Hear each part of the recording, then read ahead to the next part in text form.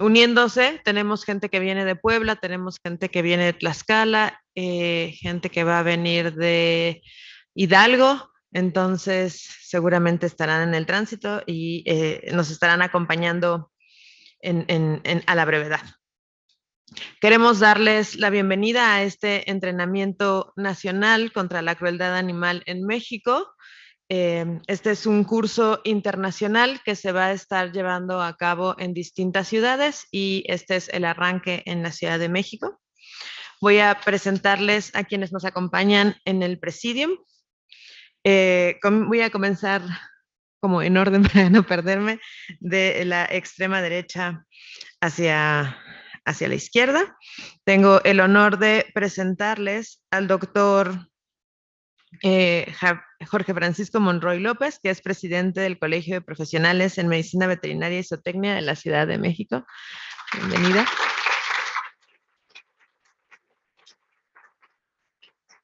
Muchas gracias. A continuación quiero presentarles a Armando García Valdés. Él es comandante operativo de la Dirección General de la Brigada de Vigilancia Animal. También tengo el honor de presentarles a Gabriela Ortiz Merino. Ella es subprocuradora ambiental de protección y bienestar a los animales.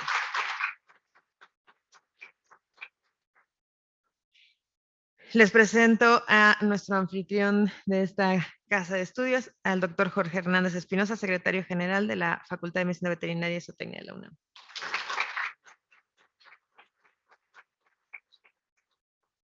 La doctora Jimena Lim Bori, presidenta de la Asociación Mexicana de Veterinaria Forense.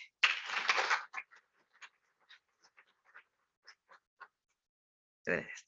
El doctor Misael Baena Álvarez, gerente general de la Federación de Colegios y Asociaciones de Médicos Veterinarios Zootecnistas de México.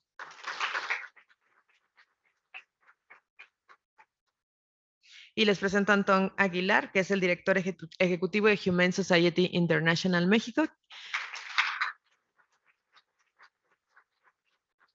quien nos dará las palabras de bienvenida iniciales.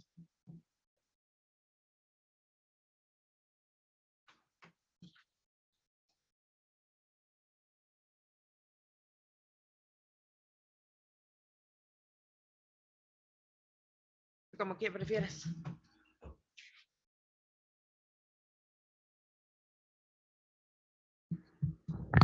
Hola a todos, muchas gracias por acompañarnos. Me da muchísimo gusto que arranquemos el día de hoy esta serie de actividades educativas y de capacitación para combatir la crueldad hacia los animales en nuestro país. Vamos a tener varias de estas pláticas, talleres, capacitaciones en varios estados de la República.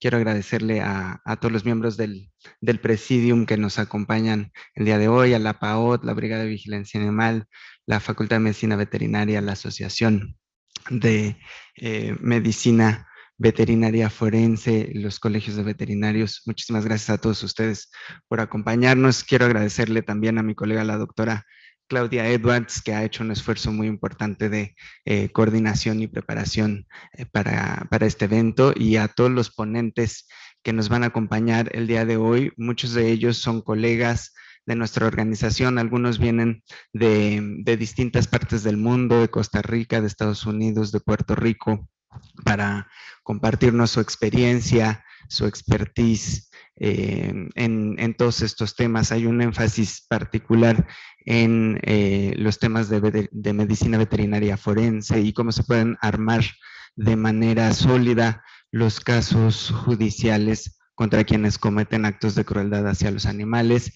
Esto es toda un área de especialización y conocimiento que cada vez tiene más solidez, más difusión, y estamos muy interesados en compartir todo esto, en dialogar con ustedes. Les agradecemos mucho su presencia. Humane Society International es una de las organizaciones de protección animal más grandes en el mundo. Tenemos presencia en más de 50 países y trabajamos para proteger a todo tipo de animales, incluyendo desde luego animales de compañía, pero también animales de granja, fauna silvestre y animales de laboratorio, y trabajamos en varias frentes, tanto los temas educativos, el fortalecimiento de las capacidades de los funcionarios que atienden denuncias de maltrato animal, por ejemplo, y temas de legislación, modificaciones legislativas como la penalización en el Código Penal Federal de las peleas de perros o la prohibición de la experimentación cosmética en animales e incluso el reconocimiento de los animales como seres sintientes en la Constitución de la Ciudad de México, son algunos de los avances legislativos en los que hemos estado trabajando muy involucrados de la mano de los legisladores, de las autoridades para avanzar en estos temas.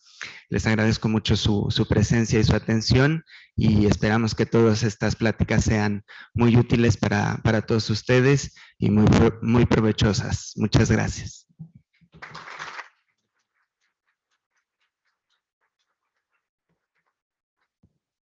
Muchas gracias. A continuación, la doctora Jimena Limbori, presidenta de la Asociación Mexicana Veterinaria Forense. ¿Quieres pararte aquí o con el micrófono?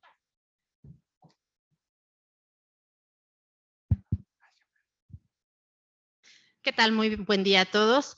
Muchas gracias por su presencia y el interés en esta materia. Muchas gracias, autoridades aquí presentes, por hacer posible este curso taller. Muchas gracias, doctora Claudia, por todo este trabajo tan fuerte que ha venido realizando y por promocionar el que podamos converger. Me voy a permitir leer algunas palabras para no omitir algún área.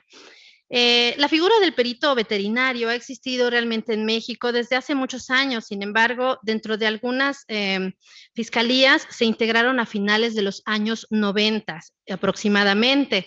Estamos hablando de que tiene más de 15 años, sin embargo, tomó relevancia desde por lo menos 5 años, por la mayor difusión, por las demandas de la sociedad y la toma de conciencia en temas de maltrato animal, en los cuales definitivamente no debemos actuar solos como especialidad.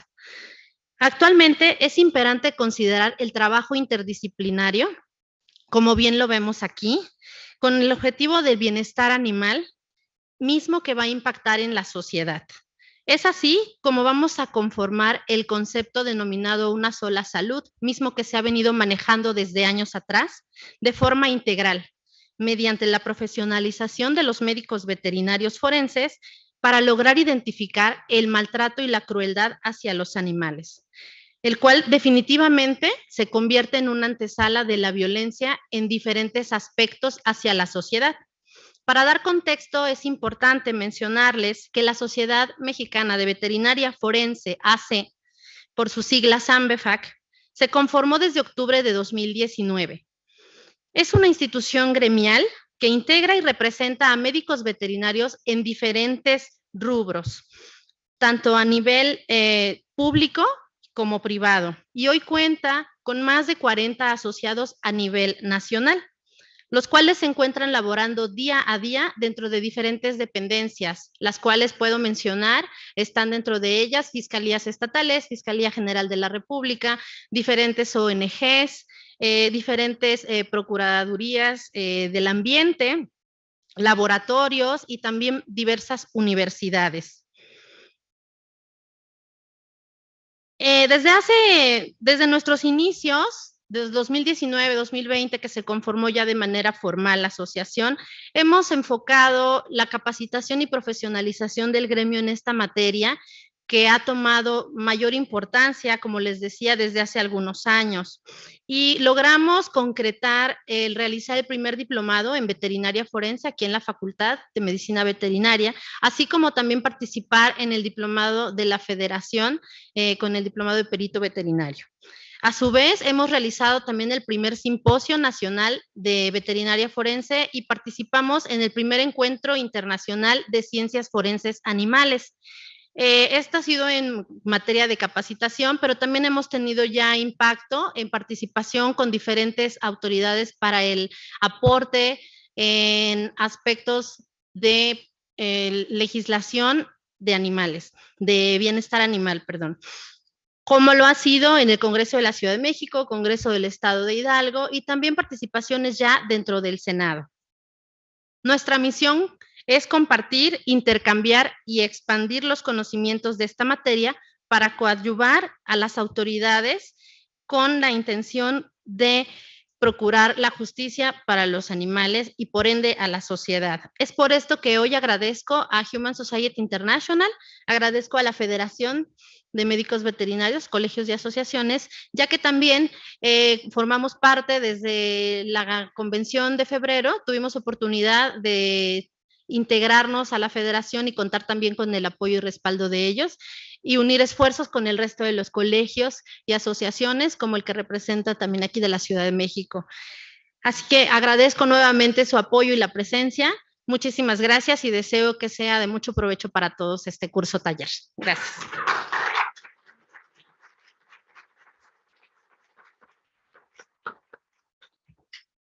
Muchas gracias. A continuación, el doctor Misael Baena Álvarez, gerente general de la Federación de Colegios y Asociaciones de Médicos Veterinarios Zootecnistas de México.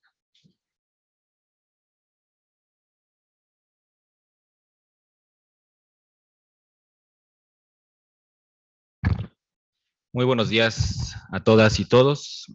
A nombre del presidente de la Federación de Colegios y Asociaciones de Médicos Veterinarios o Tecnistas de México, el médico veterinario Arturo Sánchez Mejorada, les manda un cordial saludo. Por motivos de agenda no pudo asistir.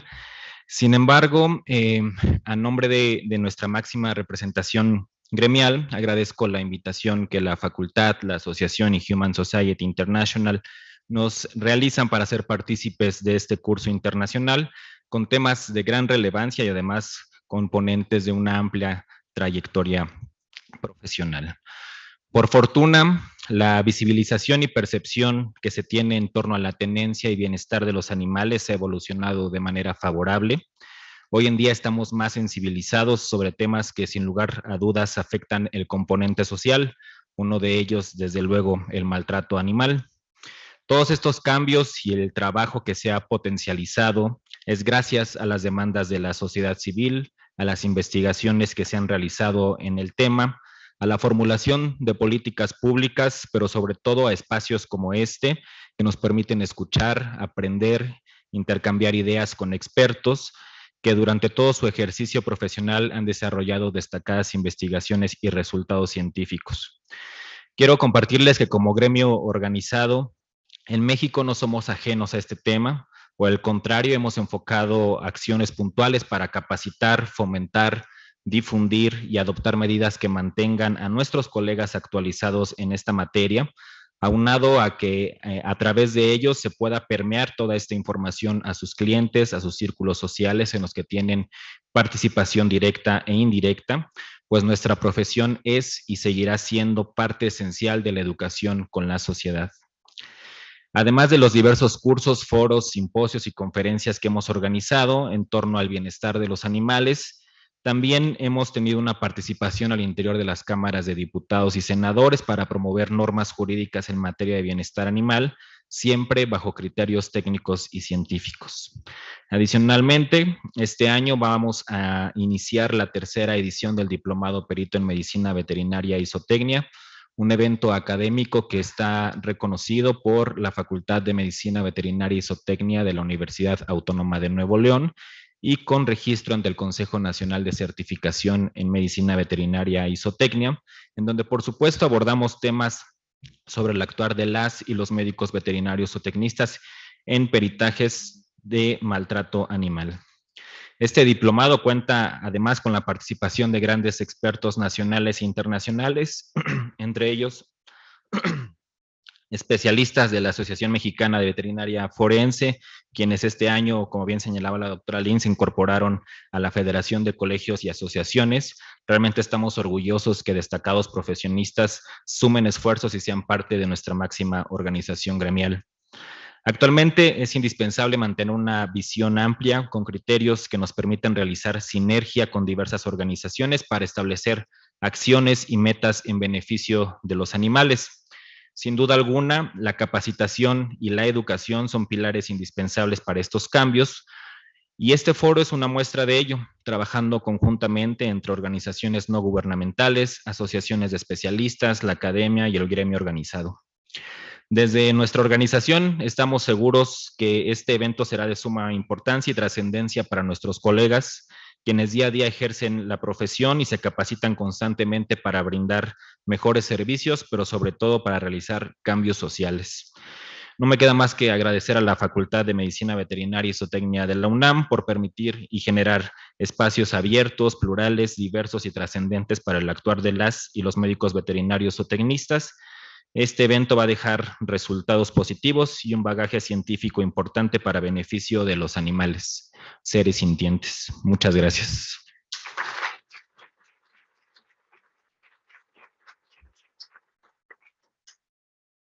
Muchas gracias. Y para hacer la inauguración formal de este evento, tenemos al doctor Jorge Hernández Espinosa, secretario general de la Facultad de Medicina Veterinaria y Zootecnia.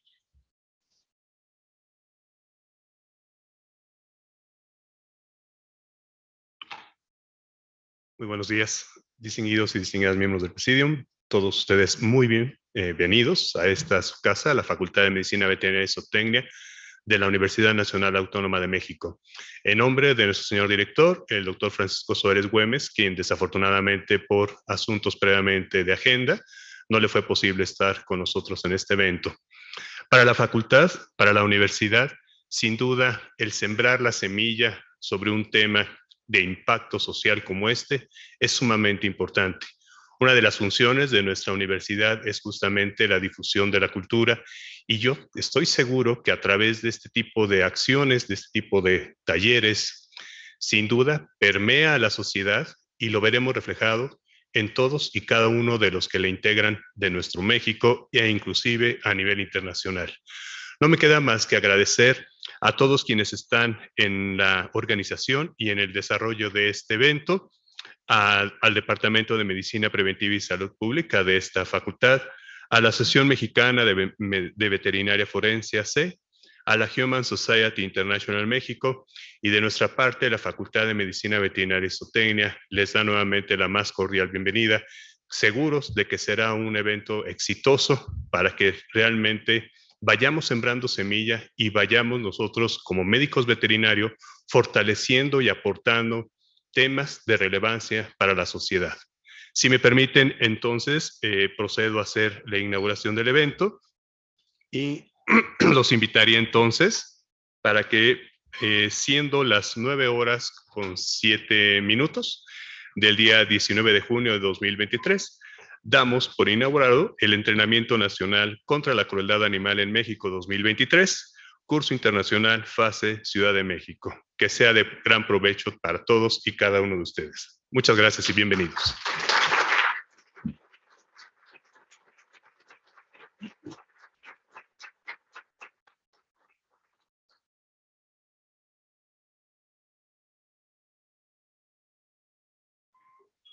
Muchas gracias, les damos las gracias al amable Presidium. Vamos a comenzar con nuestras ponencias. Los invitamos a pasar. Son todos bienvenidos a quedarse. Muchas gracias.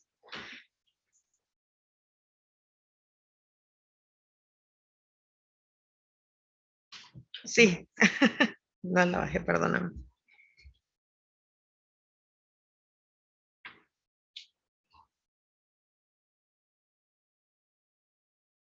Muchas gracias. Gracias a ustedes.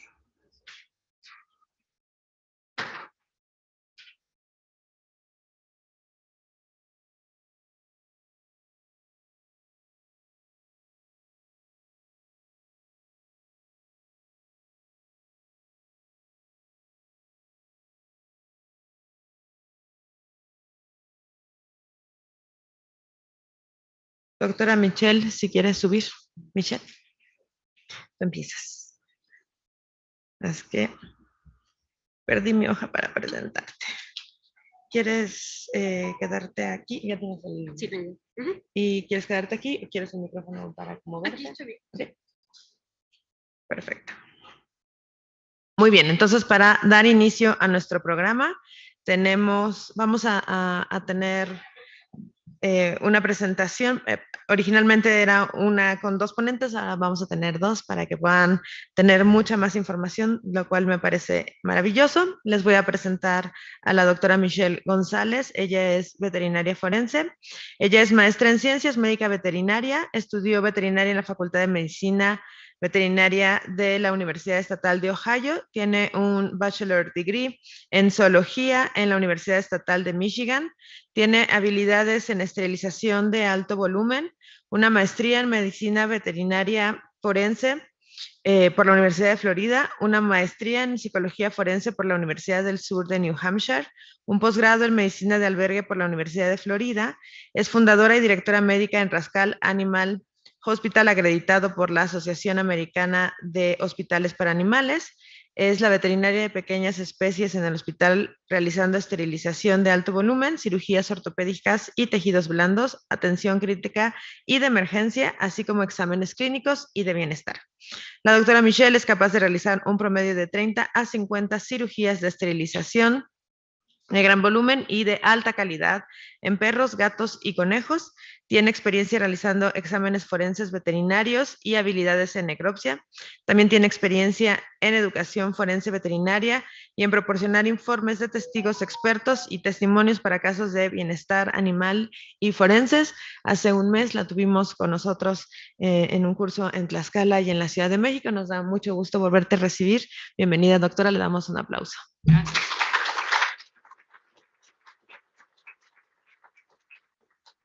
Muchas gracias y gracias por la invitación. Así que vamos a hablar de casos de abordaje en acumulación. Me gustó mucho lo que estaban diciendo en la introducción a nivel de la importancia de reconocer casos de crueldad de animales para ayudar a las personas, porque hay mucha gente que va a la escuela de veterinaria porque no le gusta trabajar con las personas, ¿verdad? Uno quiere trabajar más con los animalitos, pero en realidad los animales no vienen solos, vienen con sus dueños, así que hay que saber cómo tratar a las personas. Y los animales son bien importantes en todos los aspectos de nuestra vida. Así que igual como a nosotros quizás no nos gusten las personas, pero hay que trabajar con las personas, también es enseñarle a las personas que trabajan con los humanos la importancia de los animales. Uno no tiene que querer al perro, querer al gato para entender la importancia de ese animal. Así que vamos a hablar de casos de acumulación. Es algo que es bien importante para mí, por eso fue que hice la maestría en psicología forense, porque estos no son casos de crueldad a propósito, la mayoría no lo son. Son casos que estas personas tienen problemas de salud mental. Así que, primero, definiciones. ¿Qué es acumulación de animales? Es poseer o cuidar más animales de lo que uno puede proveer el cuidado adecuado, y no es en la cantidad, no es los números, porque hay personas, yo tengo una tecnóloga que tiene 8 gatos. Los 8 gatos tienen buena salud, ella le da medicina preventiva, tienen todo lo que necesiten, pero puede que haya una persona con solamente 5 animales que no pueden tener bien esos animales y esa persona será un acumulador. Y como dije anteriormente, es un problema de salud mental. Hay 3 tipos de acumuladores de animales. Tenemos los cuidadores abrumados, los rescatistas y los explotadores. Y vamos a hablar las definiciones de cada uno y ejemplos de cada uno. Así que los cuidadores abrumados, hay un evento que resulta en la colección de animales.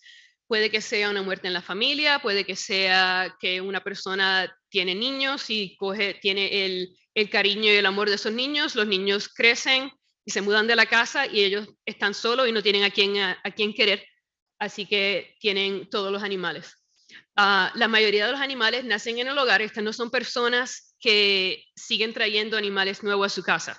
Estas son personas que tienen animales, no están esterilizados y siguen teniendo perritos o gatos. Ellos quieren asistencia, ellos quieren buscar personas que le ayuden por el cuidado de los animales y a veces hasta para que las personas le ayuden para buscar rescate, lugares donde se pueden llevar estos animales. Y por lo general no se necesita acción legal. Eso se dice en los Estados Unidos. Hay muchas personas que no quieren hacer acción legal para estas personas porque se ve como que es algo malo, ¿verdad? Que uno está siendo agresivo. Pero hay importancia en hacer acción legal porque alguien tiene que estar manteniendo observación por estas personas. Así que esto es un ejemplo de un cuidador abrumado en el condado de Marion, en Ohio. A ver si me sale la... Esto fue lo que nosotros encontramos cuando entramos.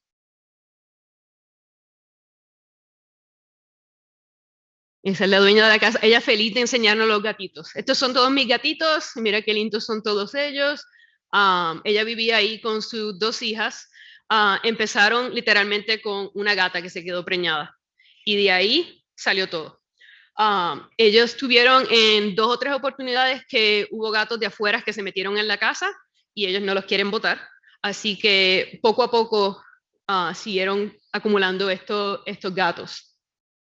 Este es otro pequeño video adentro de la casa.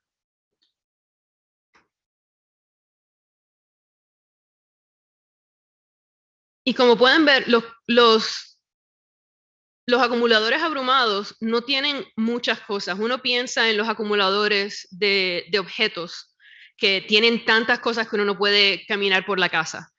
Y estos abrumados no tienen muchas cosas, tienen solamente lo que necesiten, porque es un problema mental, pero no es un problema de necesitar acumular animales, es un problema de que ellos tienen estos animales y no quieren salir de ellos porque los quieren mucho y le da pena lo que les pueda pasar.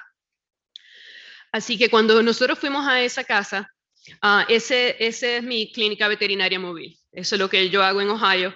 Nosotros vamos a diferentes lugares para proveer esterilización y vacunas a diferentes lugares que no pueden, ¿cómo se dice? Que no tienen dinero para poder pagar los costos. Así que nosotros lo hacemos a bajo costo. Así que trajimos nuestro camión a la casa, esterilizamos todos los animales, sacamos los animales extra y le dejamos animales para que ellos puedan cuidar de ellos, porque ellos querían cuidar, ellos tenían la habilidad de cuidar por un poco de animales, no solamente muchos animales. Cuando nosotros fuimos a la casa, le preguntamos a ella cuántos animales hay aquí, y ella dijo, yo tengo como 35 o 40 animales. Yo siempre creo, con los casos de acumuladores, en la ley del doble. Cualquier número que ellos te digan va a ser 2 veces más. Nosotros sacamos 74 gatos de esa casa. Y habían 14 gatitos que se habían muerto porque tenían enfermedades. La mayoría eran gatitos bien chiquititos que no podían estar con su mamá y poder tomar leche. Así que sacamos todos esos gatos y se le dejaron 6 gatos para que ellos pudieran cuidarlos. Esa es la señora. Uno piensa en un caso legal de negligencia y uno piensa que la persona va a estar tirándote cosas y sacándote de la casa. Ella estaba feliz porque nosotros fuimos con mucho respeto y le ayudamos a los gatos y los ayudamos a ellas para que pudieran seguir manteniendo su hogar.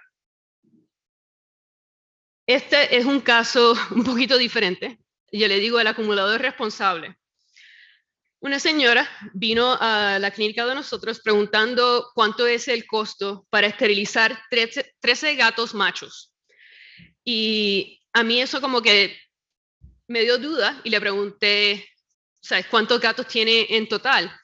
Y poco a poco ella decía, bueno, porque yo tengo gatas hembras también, pero si esterilizo a los machos va a ser un poco más barato y entonces los gatos machos no van a poder hacer que, ¿cómo se dice? Que las hembras tengan gatitos. Así que seguía haciendo preguntas y preguntas y preguntas. Tenía 96 gatos dentro de su casa. Así que las técnicas mías dijeron, nosotros tenemos que ir a esa casa. Vamos a ver qué es lo que está pasando. Así que antes de llamar a alguien legal, teníamos que ver si es un caso de negligencia. Así que fuimos a su casa y chequeamos el nivel de amoníaco, 0. La casa estaba tan limpia, que es una cosa increíble. La señora vive con su esposo y con su hijo, y todos ellos se toman turno en limpiar a toda la casa. Cada 3 horas están limpiando todo, limpiando las cajas de la arenilla. Ellos son esclavos de estos gatos y ellos tienen trabajo. Ellos trabajan para los gatos. Los gatos tienen toda la arenilla que necesitan, tienen su comida, tienen hasta treats. Las personas no tienen suficiente dinero todo el tiempo para comer. A veces tienen que ir a albergues para buscar comida, porque la importancia de ellos es tener el cuidado de esos gatos. Así que todo estaba limpio, no había evidencia de negligencia. En el área donde están estos gatos, no hay ley de límite de cuántos animales uno puede tener. Así que yo no tengo caso de negligencia contra ellos. Así que llevamos al truck a la casa de ellos y esterilizamos 66 gatos que no estaban esterilizados. Todos los demás gatos estaban esterilizados. Los esterilizamos, los vacunamos, tenían ácaros en los oídos, se hicieron eso con la limpieza. Solamente como 4 o 5 gatitos tenían infección respiratoria, se le dieron antibióticos. Estos gatitos estaban más saludables que la mayoría de los gatos que nosotros vemos en albergues. Es una cosa increíble. Así que se hizo eso. Ellos no tenían un lugar donde separar los gatitos, así que hubo 3 hembras que tuvieron un poco de problemas con la incisión de la cirugía, pero se recuperaron sin problema. Y yo le dije yo soy bien honesta con estas personas, así que cuando yo fui a donde ella, yo le dije, si en algún momento yo vengo a visitarla y la salud de los gatos o la salud de ustedes no está bien, yo voy a llamar a alguien. Pero mientras usted esté manteniendo su hogar limpio, está bien. Hablando con ella, okay, decimos que es un problema de salud mental. Cuando ella era chiquita, ella los padres se divorciaron, ella fue a vivir con un tío y con su abuela, y ella, como no tenía su familia, no tenía sus amistades, buscaba animales afuera para que fueran sus amistades. Ella traía los animales y el tío se los mataba. Así que ella sufrió mucho esas pérdidas porque ella quería esos animalitos para que le diera lo que ella no tenía, y el tío los seguía matando. Así que ella creció con ese problema de que ella sabe que los animales le va a dar un amor incondicional, pero ella tiene miedo de que si ella le da uno de estos gatos a otra persona, se lo van a matar. Así que ella es abrumada, pero también es rescatista, porque ella trae animales de afuera y no quiere darle ni uno de esos gatos a nadie. Yo le busqué un albergue muy bueno que le iba a ayudar a buscar lugar para los gatos, y ella dijo que no, porque ella cree que le va a pasar algo malo. Así que esto es un buen ejemplo de un lugar donde un oficial de salud mental, psicólogo, psiquiatra, debe estar envuelto en estos casos. Así que cambiando de tema, los rescatistas, esto no es un rescate o albergues, es una persona que rescata animales, así que es una persona que sigue coleccionando animales activamente, no quiere hacer eutanasia de nada, aunque esté extremadamente enfermo, no quieren ponerlo a dormir. No quieren darle animales a ninguna persona, y esta gente sí necesita acción legal para hacer algo con ellos. Y ellos no ven el problema que está causando. Ellos piensan que los animales están bien, están mejores que si fueran a otro lugar. Así que esto es un caso que yo vi en mi hospital, el hospital donde nosotros teníamos era de emergencias. Así que este señor, en diciembre del 2016, nos trajo un gato macho de 1 año porque no estaba comiendo bien, estaba perdiendo peso, dijo que hace 3 o 4 semanas un compañero de camada se había muerto y no sabía por qué. Y él dice, como dice mucha gente que se le mueren los gatos y no sabe lo que es, el vecino me está matando los gatos. El gato solamente pesaba 2,5 kilogramos, condición corporal 3 de 9 en la escala de Purina.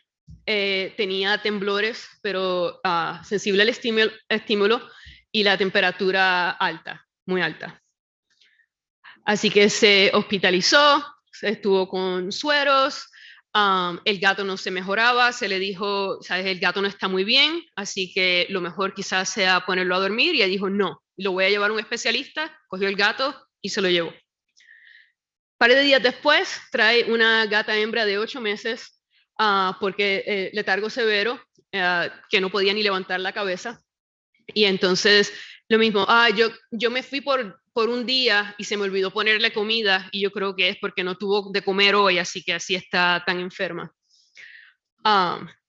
Solamente pesaba 1.3, casi 1.4 kilogramos, súper flaquita, la temperatura baja, mucha secreción nasal verde y completamente infestada con pulgas. No dijo que quería hospitalizar, dijo que quería medicamentos, se le dieron medicamentos y se fue a su casa. Le dijimos que lo trajera en 10 días para poderla chequear, dijo que no, así que no la trajo. Más días después, trae un gato de 1 año. Y una cosa que quiero decir, porque ahora mismo ustedes dicen, bueno, pero este tipo de verdad que no está teniendo cuidado de esos animales porque ustedes no han hecho nada legal. En el hospital habían 10 doctores, así que cuando él viene está viendo un doctor diferente, son diferentes animales, así que uno va a la historia en la computadora y no ve que esa persona ha venido con todos esos animales. Así que tercer animal, un gato de 1 año, estaba en otra clínica, necesitaba hospitalización, así que lo trajeron a nuestra clínica. Él dijo, no, sí, este estaba bien, pero entonces estaba en comida de Hills y tuve que cambiarle la comida de Purina y eso fue lo que le pasó. Gato de 1 año, solamente pesa 1.45 kilogramos, súper demasiado. Baja la temperatura, con muchos problemas respiratorios. Así que se hospitalizó y este gato sí reaccionó bien al tratamiento y después de 4 días de hospitalización estuvo bien, se mandó a su casa. Después nos trae otro gato, un par de días más tarde. Gato de 5 años. Él dijo estaba perfectamente bien en la mañana y había estado perdiendo un poco de peso, pero nada malo. Le había estado dando los antibióticos y desparasitaciones que se le habían dado a todos los otros gatos, él le estaba dando a este gato. Así que una alerta, ¿verdad? Él dice, el gato estaba bien esta mañana y ahora está enfermo, pero yo le he estado dando estas medicinas por varios días. Bueno, pues estaba enfermo por varios días. Hay que aprender a hacer preguntas y entender lo que ellos están diciendo. Gato de 5 años, 1.5 kilogramos. Baja la temperatura, muchos problemas neurológicos, grandes problemas. Así que se hospitalizó y se le pusieron sueros intravenosos y como 3 o 4 horas después de hospitalizarlo, el gato se murió. La doctora que estaba trabajando con ellos llama al dueño y le dijo, perdón, me da lástima decirle que el gato se murió. Y él se puso súper enojado. Ustedes mataron mi gato estaba bien cuando yo lo dejé ahí y ustedes me mataron el gato. Así que voy ahora a buscar el cuerpo. Yo estaba en la clínica y escuché eso, así que entonces empecé a buscar a ver cuál es la historia de esta persona y vi que tenía un montón de gatos en la historia y empecé a ver todos los problemas que tenía, así que llamé a la Sociedad Protectora de Animales y ellos vinieron a buscar el cuerpo. Hicieron su necropsia, hicieron investigación.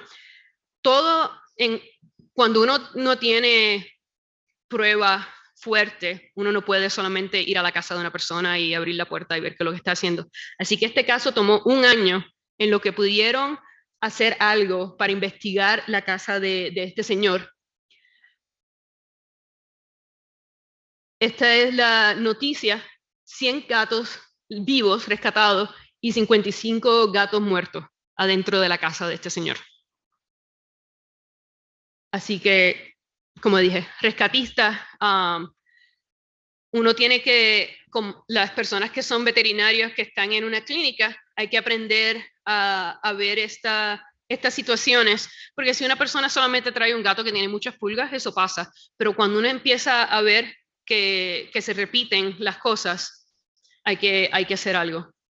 El tercer tipo de acumulador es el acumulador de los explotadores, y los explotadores traen animales activamente y es para satisfacer sus propias necesidades. Estos no son necesariamente personas que necesitan estos animales o que los quieren, que tienen sentimiento.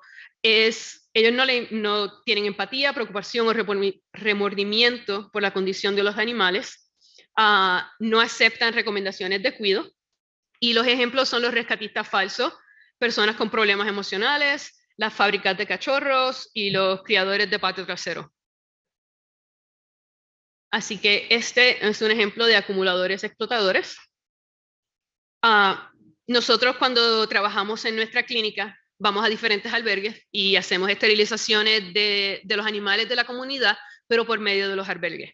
Así que uno de los albergues que nosotros trabajamos nos dijo que tenían esta persona, esta dueña, que tenía perros y ella les estaba vendiendo los perritos, y los perritos se estaban muriendo de parvovirus, se estaban muriendo de parásitos, y la gente que estaban comprando los animales empezaron a quejar a la Sociedad Protectora de Animales de esa área de que ellos estaban vendiendo perros enfermos. Así que ellos le dijeron a la dueña, no puede vender más perros, le dieron un ticket, no puede vender más perros, y los perros que tiene hay que esterilizarlos todos. Así que ella dijo, tengo 13 perros que estoy usando para hacer perritos, así que el albergue nos dijo a nosotros que vamos a traer el camión a la casa de ella para esterilizar estos 13 perritos. Así que el día de la cirugía, esa es la casa de ella, parece como una casa abandonada. Esperamos 13 perros, 42 perros que están, y a las 7 de la noche, ¿verdad? Porque nosotros nos siguen trayendo perros y nosotros seguimos haciendo cirugía, y de repente son las 7 de la noche y nos traen un perro que nosotros esterilizamos ese mismo día. Así que obviamente esta persona no sabe los animales que tiene. Así que cuando me trae ese animal, porque el perro lo traen y está todavía medio dormido, ¿verdad? Porque tiene todavía un poco de anestesia, lo chequeamos, sí, lo acabamos de hacer cirugía. Y le dio un nombre diferente. No fue simplemente que se le olvidó que nos los mandó. Ella dijo que ese era un perro diferente. Así que yo llamé a la oficial y le dije, ok, nosotros necesitamos ir adentro de esta casa para ver qué es lo que está pasando, porque vamos a perro 42, así que algo tiene que pasar adentro. Y también que los perros tenían pulgas, tenían el pelo malo, tenían mucha caca en las patitas, todos los perros eran pequeños. Así que le dijimos, ¿sabes? Vamos a abrir una investigación para verificar si hay problema de acumulación. Así que un mes después, esto sí se movió muy rápido. Esta es la señora, una señora mayor. Fuimos a la casa y esto es lo que encontramos. Esta es una acumuladora de objetos y acumuladora de animales. Esto es un lugar que no se podía ni caminar. Habían solamente unos pequeños pasillitos que ella creó entre todos los objetos y la basura que tenía, todo el piso cubierto en caca, porque todos estos animales están haciendo caca y orina en todo. Ella está caminando por todo esto descalza. El amonia, una cosa increíble. Así que sacamos todos los perros y los examinamos uno a uno para rescate y tratamiento. Así que los ojos tenían problemas con las uñas muy, muy largas, el pelo largo. Este perro, uno de los otros perros con una pelea, le sacó el labio y tenía mucha sarna. Entonces más problemas con las uñas y eso. Así que, ¿verdad? Dijimos el doble, así que 13 y de verdad eran 42. Así que 42 tenía 100 perros adentro de su casa. Una señora mayor con 100 perros y todo ese problema. Así que, como dije, no se trata de números, se trata de falta de atención adecuada.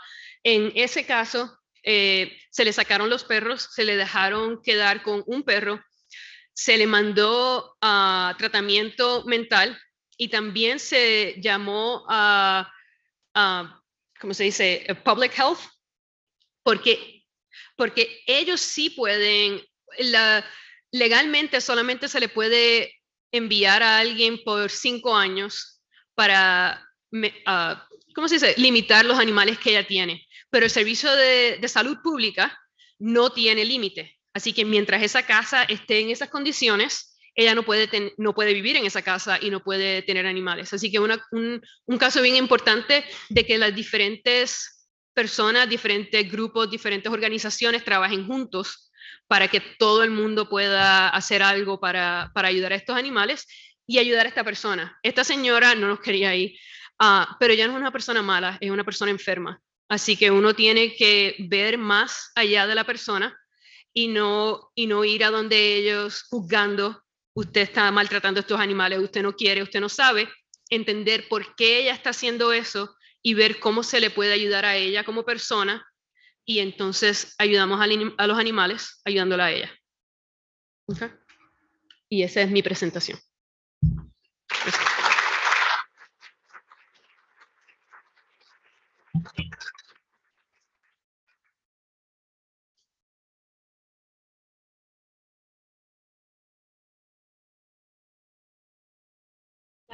If you want, we have the questions because they're different.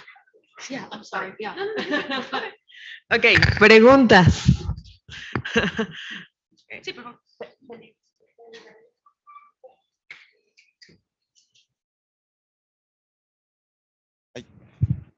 ¿Quién tiene? Vamos a esperar el micrófono para que las traductoras puedan. ¿Quién levantó la mano? Para que lo pueda oír. Sí, sobre todo para la gente que está en el Zoom.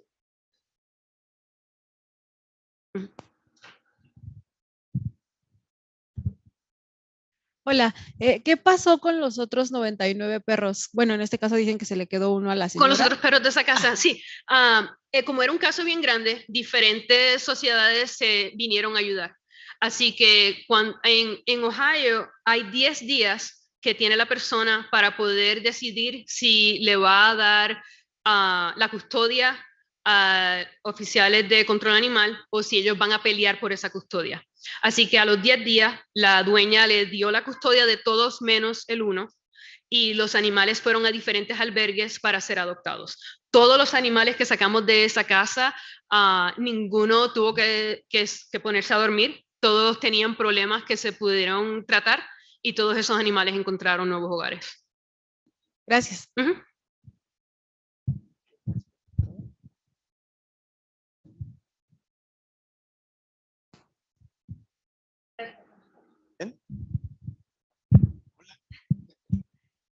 Hola, muy buenos días. Mi pregunta era similar a la compañera respecto a que cuando ustedes rescatan a los animales, por lo que escucho, los reubican a albergues. Aquí mi duda va un poquito más inmersa en el tema de que estos albergues están apoyados por el gobierno, porque ¿con qué potestad o con qué derecho ustedes los reubican a estos albergues? Cuando la persona nos da custodia de esos animales, el albergue puede hacer lo que ellos quieran con esos animales, ¿verdad? Porque ya tienen la custodia de esos animales.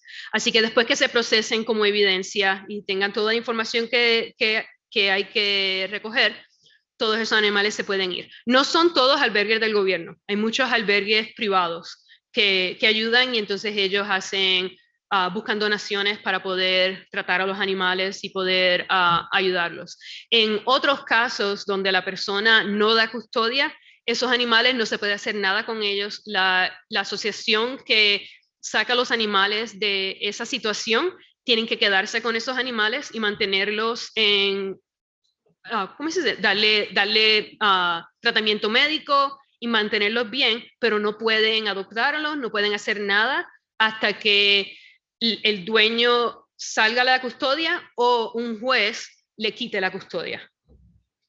Gracias.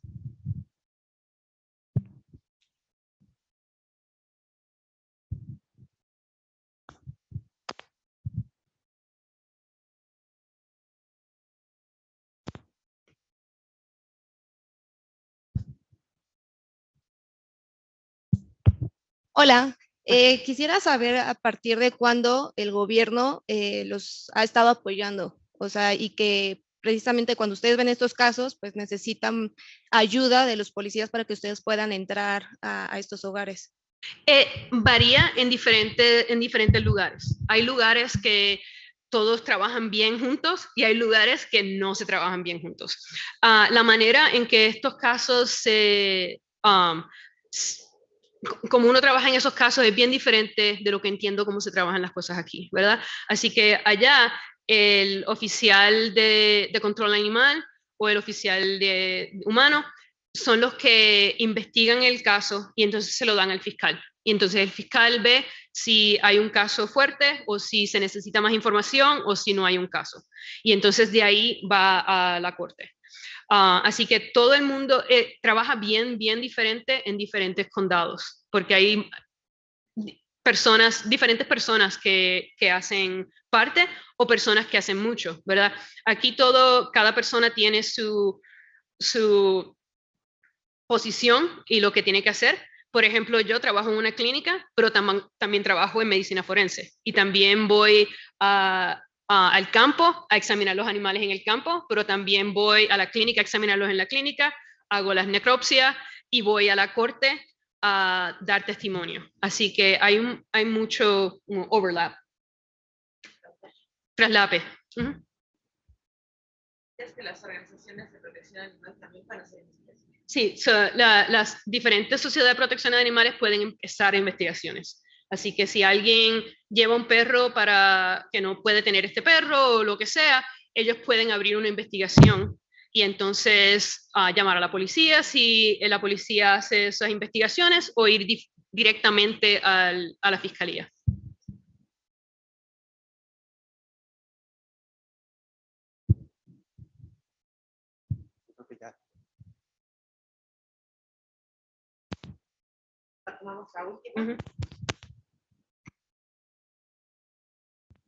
Buenos días.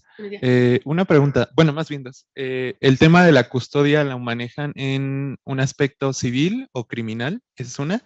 Y la segunda, mencionó el medidor de amoníaco o amonio, no recuerdo, y utilizan algún tipo de instrumental similar, aunque sea para detectar algunas otras sustancias.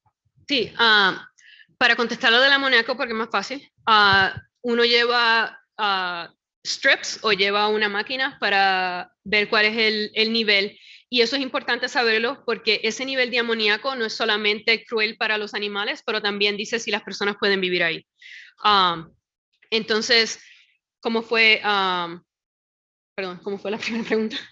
Sí, la custodia criminal. La custodia. La custodia es por el proceso criminal. Hay veces que si no han estado tratando de hacerles cargos, hay albergues que van y hablan con ellos, mira, tienen muchos animales y por favor nos pueden dar, como la primera señora. Nosotros fuimos a su casa y le dijimos, ¿quiere salir de estos gatos y dejarle una cantidad de gatos que usted puede mantener? Y ella dijo que sí. No hubo ningún sistema legal envuelto, pero todas las demás personas es sistema legal. Muchas gracias. Gracias. Damos un aplauso a la doctora. Gracias.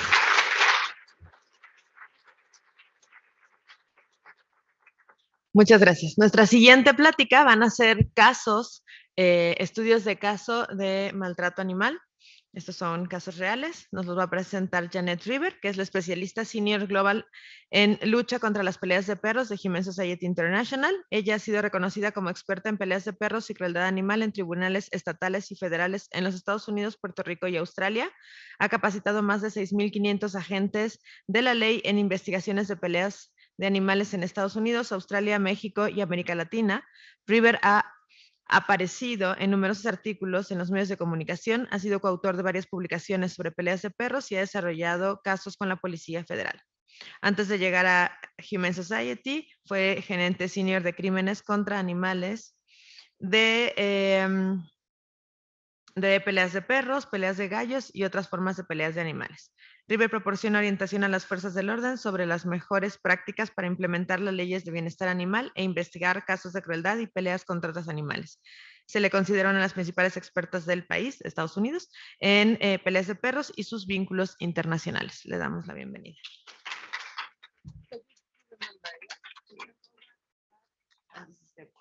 Okay, thank you.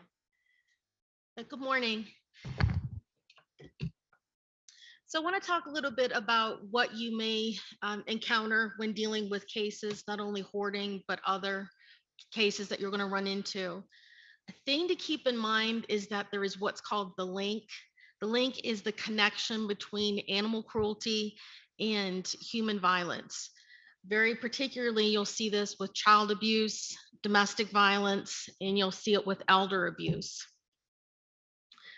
The thing to keep in mind is it's all connected. It's not just about the animals, it's also about the humans, as Dr. Gonzalez had indicated. When you talk about domestic violence, Oftentimes it's punishment. It's one where animals are abused to keep someone compliant. You may see this in hoarding cases where you'll have an elderly person and they are bullied into helping be accomplices with hoarding situations. With domestic violence, oftentimes the animal is used to keep that person in the home because they don't want to leave they don't want to leave their animals there. Real quick case studies. This is two boys by the name of Eddie and Kurt, and this is a little dog by the name of Emily. Now, these boys were involved in a home where they had a lot of animals coming in and out. They were juveniles, and they came home one day. They saw that Emily had urinated or defecated on the floor, so they decided to beat Emily, and they ended up beating her to death. Now, when they did the forensic investigation and spoke with these individuals, it was found that the boys were not only sexually abused by their father, but they're also physically abused. So it's a learned behavior. And we see this a lot with hoarding too. It's a learned behavior. A boy of 15 years old got a hold of his family dog and started beating the dog until the dog was vomiting and defecating blood. Again, this child was being physically abused at this point by his father. There was a 12-year-old boy that sexually abused his neighbor's dog and was having sexual intercourse. If you ever have a case with a child that is sexually abusing an animal, it is imperative that you look into where this child learned this from. It's almost guaranteed that this child is being sexually abused themselves. Same thing if an adult is having sexual intercourse or sexually abusing an animal, then more than likely this person is also engaging in child pornography or child molestation. Now, some of these images are going to be disturbing, but I feel that they're important to demonstrate the levels of cruelty and how you can investigate these crimes. So the first thing you want to do, if this is an act of commission, meaning that they are actually physically beating these animals or inflicting the pain, try to find the object that was used. This was taken from Veterinary Forensic Magazine, and it shows here they used pigskin to actually strike the deceased animal to find out how the striations and the patterns were there. And you can see the actual links. This little dog here, his name was Max, and his owner went to a bar one night and he had blood splatter all over his body. And people asked, what happened? And he said, I'm so sick and tired of my dog urinating on the floor, so I beat him. Well, somebody called the RSPCA in Great Britain, where he lived, and said, hey, this guy admitted to beating his animal. This individual had a long criminal history of domestic violence and abuse. So when the officers went to the door, the first thing they saw was little droplets of blood all over the area, and they saw a smear of blood on the door. So right there, the officers knew something's not right. When they opened the door, the gentleman opened the door, they saw Max was sitting there. He was covered in blood, and he almost looked like he was drunk. He was ataxic, meaning he was kind of shaky on his feet. So they saw that there was a colander or strainer that was sitting on the floor right beside him.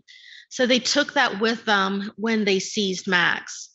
When they clipped him up, they were able to match the physical evidence of the beating on his head and on his body was matched with that. Max, fortunately, was adopted by one of the veterinary individuals, and he is now in a great home. Oops, excuse me. Now, I'm just going to paraphrase here. This is a story of an individual in Baltimore, Maryland, and he came home one night and found that 2 of his pit bull type dogs had urinated on the floor. He was high on drugs and he was drunk. So he went in and started to abuse his girlfriend, who was approximately 8 to 9 months pregnant. He beat her and strangled her. He then picked up one of the dogs, threw that dog through a plate glass window. And then he took the female dog and put her inside the oven, closed it shut, and then turned it on to broil. Now, fortunately, somebody called the police and they went there. And when they got there, they were able to save the animals. This individual had not only a history of participating in animal violence, dog fighting, gang activities, but he also had a history, of course, of human violence. So this was what was found. The little girl, she was saved. So you can see here, she has got blisters and wounds on her feet where she was in the oven. They used what's called Blue Star. Now this is a blood reactive agent that you spray and it'll show blood. Luminol is also one that detects blood that's naked to the individual's eye. So they knew the dog was in the oven. So they sprayed the Blue Star. They were able to find pieces of hair. And when they did, they took the picture. You can see the blood that was on the bottom. Fortunately, both of these dogs went to rescue and both of these dogs lived. This was Randolph Shelton, and he had a history of child abuse, of domestic violence, dog fighting, witness intimidation, including a gun, and also obstruction of justice. What's not listed in here is that that he had also had pulled a gun on one of his ex-girlfriends when she said she was pregnant. So a neighbor called and said, look, my neighbor is over there. I hear him yelling. I hear a lot of thudding, and I hear the dog crying in pain. So when they went over to investigate, they found a pit bull type dog. He was non-weight bearing on his leg. And it turns out that his left rear leg was broken. He also had what's called petechial hemorrhaging. This is when the blood vessels in the eyes pop from either lack of oxygen, or you oftentimes will see this with strangulation. And he admitted that he threw the dog and that he actually strangled the dog. Now, blunt force trauma is something that can be very difficult to detect. Unlike humans, animals don't bruise as easy. So you can investigate cases where animals are being abused.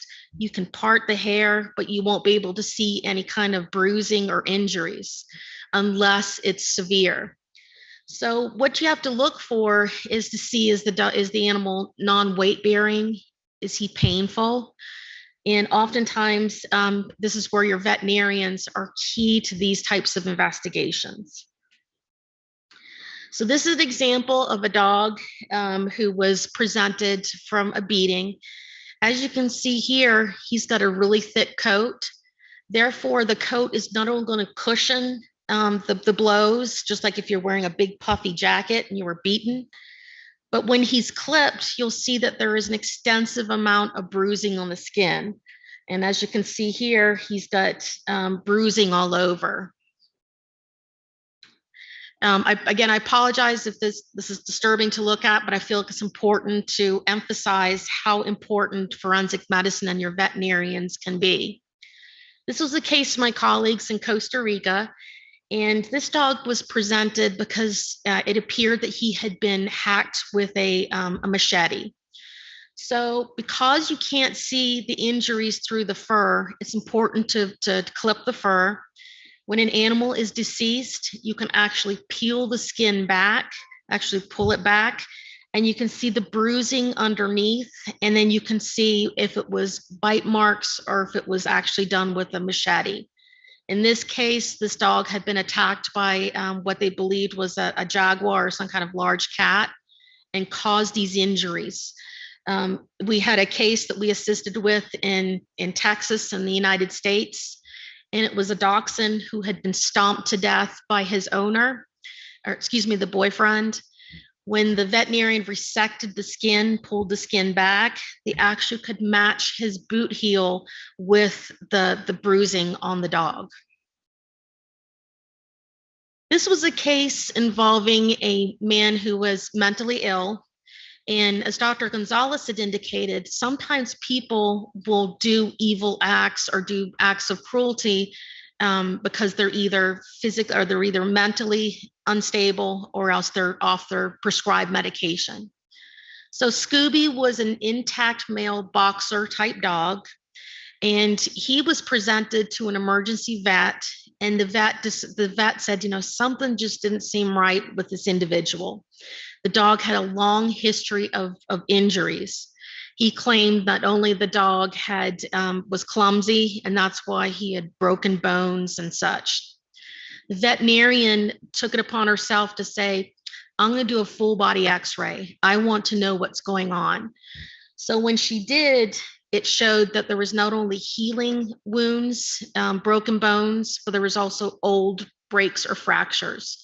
It is imperative that your veterinarian is able to distinguish between old injuries and new, because it shows that these injuries are chronic.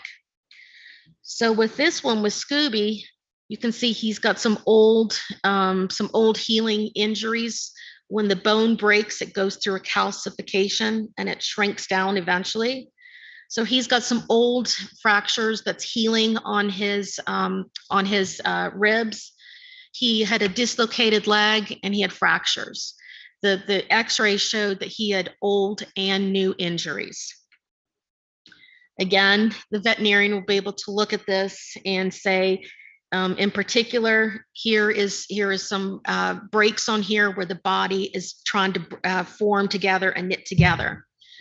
So with this information, she was able to call law enforcement, and law enforcement came in and did an interview.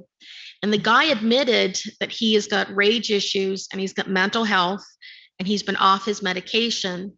Therefore, the owner was given, he had to go through mental evaluation. He had to be put back on his medication, and he had a ban of owning dogs or any animals, excuse me. This is Scooby after he went to his new home, and he's now loved and cherished.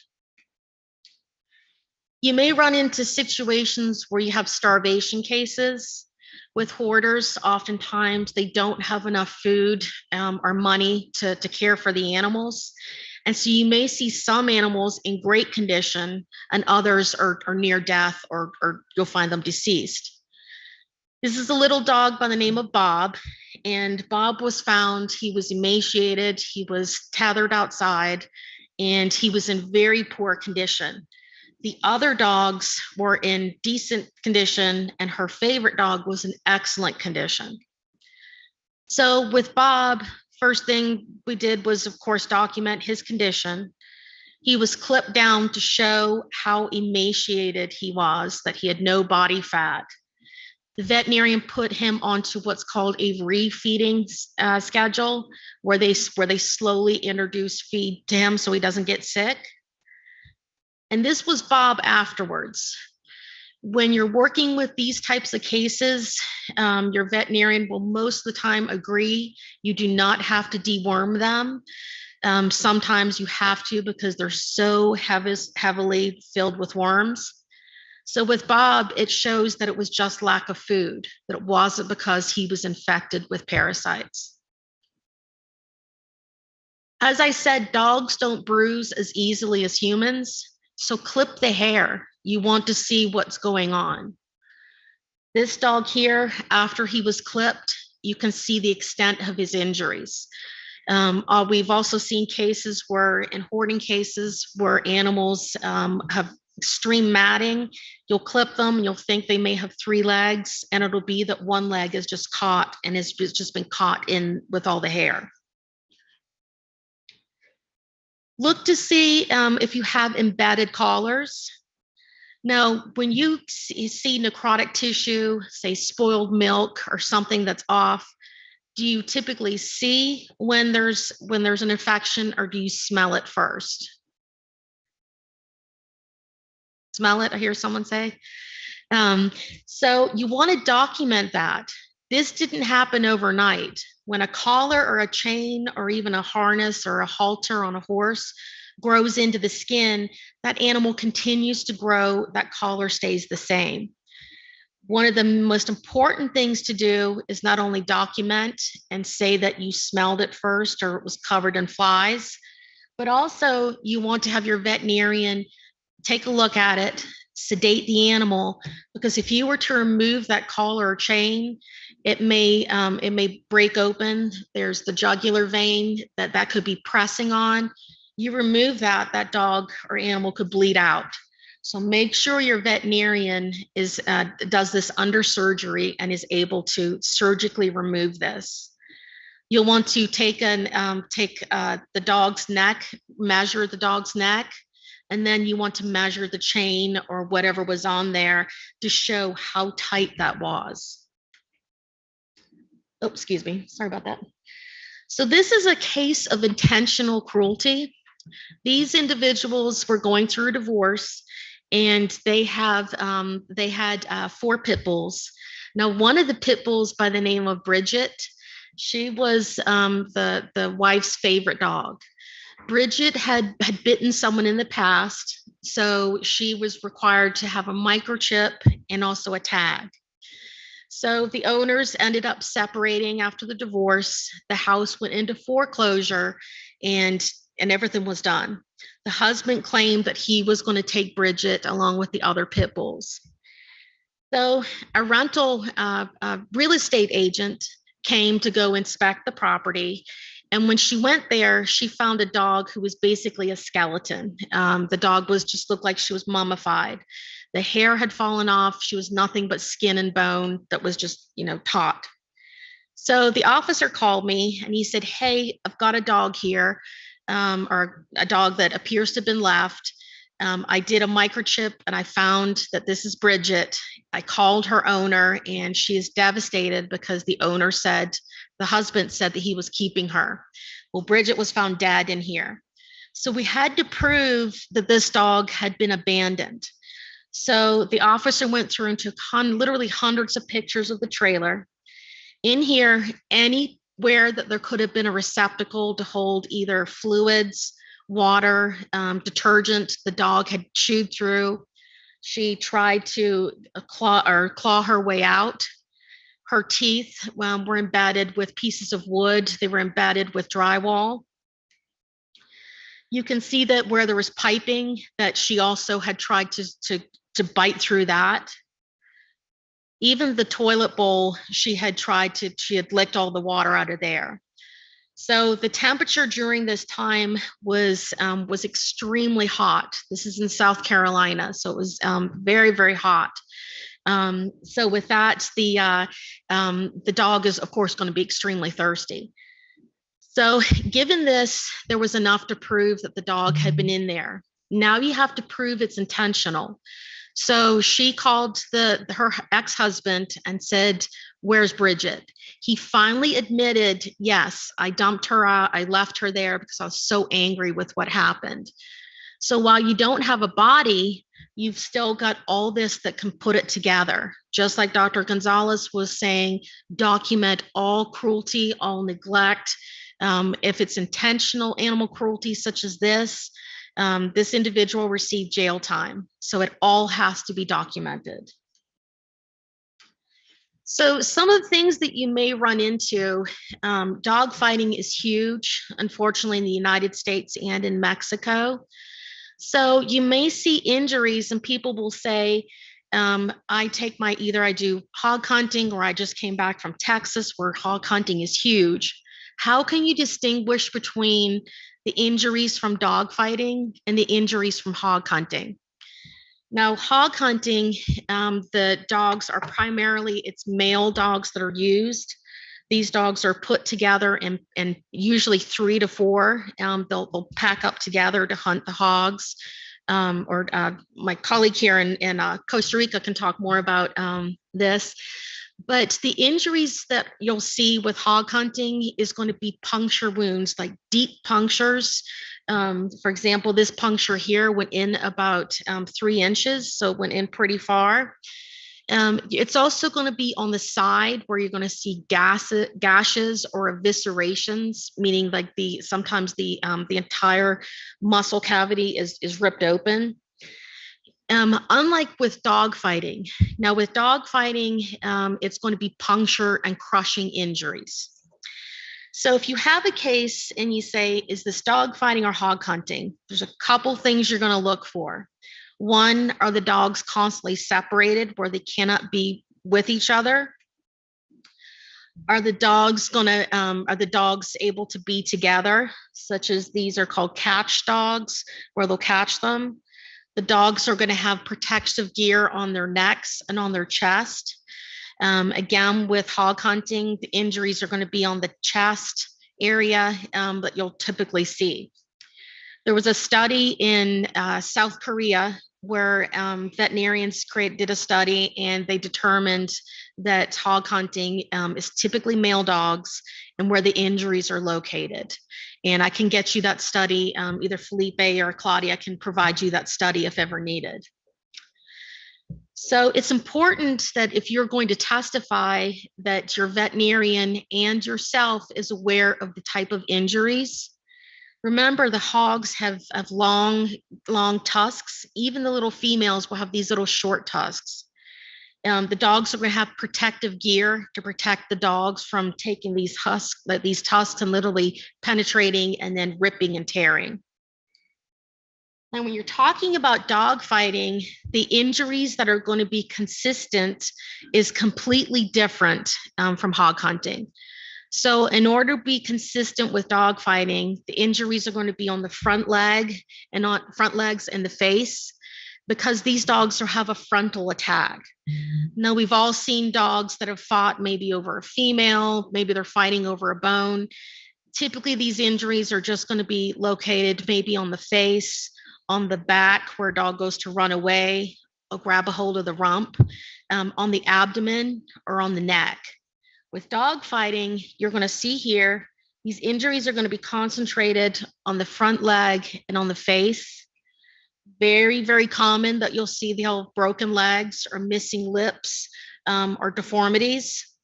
So the injuries are going to be different because one is a crushing puncture, the other one is more of a laceration, and the places are different.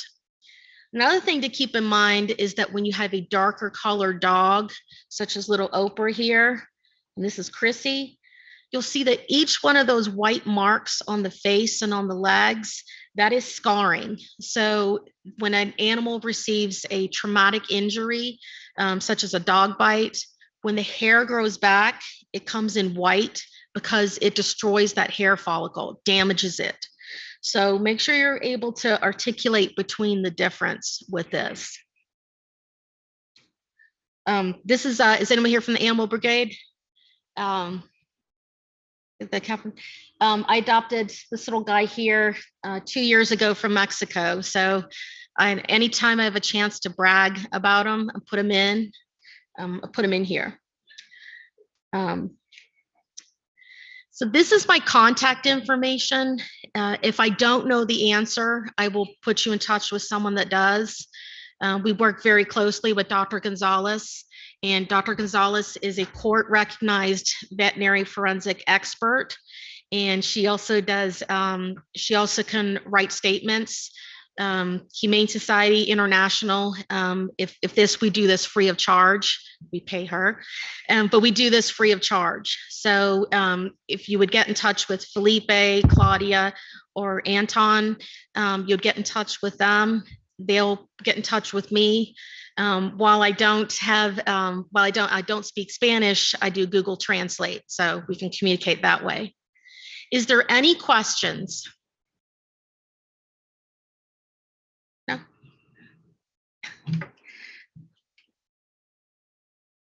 Felipe, there's one.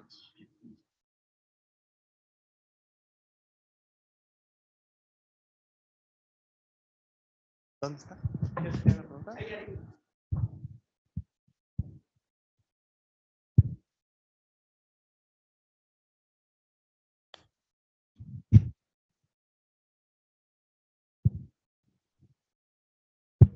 Gracias. Hola. Para lesiones por presunto abuso sexual, ¿hay algo que nos pueda, de forma macroscópica, decir que el perrito fue abusado o la perrita fue abusada?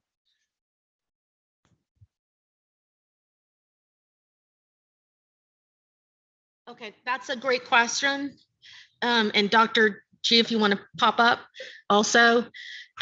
Just real quickly from a non-veterinarian standpoint, there's a couple things you can look for. One is going to be if you can see any physical restraints, such as oftentimes you'll see on the front legs, they'll have hair missing. Maybe on the back legs, you can actually see fingerprints where the dog is held. And also checking the tail, because oftentimes they'll use the tail to gain purchase.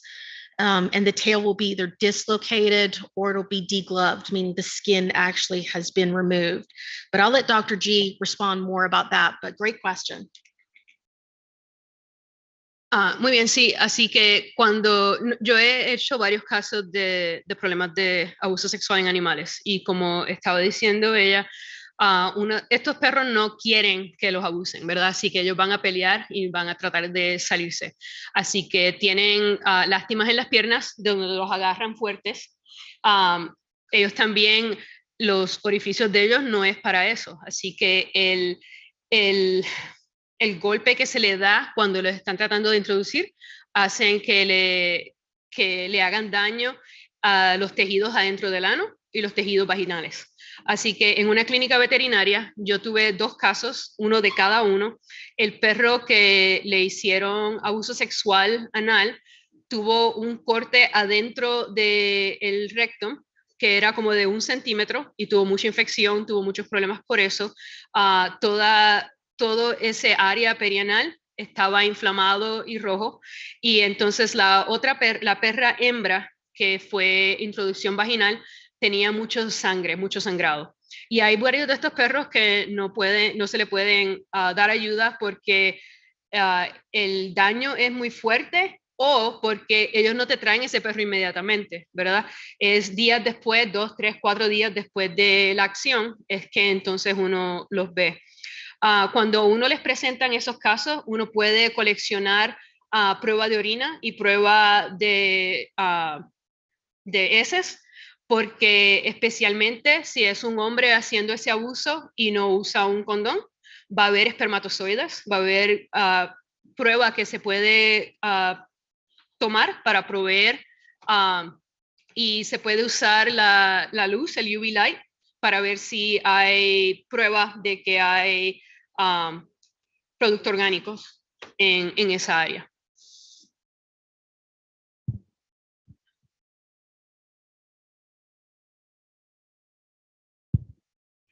¿Es posible que los ejemplares caninos se recuperen después de varios abusos sexuales? Depende de la cantidad de veces y porque los que yo he visto se han recuperado, ¿verdad? Yo creo que los 2 perros que yo trabajé directamente fue la primera vez que se le hizo ese abuso.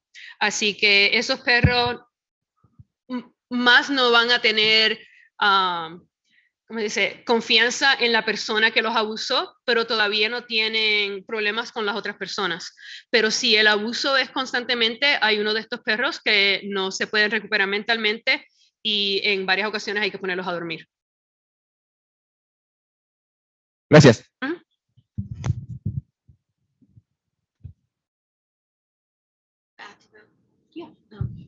If I may just real quickly add to what Dr. Gonzalez said, we worked a case where a dog was surrendered to the shelter, and it was a female dog, and she had trauma to the vaginal area and the anus. You can see there's a lot of trauma.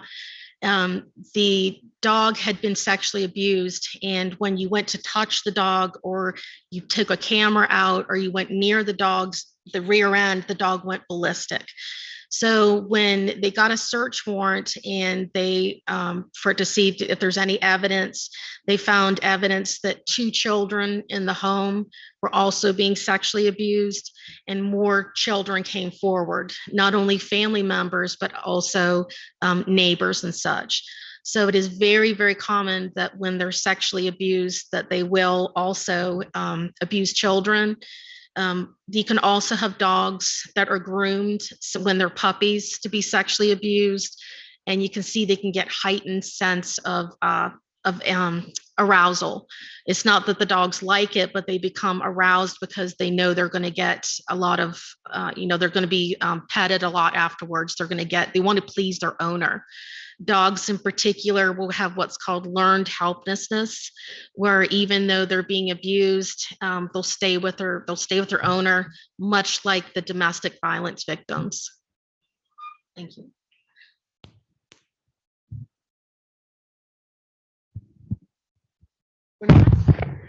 Okay. Le damos las gracias a las... Hay una pregunta. Muchas gracias.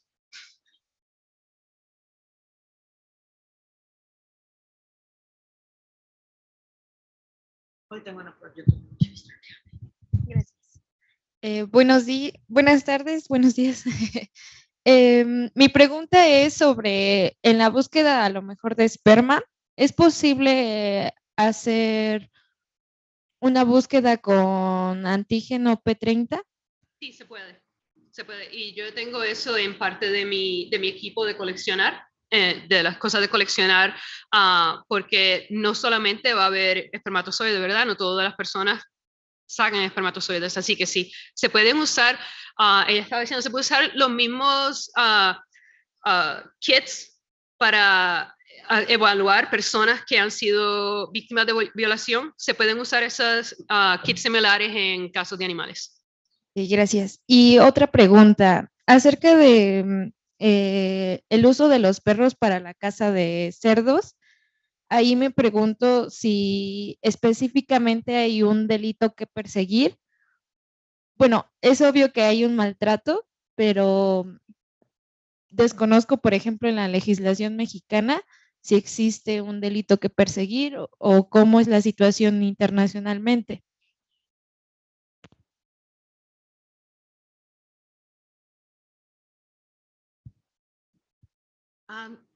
Do you know if there's legislation for anti? En México, Costa Rica se tiene No sé. En México tenemos una ley de cacería. No sé si se permite la cacería con perros, ¿ustedes saben? La doctora Lee nos ayuda. Costa Rica, por ejemplo, sí tiene prohibido cualquier tipo de cacería. Entonces ahí sí habría que, sí se consideraría. Hola, ¿qué tal? Buen día. A este respecto, sí existen ranchos cinegéticos que cuentan con permisos para cierto tipo de cacerías, motivo por el cual, si son esos animales, bueno, habría que ver cuáles son los que sí se permiten y si cuentan con ese permiso. Sin embargo, si estamos hablando de un uso de perros para cazar animales y son fauna silvestre, entonces habría que ver la protección a la que están sometidos y, bueno, eso sería checar particularmente el caso. Aunado a esto, tenemos aquí a la doctora Gabriela Viruega, que también nos puede apoyar para ahondar este tema, ya que es su tema de fauna silvestre. Se lo pasamos.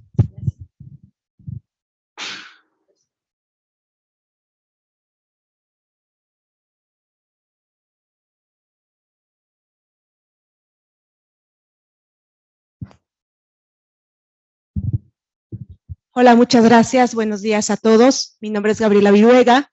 Les comento, en México la ley de cacería, que fue editada en 1951, pierde su validez en el 2001 cuando sale la Ley General de Vida Silvestre. Entonces no contamos con una ley de cacería, sino que este mismo tema se suma en un principio ya de creación de UMAS y PIMS con diferentes tipos de aprovechamientos sustentables, obviamente, en donde se considera lo que es la cacería tal cual.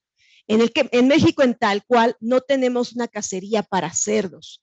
Los cerdos, desde el punto de vista doméstico, pues no se cazan, ¿no? Tenemos una producción simplemente pecuaria. En el caso de lo que son las especies silvestres, ¿no? Como es el jabalí, el pecarí de collar, que son especies que tenemos algunas introducidas, ¿sí? Y otras propias de las regiones, ¿sí? Estas mismas no se cazan con perros. La realidad es de que el perro en México se utiliza, y quienes se dedican a estos temas, se utiliza para la búsqueda de presas, más no para cazar a la presa, ¿sí? Definitivamente, aunque muchos podrían objetar el tema de la cacería, es el principal herramienta que existe a nivel internacional totalmente identificada como una de las principales herramientas para la conservación de hábitats y de especies paraguas y especies sombrilla. Entonces, por lo mismo, no se utiliza tal cual para la cacería, no mandamos al perro a cazarlo, ¿no? Mandamos al perro a buscar a la presa y el perro recupera la presa y la trae, o la identifica dónde está para que el cazador vaya a recogerla, ¿correcto? Gracias.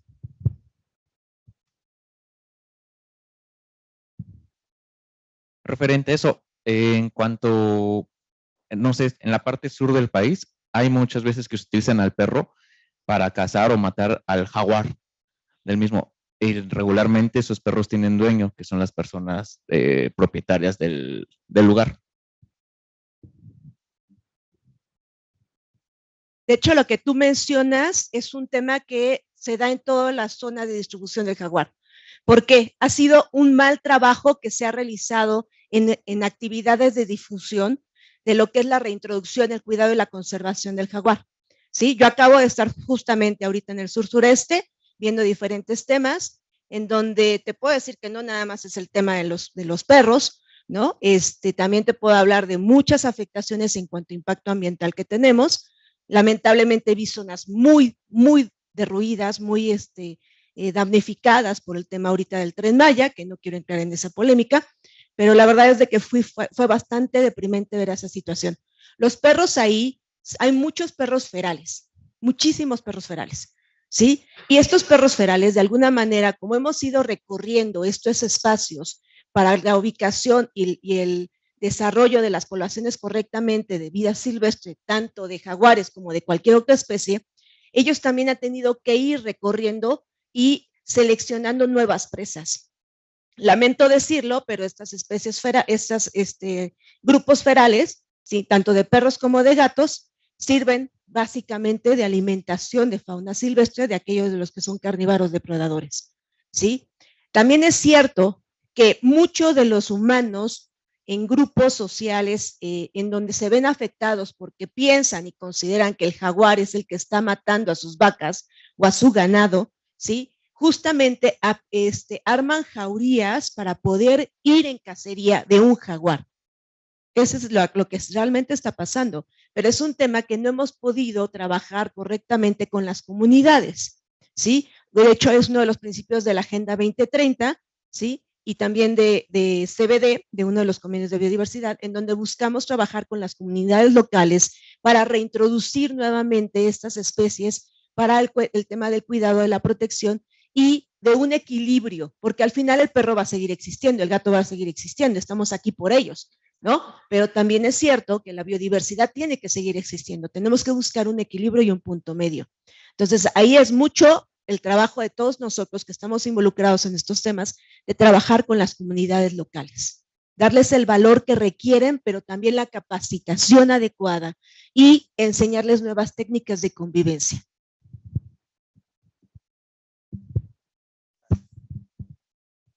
Muchas gracias, doctora. Tenemos una pregunta por el Zoom. Voy a dejar que ella conteste la primera pregunta, se lo voy a leer y ella va a contestar. La primera pregunta es ¿cómo se puede hacer conciencia entre la sociedad, aunque no sean necesariamente acumuladores, de lo grave que es la acumulación?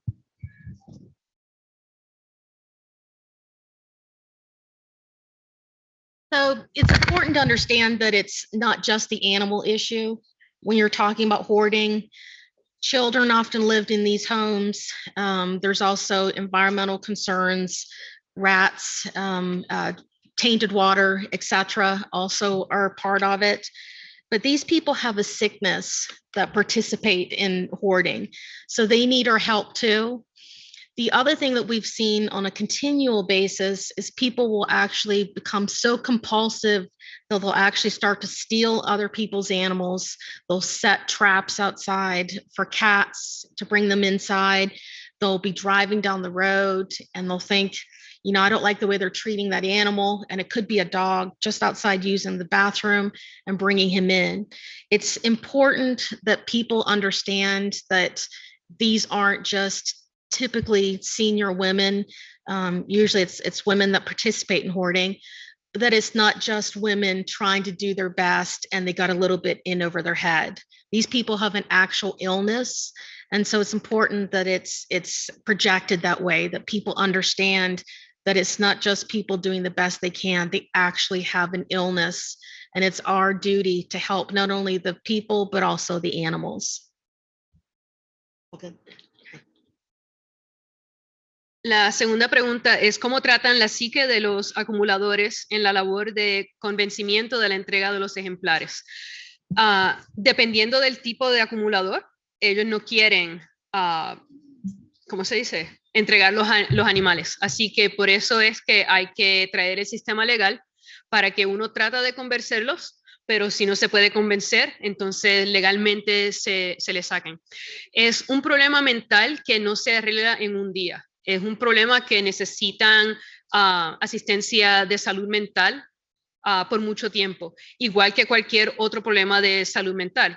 Podemos pensar, estas son personas que están adictas a tener animales, igual que puede haber una persona que sea adicta a las drogas o adicta al alcohol. Eso no se arregla en un día, ¿verdad? Hay que poco a poco trabajar con ellos, entender por qué es lo que le causa el problema y entonces enseñarles a ellos el daño que se están haciendo ellos mismos y el daño que se están haciendo a los animales. En mi opinión, no estamos haciendo un buen trabajo dándole buena calidad de salud mental a estas personas.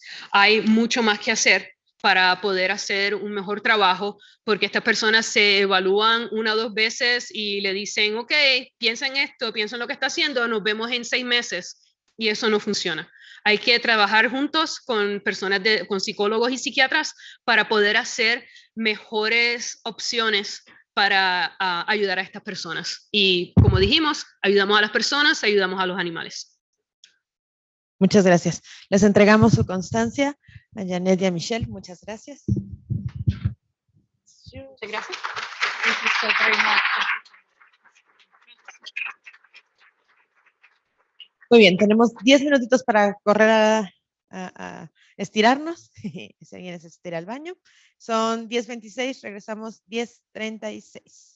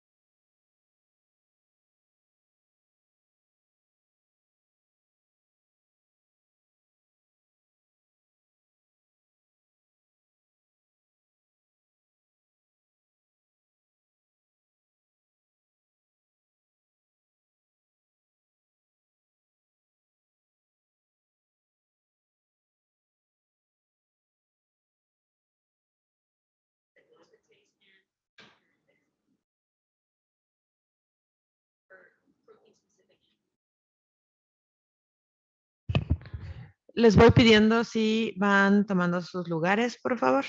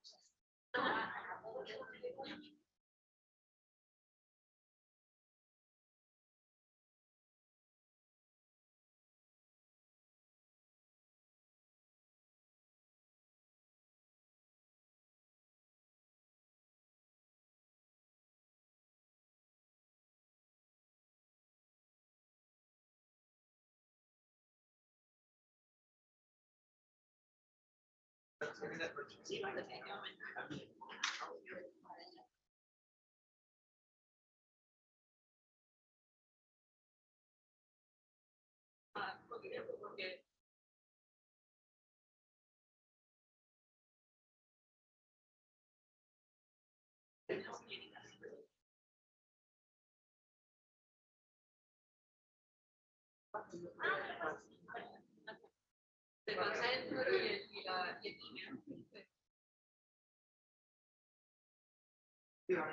si me manda un email, me manda texto. Y si no lo contesto en 2 o 3 días, me manda otra. A mí no me molesta que me porque está hoy mismo, le han mandado 7 textos. Ellos saben que no estoy ahí la persona. Así es. Muchas gracias. Muy bien, vamos a continuar con nuestra siguiente plática, que es investigación de crueldad animal de gran escala, y nos la va a presentar Shalimar Oliver. Ella es gerente de delitos contra animales de la Humane Society International de Estados Unidos, de Humane Society de Estados Unidos, donde supervisa investigaciones sobre puppy mills, nosotros podríamos llamarlas como fábricas de cachorros o criaderos inescrupulosos, y tiendas de mascotas, así como otros casos atroces de crueldad animal, como negligencia a gran escala y peleas de animales. En esta función, Shalimar también trabaja como respondedora de desastres e instructora nacional para el Centro de Capacitación para el Cumplimiento de la Ley de Humane Society en Estados Unidos. Shalimar es miembro de la Asociación Internacional de Ciencias Forenses Veterinarias y es miembro del Comité Asesor de la Aplicación de la Ley Humana y Abuso Animal para la Asociación de Ejecutivos de Aplicación de la Ley Pequeña y Rural. Como oficial principal de control de animales para el Condado de San Diego, durante más de 10 años, fue socorrista en casos de desastres y entrenadora de academias, y también trabajó para la Sociedad Protectora de Animales de San Diego como consejera de comportamiento. Antes de esto, Shalimar nació y se crió en Sydney, Australia, donde trabajó en la RCPCA de Sydney y en un parque de vida silvestre australiano. Le damos la bienvenida. So this water is yours. Okay. This is forward, this is back, and this is the point. And there's a video that has to play. Does it play by itself? If you need to play it, just say it. Yeah, and then play something. Yeah. Okay. Good morning, everyone. First off, it is an honor, so thank you for having us. We greatly appreciate the invitation to come and speak to you guys. Let's see. Very technologically challenged, so lots of things could go wrong. Claudia just mentioned a little bit about myself. Currently, as one of our animal crimes managers, I work in the states with local, state, other officials on their animal crimes cases, and we kind of assess how we can offer different resources to help them with their animal crimes cases. I've been with HSUS for about 6 years now. I just always like to throw up a slide about myself, but that's my cat. One cat, but multiple personalities. So in these kind of cases and situations, you hear us refer to, we use the term large-scale neglect or large-scale cruelty. When Dr. Gonzalez was talking earlier about the hoarding cases, because it is a clinical diagnosis, within the community, our animal welfare community, we certainly try to, we use those terms frequently. However, since it is a clinical diagnosis, especially for the courts and these criminal cases, we're shifting into this term that can be generalized for us to speak to. So we call them large scale because they're involving a large number of animals. And also, as we'll kind of touch on here too, there's different types of large scale cases. So not just the hoarding cases, animal fighting cases, puppy mill breeder cases as well. So one of the things that we see in the work that we do is that agencies will reach out to us and they're in a rush. They saw this cruelty, they want to act right away. And we often find that when they rush and act too quickly, they can make mistakes that can ultimately impact the outcome of the case, which affects the outcome for the animals in these situations. There are so many moving parts with large-scale neglect situations. There's not just one agency involved, there's not just one official involved, it's multiple people and multiple agencies. So we all have to work together. Where Jeanette was talking about earlier with the link, there's probably your animal control officer has visited the same property that a police officer has gone to, but maybe a child welfare services officer has also visited. So for everyone involved, we know it takes a village, and we want to all work together. So the different types, Dr. Gonzalez touched on this earlier, so I'll go through this really quickly. At least in the States, different states have different laws, right? So we have to, circle back to them and see what qualifies as different types of neglect or cruelty. What animals do they protect? Because some of the different states in the US, certain laws only protect certain animals. So you need to find if the laws address livestock in your state, not just your domestic pets, your cats and your dogs, and if there's any protection for other animals like reptiles. The zoonotic disease considerations we've touched on this morning too, but just to circle back on that, especially in the veterinary field, I'm speaking to many of you that understand this, that a lot of these zoonotic diseases that we can catch, especially since COVID, we've now gotten the attention of our public health officials that we can contract these diseases. So it is a way to get them to support our work and work with us to ultimately affect the whole case and situation, to ensure that there is no spread of disease. We had a case in Florida in 2020, right when COVID hit, and I had actually contracted Campylobacter from the case. And I had several state health officials contact me immediately. How did you get this? Where did you get this? What you were doing? And the workers' comp people that were very intrigued in how to enter that into their computer system with working with the types of animals we do in those large scale cases. So when we're talking about large scale cases, these are unique case situations, right? So there's a lot that has to be considered for these cases to be effective and efficient. So I'm going to go through the different types of situations that, especially a lot of the law enforcement officials we work with, these are the guys that are investigating. So we want to give them this information. We want to build this awareness on what to look for when they're going into those situations. With dogfighting operations, there's a lot of that has to be considered in undertaking this case. There's not just the safety with the people that are involved in these operations, but these cases often involve a large quantity of dogs, right? And that could be 10 dogs. 10 dogs is still a lot, especially when shelters are very full. There's limited resources in the community to help. But we just last year assisted South Carolina with its largest dogfighting case, thanks Jeanette, with about 300 dogs. So try to imagine your community, your agency, organization having to accommodate and take those dogs in for that long. What that day of seizure looks like when the officials are serving their search warrant. So how are the dogs being transported and removed from the property? How are they collecting evidence on scene of where the dogs were found?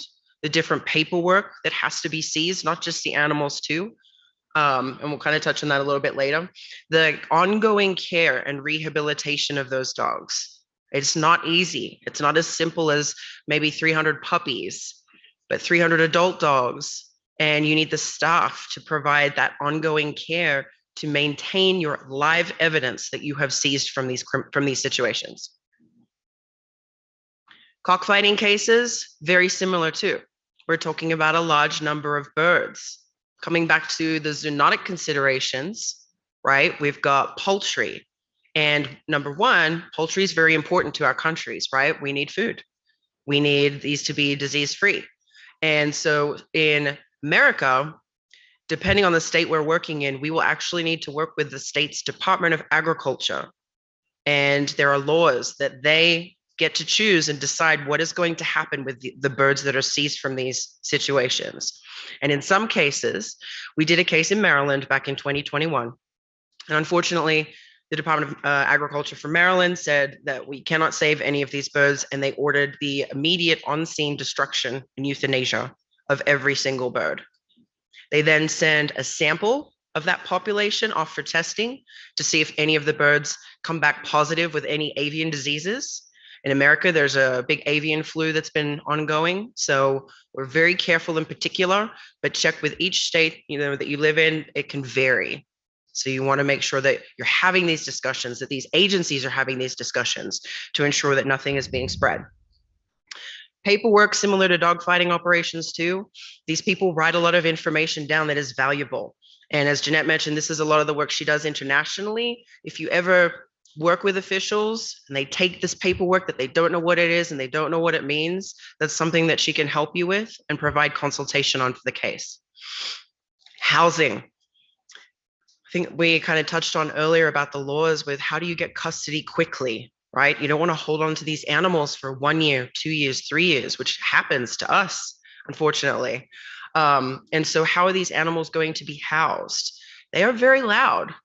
You know, if you get a case with, I did a case in San Diego with 5,000 birds. Where are you going to place them? How do you remove them from the scene? Do you keep them on the scene, and who is taking care of them? So considerations of where you would put these animals and who's going to provide that care. When you go onto the scene of a cockfighting operation, there can also be a lot of deceased birds around. One, you want to check that they are actually deceased. And two, that they're not fitted with any of the cockfighting equipment that are used in these fights. For obvious safety reasons, they're very sharp blades that are attached to their feet. So you just want to be very careful that you don't get hurt. In cockfighting cases as well, what makes it kind of different and stick out to officials is when you see a really large number of roosters. You'll see 200 roosters and then maybe 20 hens and some chicks running around with some eggs. But you're still they're a part of your case too. So if you have to seize all the roosters, what's being done with the hens and the chicks, etc. Puppy mills or breeding operations, again with housing, but who is providing the veterinary care and the documentation for these cases? What do your laws state if you have any type of breeder license requirement, where breeders might be required that they can only have a certain amount of dogs? If they're selling a certain amount, if they have a certain number of females that are used to breed these puppies. In the States, there are different states that have, for example, there might be a state that says you can only have 10 breeding females. If you have more than 10 breeding females, you have to get this license. And now you are regulated and monitored by the state, usually also the Department of Agriculture. They'll come out it's often one time a year or anytime they receive a complaint about the property to inspect, look around, make sure everyone is at least receiving the minimum standard of care: food, water, shelter, basic vet care. With these operations too, there's a lot of paperwork, how they sell these dogs. A lot of people today sell dogs online. So if there's information that the officials are getting through their search warrants, where they are requesting this information off of computers, social media accounts, things like that, but there can be handwritten paperwork, the vet paperwork, because that is your proof to show if these animals have ever been provided any type of medical care. You go to these places and they're like, oh, these dogs are in great care. I don't know what you're talking about. Well, where's your vet paperwork to support that and the vet information? Also, with puppy mill cases too, you're going to find yourself seizing potentially a lot of pregnant dogs.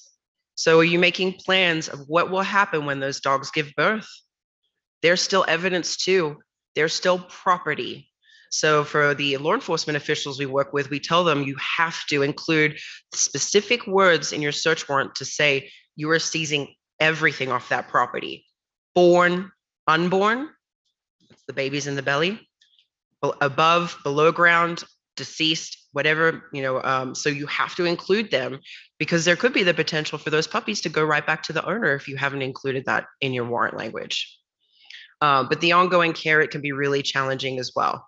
And who is anybody going to be present to help foster those dogs when they have to be monitored? We know it's hard for a mother dog to be in a stressful shelter environment. So would you have to keep her there, or is there somewhere that, they could isolate them to kind of give them that peace and quiet?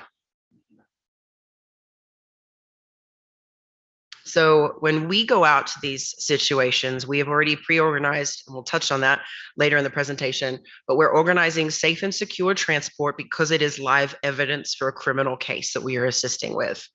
If there are special considerations where you might have a unique species of animal, do you have a vet that is familiar and has worked with that type of animal, especially livestock cases, because they can be very different from a small animal veterinarian. So if you have an equine vet for horses, a large animal vet for all types of livestock, hoofstock, pigs, cattle, goats, and reptiles.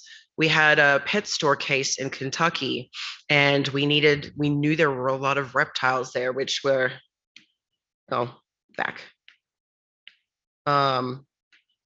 Anyways, the big Burmese python on the bottom left, and we needed a reptile veterinarian so that they could speak to all the medical issues that those animals had. So just making sure that you've planned for the right type of vet, and that we know there is, a critical vet shortage. So you cannot just go out on scene one day and, hey, let's call that vet down the street. You have to pre-plan that and coordinate their availability to respond on scene with you. Safe capture and handling. I'm probably going to say that a couple of times because we see in these cases with so many animals, everyone is running around doing so many things at the same time that you can fall victim to possibly getting bitten, letting an animal loose or escape. So we need to ensure that the right people know how to and are handling the animals appropriately and effectively to keep them safe and yourself safe. Contact any accredited sanctuaries or zoos for the specialty situations.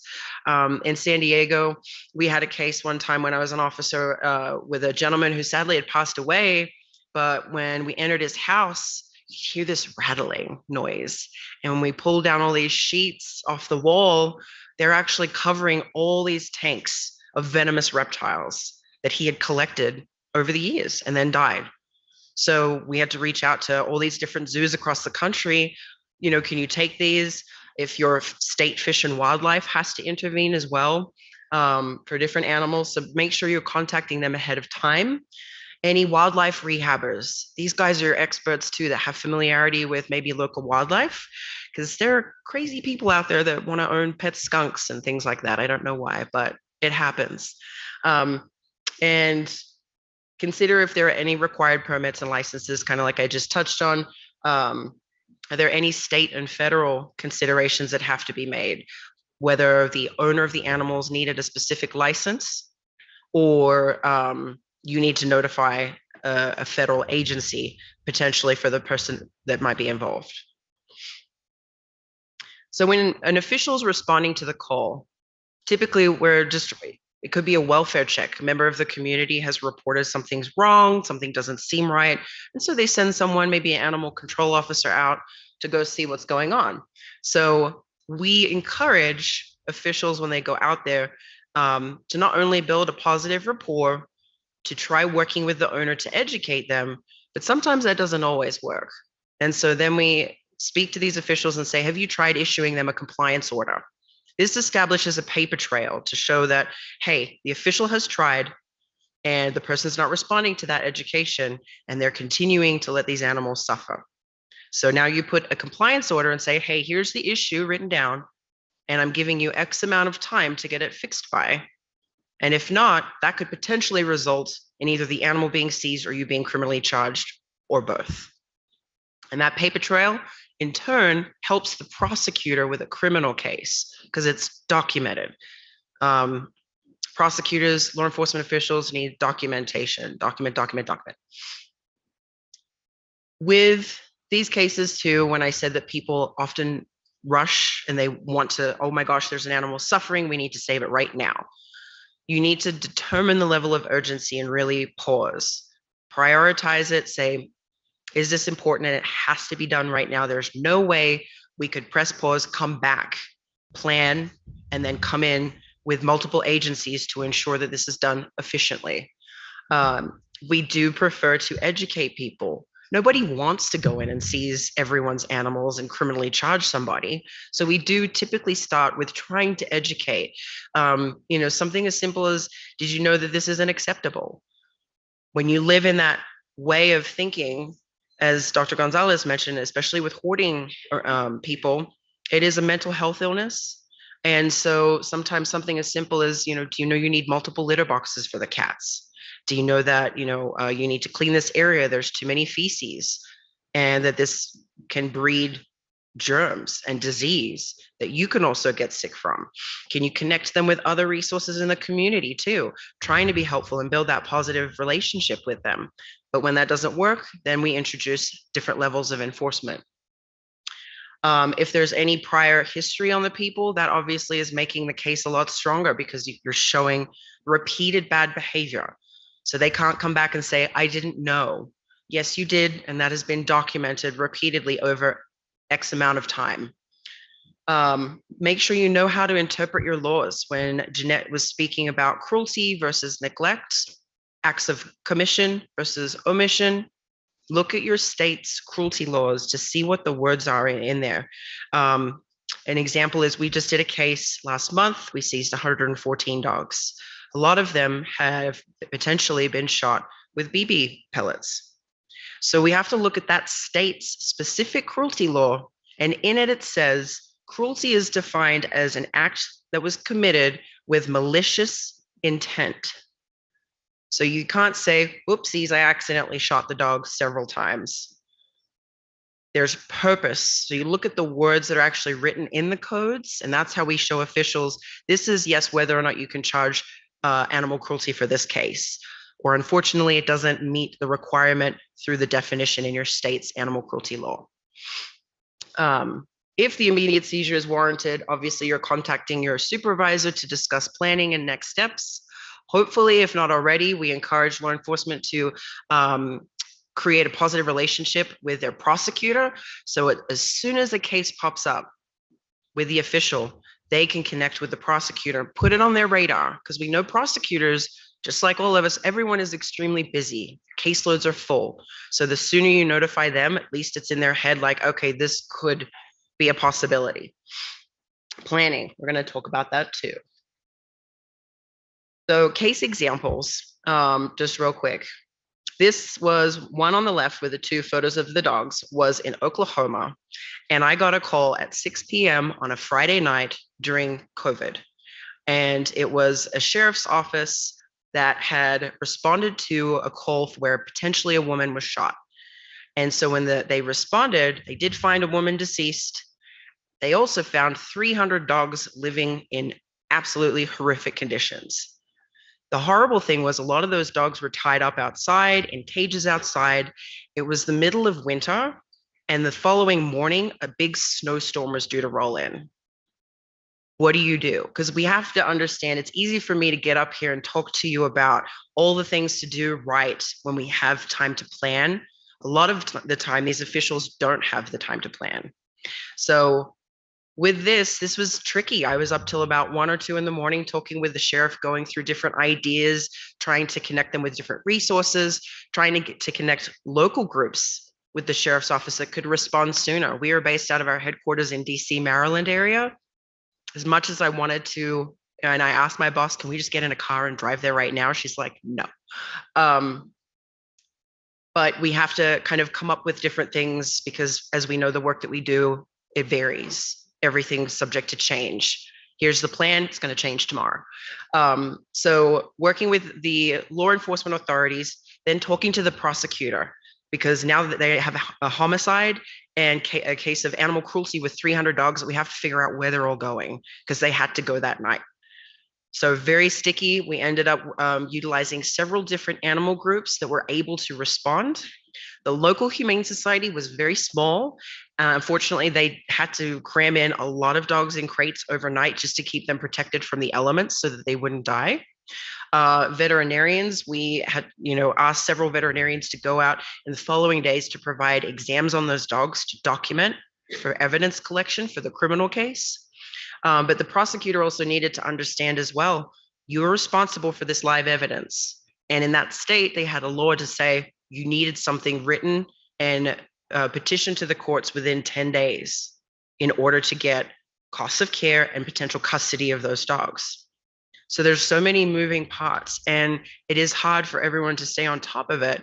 But when it's a multidisciplinary approach, that way every agency is kind of able to connect and support each other.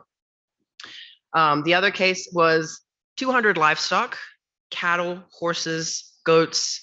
As you can see, the top right photo, that was the pig pen. They were eating plastic bottles. Similarly, too, with the time of year, New York, and a lot of snow that was due to set in. Sadly, too, this was a mental health issue. This was a hoarding issue. So I apologize. The case on the left was the puppy mill. This case on the right was a hoarding case. It was very sad because the family had no resources and they were actually burning the bodies of the animals inside the house. They had no electricity. The basement, sadly, was filled with water and feces, their feces. So it was something that they were hidden from the community until a welfare check was called in. And then all of these other issues unfold. Another case where a state trooper, a police officer responded, they always come at the end of the day, usually on a Friday when everyone's ready to go home. And he just thought this was an abandoned property, but found 500 small animals, bunnies, guinea pigs, chickens, and ended up using a local fairground to store the live animals, and until a bigger local humane society in the state, so it was in Pennsylvania, was able to come in and take the animals that had survived. The planning for the seizure itself, when HSUS commits to assisting law enforcement with a case, because we're going to seize a large number of animals, we do a lot of planning, and it usually takes us quite a few weeks to get things together. We look at the temporary shelter options. We know local shelters are very full and resources are very few. So we try to think of, can we build a temporary shelter to hold these animals? What would a temporary shelter be? It could be a local fairgrounds. It could be a local warehouse that could be rented out. Any land that can be given to us through the city or county to borrow while we house the animals for the case. And if there are vet clinics, boarding stables, local kennels, this is where you have to kind of brainstorm of where they would go. There is an option that we utilize for certain cases that's called seizing in place. So for example, with cockfighting cases, if you cannot remove all the birds that day, you might have to keep them where they are. But the problem is then you have to keep a law enforcement officer there, or then you have to keep the owners of the property. Do they live there too? Because they need access back to their primary residence.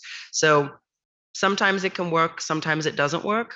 But when it can work for an agency, it's a way to help and alleviate that burden of how would we house those animals. We always encourage for there to be a veterinarian on site, because if they testify for this later in court, they are able to say, I was there, this is what I saw, this is what's going on with the animals. If you don't have access to one, is there an emergency vet? But also, if you have a vet on scene, when they are triaging different medical conditions, what are you planning to do with the urgent emergency cases? When your on-site vet says this dog is dying, are they euthanizing it on scene, or does it need to be immediately transported to an emergency vet for assessment and care? This is a video of our setup at one of our temporary shelters. Just a real quick one, but just to show you what it takes. You know, we have paneling that is housed at one of our warehouses in Tennessee, and we have to ship that to a location where we're going to set up a temporary shelter. It's expensive logistically too, to move all this, to pay for it. But how is it being set up? You have the staff to set these things up, because I think this was for one of the South Korean dog trips. And a lot of the times too, it's a smaller space if they're 5x5 kennels for dogs, for example. But then we can also later down the road determine if there needs to be dogs isolated for behavior issues or medical issues, quarantine areas, things like that. But again, the planning for this takes a long time. Sometimes we've had agencies reach out to us. I had one agency and they're like, hey, we need your help. We have a case with 50 horses. And I'm like, oh, great. You know, we wanted to get in that conversation of how we could help. They're like, yeah, we're going to seize tomorrow. I'm like, oh, I'm not sure we're going to be able to come out and help with that, but let's see what we can do. Do you have somewhere to house the horses? They're like, no. Okay. Do you have an equine vet that's going to be on scene to triage all the horses' medical issues? They're like, no. Okay. Do you have the trailers to transport the horses somewhere? They're like, no. I'm like, have you touched a horse before? They're like, no. So all the obvious reasons, unfortunately, we couldn't commit to helping them, but this is just for dogs. And you're talking about equine and cattle and pigs and goats. It gets, it's a lot. So we take into consideration the species, the quantity, and the conditions of the animals we're expecting. So law enforcement is telling us what they've seen on scene, and this is what we're expecting. Like Dr. Gonzalez talked about, I got 50 cats, double that number, please. We helped with a cat case in Florida many years ago that we always talk about because I think we're expecting 200 or 300 cats and there were 700 plus. Why?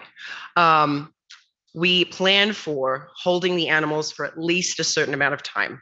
We know we're not going to be here for just a week. That rarely ever happens. So we're thinking about at least 2 weeks at the least. But what are you going to do if you're holding on to the animals for 30 days, 60 days, longer? You need to have that plan created ahead of time. The supplies that all need to be utilized. We have a director of operations that plans all the logistics to this. And the personnel that has to sustain the operations. We also utilize a lot of our volunteer team. So we put the word out before the seizure, giving them a heads up to plan on their calendars. So come out and help us with the ongoing care, daily feeding, providing water, etc., to once the animals are ready, if they're ready to be walked, and just receive attention. There are inmate programs that we've utilized, not us personally as HSUS, but other enforcement officials to help. They've looked at different schools to house the animals, like vacant, empty schools to use.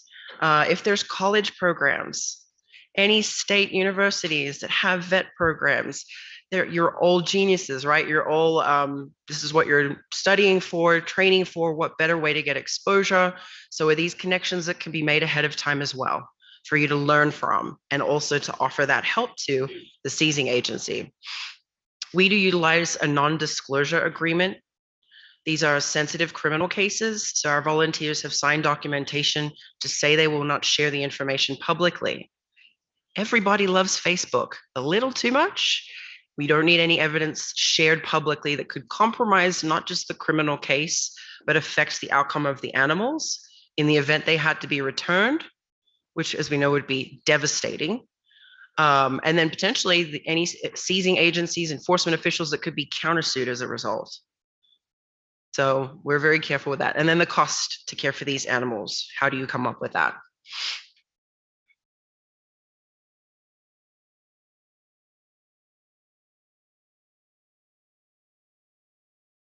Doesn't want to be my friend anymore.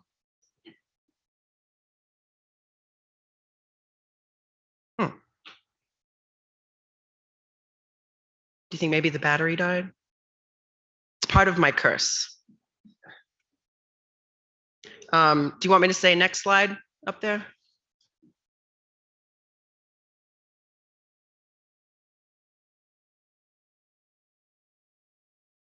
Can you go check for me? Thank you.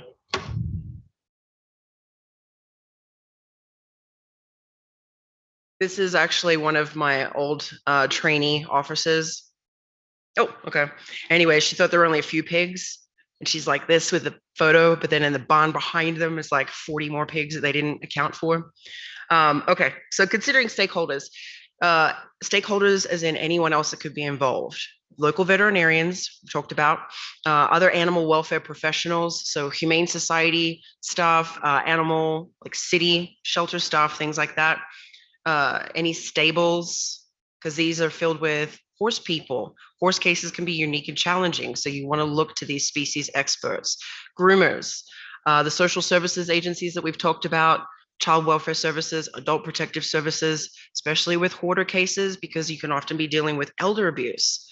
The Department of Agriculture and the Department of Health, any type of state agency, the Fish and Wildlife agencies or Department of Natural Resources, if you have something similar to that.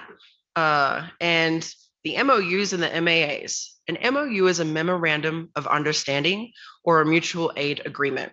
So if you in your area can enter into this agreement with another neighboring area to say, hey, when you need help with this situation, A, B, C, D, we can help with these resources. Alternatively, when we need this type of help, that you will be able to come out and help us with these issues and offer these resources so that you're working together to help each other. When we go out and we work with law enforcement, say a sheriff's office, and they're going to seize 200 animals, we enter into an MOU with them where this agreement that outlines our role and responsibility to them with what we will do, what resources we will provide, and how everything will be documented so that there is that understanding of the relationship and what we're expected to do for them. Did I do that or did the remote do that? I don't know. Operations planning. So we like lists, we like charts. Okay, so we will put, I'll show you another example here too on the next slide, but at the top, just we want to know who's in charge, right? Because you'll see on day of seizure, like 50 staff running all over the place. 5 people are doing the exact same thing. Somebody picks this up and puts it over here, and then the next guy comes over and picks it up and puts it right back. So we want to know that everyone's assigned to a specific role. So we create an ICS chart, incident command structure system, and an IAP, which is an incident action plan, to show all the roles of everyone on our team and what we're going to be doing. We identify those jobs and the descriptions so that if I'm giving you a job, you'll know what your role and responsibility is. And it just makes for efficient communication, that leadership in coordinating these seizures is very clear to you about what your role is, what you're there to do, and what the expectation is. Now it's working. This is an example just of one of our ICS charts that we give to the sheriff's office. This was from a case that we did in New Mexico. We seized about 70 dogs off of a property. So at the top, we've got the sheriff's office that has requested or the district attorney's office that requested our assistance. Then our lead incident commander on our team. We have a safety officer that is assigned. They have to walk around and make sure we are keeping ourselves safe. If there are any safety hazards on the property to be aware of, especially electrical concerns, trip hazards, things like that. The case leads, the operations and logisticals chief. And then we have our, pointy thing. So over the animals themselves, the animal health manager that's coordinating with our vet staff and our medical leads when they're assessing the animals that are being picked up from our field teams that are handling these dogs, removing them from the house. And we've got our different handlers here too that are assigned. We're also assigning a photographer for the team. So they're taking pictures of the dogs that are being removed. And the medical teams, they're scribes. The veterinarian needs to call out what is wrong, what is the vet seeing in this triage exam. And the scribe will have to write this down on the paperwork. This is primary evidence that is crucial for these cases to be effective. So the roles, again, that we identify, we will usually, it depends. As an example, if we know we're going to get 100 cats from a property, we want to assign field teams. So how many people do we want in a field team? We want a handler, at least 1, maybe 2, to handle the animals from this bedroom 1, right? And then we need a photographer to take pictures. We need scribes, and we need a field team lead. So we might need 3 to 5 people on a team. That's for one section of the property. So we will typically identify at least a couple, maybe 2 to 3 field teams on these cases that we do. The vet stations. So if I found this sick animal in the bedroom, I'm picking it up and I'm taking it to our vet station out front of the property. The vet is there, ready to examine. A preliminary examination though, because 100 cats, that's going to take a really long time.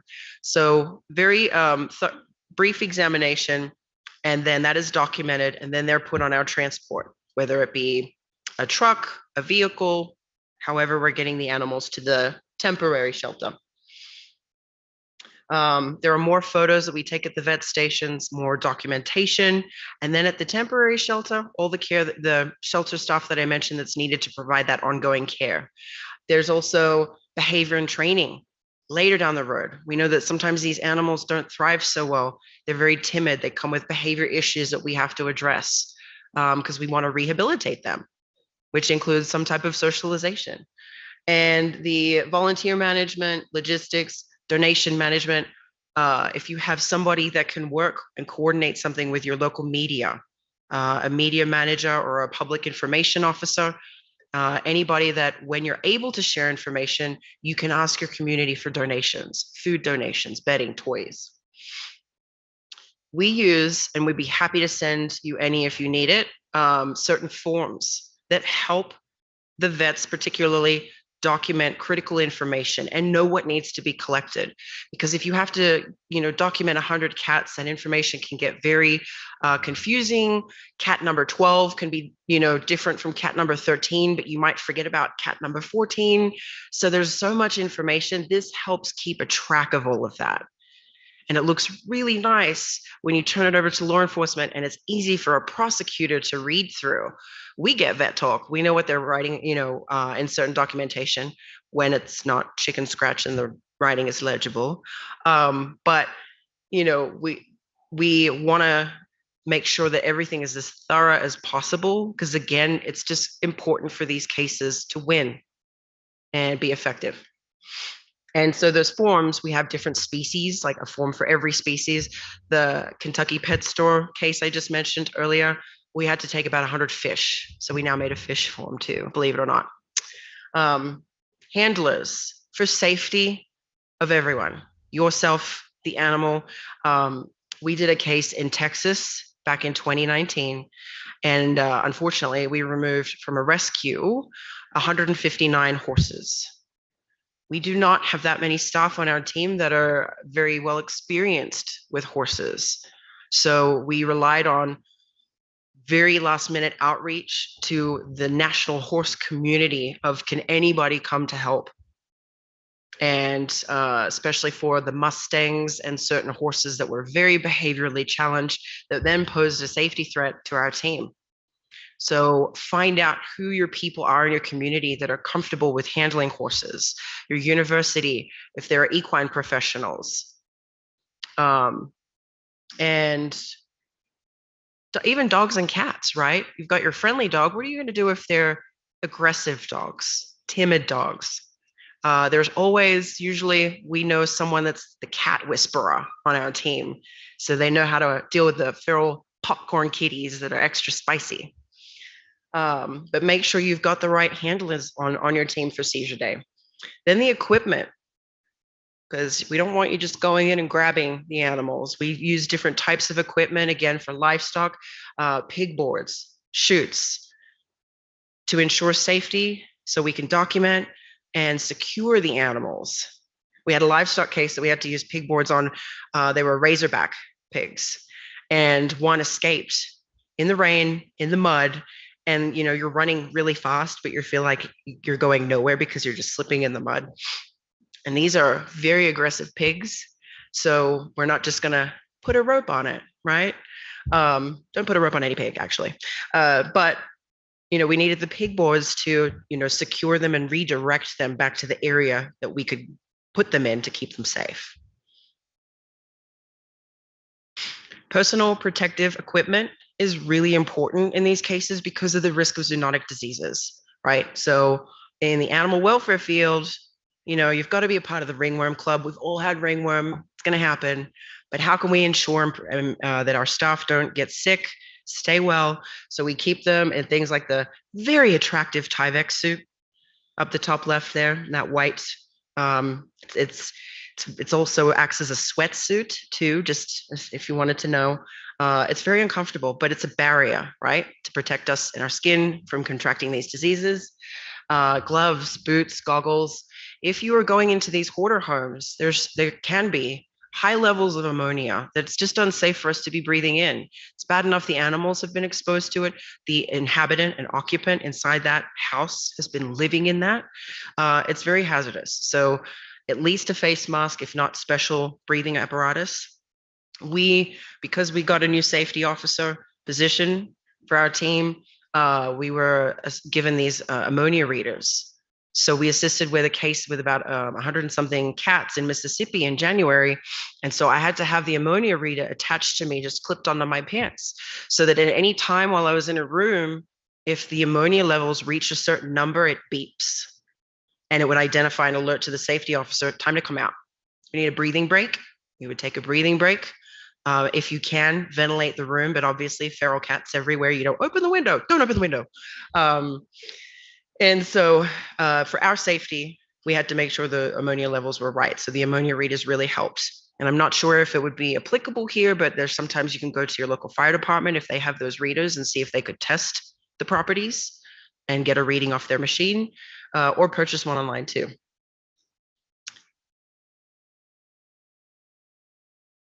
I would even say foot baths because of all the times you're walking into those houses and we forget and we just track that disease everywhere. So some type of disinfectant. I'm careful with saying a foot bath versus just somehow spraying down your shoe and cleaning it. And other equipment for the animals that you're going to be capturing. This is just if it's relevant. I'm like, I used to have the Mary Poppins bag of equipment when I was an officer, just what do you need? And I could pull it out. So slip leads, crates for the animals, muzzles if it's relevant, stretchers, cages, horse halters. The bucket down there was for the venomous snake case that I mentioned too. Like, what would you do with reptiles? You can purchase those types of buckets and drill some holes in the top. But if it's anything that you need to alert someone to for safety reasons, we would have some type of hazard sign, venomous, do not touch or die, whatever you need to write. But nets. And my favorite here, though, is probably the cardboard box because it's easy for you to secure the animal inside. Just make sure that it's all locked in there. But you can write on the side of the box who's inside and you can throw it away. So any risk of disease is discarded after that use. The microchip scanner, catch poles can be your best friend when you're dealing with certain very fearful or aggressive dogs. Chemical capture may not always be an issue here. Gloves are very important. Do you need to set cat traps? And where would you find these traps? We have radios on day of seizures so I can communicate with other members of my team so I don't have to, run and go find them. And I can ask directly, or if I need help with something. Headlamps are really great to have when you're in hoarder homes because of the lack of light often. You'll see that everything, especially if there is a lot of junk that's collected and visibility is low, or there's no electrical, there's no power. So they can help as you're walking around, looking at different things, bolt cutters, first aid kits for us. And a window punch up top here, right there, if you had to break into anything. You see me put up like food and water, right? It's just a reminder because when we do these big seizures, we have to utilize self-care, right? Remember self-care. I'm no good if it's, 30 degrees inside the house, there's no ventilation, and I am not hydrated, I'm sweating, and then I pass out. No good to anybody. So we make sure we're taking care of each other as a team, and we're communicating, we're taking breaks, rest breaks, rotating for the ammonia exposure, the heat, weather issues, things like that. Porta potties are great too, because no one ever thinks of that. These take hours, often from sun up to sundown, sunrise to sunset. And you're not using that person's bathroom, please tell me you're not using their bathroom. But think of these possibilities. Oops. Me with buttons. This is also an idea of, you can use it's construction fencing. We've used it when we've had to secure maybe loose livestock that we need to herd into an area. They can, most of the time, like barriers. So if several of you are in a line together, you can all kind of join up in a circle, locking that loose goat in there, and they often will just stay still and cooperate. Most of the time, not all the time. The search warrant is a legal document from law enforcement to give them the authority to go and remove all those animals and other items from that property. So they've received enough evidence, talked to their prosecutor, they said, yes, we can move forward with a seizure, here's your search warrant, letting you do that.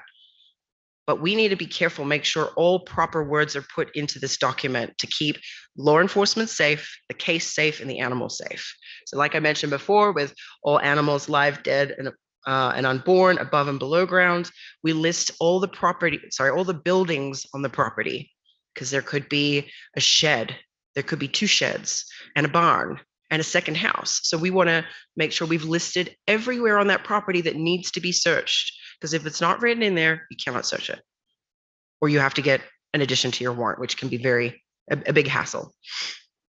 For certain cases like animal fighting, you want to ensure that you're including all implements, paraphernalia, medication that can be linked back to prove they are operating a dogfighting situation, right? So the cockfighting cases with all the blades that they attach to their feet. And again, so much other paperwork. So vet records, sales documents. How long do you have to serve the warrant once it has been signed by the prosecutor? If it's a time-sensitive issue that law enforcement has 24 hours, are they calling you, and now they only have 10 hours left to serve it? So think about that. A no contact order.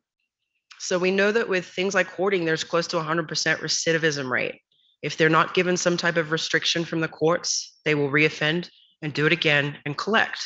So a no contact order ensures that from the date of seizure, not when the case goes to court in 2 years, from the date of seizure, they're not allowed to come into contact with, transport, own, buy, possess any animal.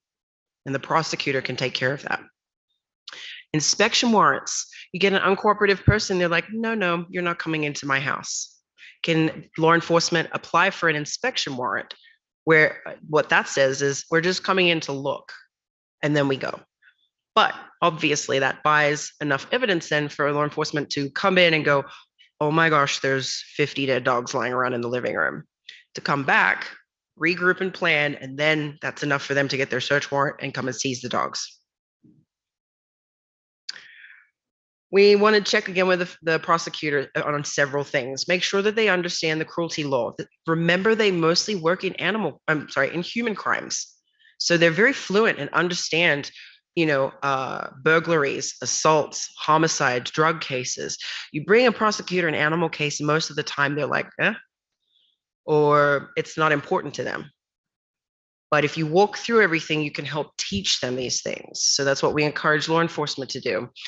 We want to make sure that they understand what the no contact order is, that if there is a local shelter that is going to take a lot of these animals, what can they do and share publicly to fundraise?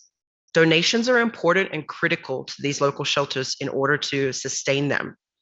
So can they advertise something on their website or Facebook to say, hey, what can they say? Can it be very basic and generic to say we've rescued 50 dogs from a case, we'll keep you updated, but currently we need your help, we need food, we need water bowls, we need blankets, please drop these off at the shelter as soon as possible. Otherwise, yes, as I mentioned, social media sometimes can be very bad. So we always ask, please don't share things on social media that could affect the criminal case. On the day of the actual search warrant, so when the seizure is going to happen, we have a very early in the morning planning call with all the agencies that are going to be on scene. We will sit in a room and we will go over all of the logistics of the day. Again, very thorough communication. These days are long and hectic, so we just want to over communicate so it's very clear as to what we need every person to do. We use a crime scene entry log to acknowledge who has been on scene from our team. So every person from HSUS will sign this document with their information to show. We turn this over to law enforcement so they know, because defense attorneys are not there, to protect the animals, protect the case that you've helped with. They're there to prove that the owner is not in the wrong and potentially that the animal should go back. So any way to avoid being scrutinized by the defense attorney it's smart to plan ahead and expect what the defense could argue. So we like to have this list written and ready to show, here's all of our team. We didn't compromise any of the evidence.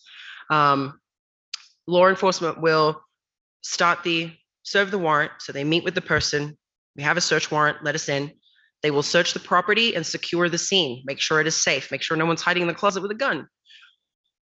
We will then have our team, our master team, doing a walkthrough. We do not touch or remove any of the animals from the property. We have our vet, somebody who's taking photos and video somebody who's drawing a map of the property. So we walk through, the vet triages all the animals, what they want to look at first, how they want everything set up, how we're going to handle all the animals. We come back, we finalize that plan with the rest of our team. We've got our plan. All right, let's go. Then we go in and we set up our stations and we start removing the animals out of the home. So we take the pictures and we take some video when we're doing that initial walkthrough.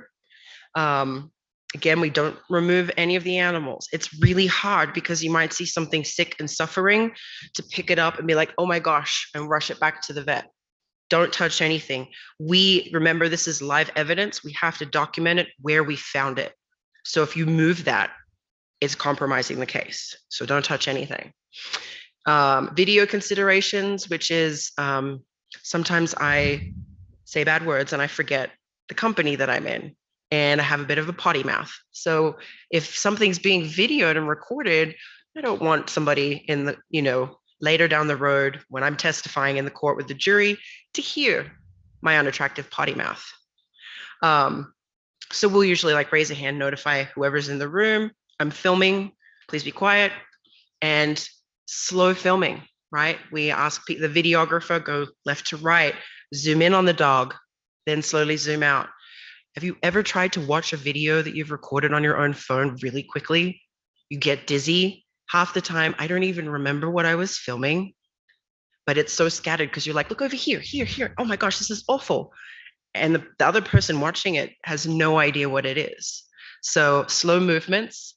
We have a lot of photographs. We do multiple vet assessments, and there are a lot of written reports and paperwork. The property, if this is a hoarder house, you have a 3-bedroom house, it's labeled how we're going to remove the animals. Bedroom 1, bedroom 2. We have 12 cats in bedroom 1, 13 cats in bedroom 2, 2 pet skunks in bedroom 3. Chain of custody. So live evidence, the animals are live evidence. You are responsible for moving them. So if you take them from the home to the shelter, there has to be paperwork showing that. So that later down the road, if the defense attorney says, well, you were the one that broke that dog's leg, it wasn't like that. You just have more proof, because they do that, believe it or not. So you have paperwork to show, no, this animal was taken from this house and taken straight away to the shelter or taken straight away to this vet clinic.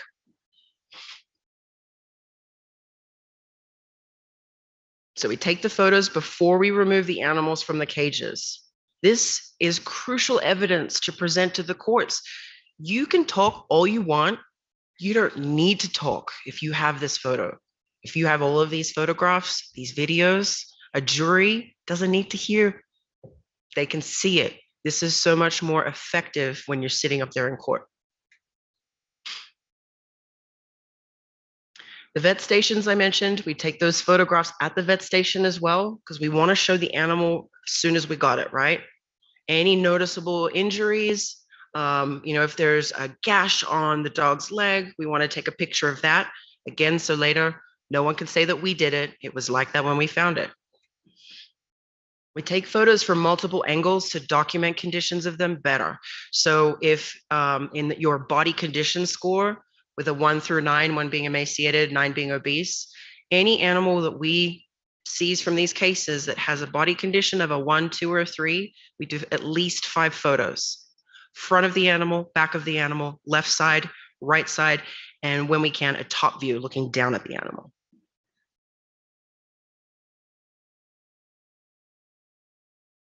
We take close-ups of the wounds, because from far away, it looks like it has a gash in its chest. So this is, let's say, horse A1 might be its ID number.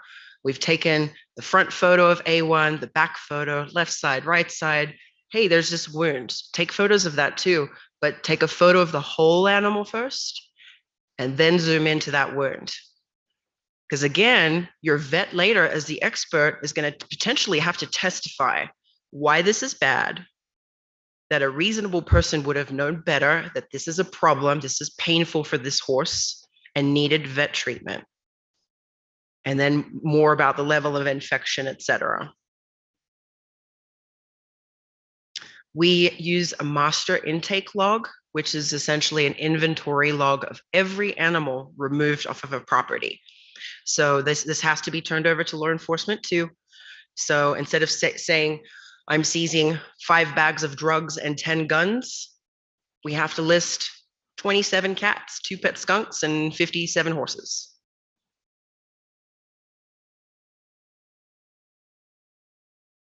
Field intake exams. So like I mentioned, when the animal is taken off the property, we'll be given a triage exam to identify any critical needs or if the animal doesn't have anything wrong with it. Because we encourage, even when there are animals that don't look sick or affected, we still have to remove them from those properties because there's still evidence. They show that the owner knew what a healthy animal looked like, right? They ended up choosing not to provide these other animals with care. Often prosecutors say to us, well, there's 10 healthy horses. Can we just leave them there? We try not to, because if you leave the animals behind, then you're also showing that the person is still capable of caring for animals, and that can affect your case. But again, it's easy for me to say that, like, yeah, sure, take everything. You've got room, you've got resources and the money to support, 159 horses. But where you can, you're taking those healthy animals as well to show that they knew better. They chose to mistreat these other animals. The intake exams too allow the vet that's checking them. I'm going to pick on Dr. Gonzalez. She's usually our chief vet in a lot of our cases that we do. She can call out to that scribe and say, this is what I want for this animal. It needs to go to the emergency vet for this. It's going to need x-rays later down the road for that. Any special needs animals, quarantine, right? If we have parvo in our population, a big problem, distemper. So we need those issues isolated as soon as possible. We have to determine what that's going to look like. And then from this paperwork, if you have 100 cats and you have 100 field intake forms, that helps the investigator look at those later and determine what animal out of those 100 is worthy of a criminal charge. If your vet needs help with testifying, you can connect them with your prosecutor, because it's not something that every vet is going to be familiar with, right? So on what to say, how to say it right, to not affect the case. Veterinarians, the experts that they are, knowing all the things, right? We do ask vets to keep things in layman's terms, very simple, so that way if a prosecutor or somebody else has to read through their documentation, they will at least have a basic understanding of what it might mean. If you need a professional opinion for a necropsy, let's say, or forensic veterinarian, or in situations with the animal fighting cases that I mentioned, Jeanette earlier that spoke, she's the global animal fighting expert, so she can review documentation and provide an expert opinion. As soon as possible, we ask that all the vet testing is done. Blood work, x-rays, again, very easy to say because these things can be expensive, but we know that medical conditions can change with time.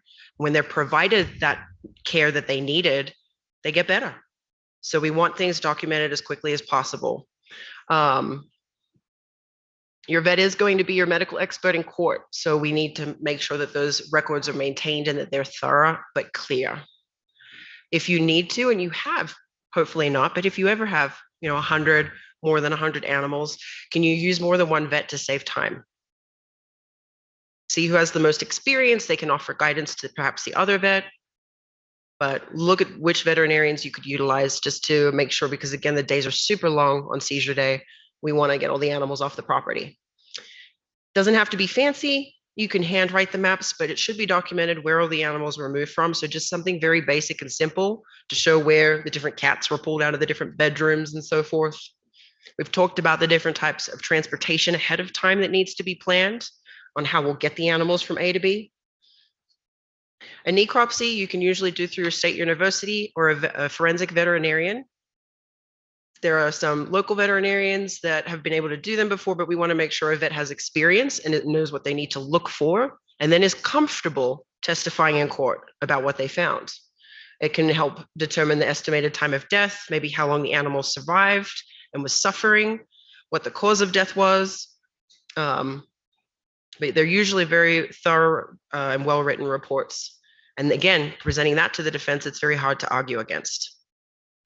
We look at the level of suffering, how long the animals were suffering for, the number of animals, if there were other crimes that were committed. Remember the link with other human crimes, and what level of violation it could be. If this falls to cruelty or neglect, if it is a felony violation, a misdemeanor violation.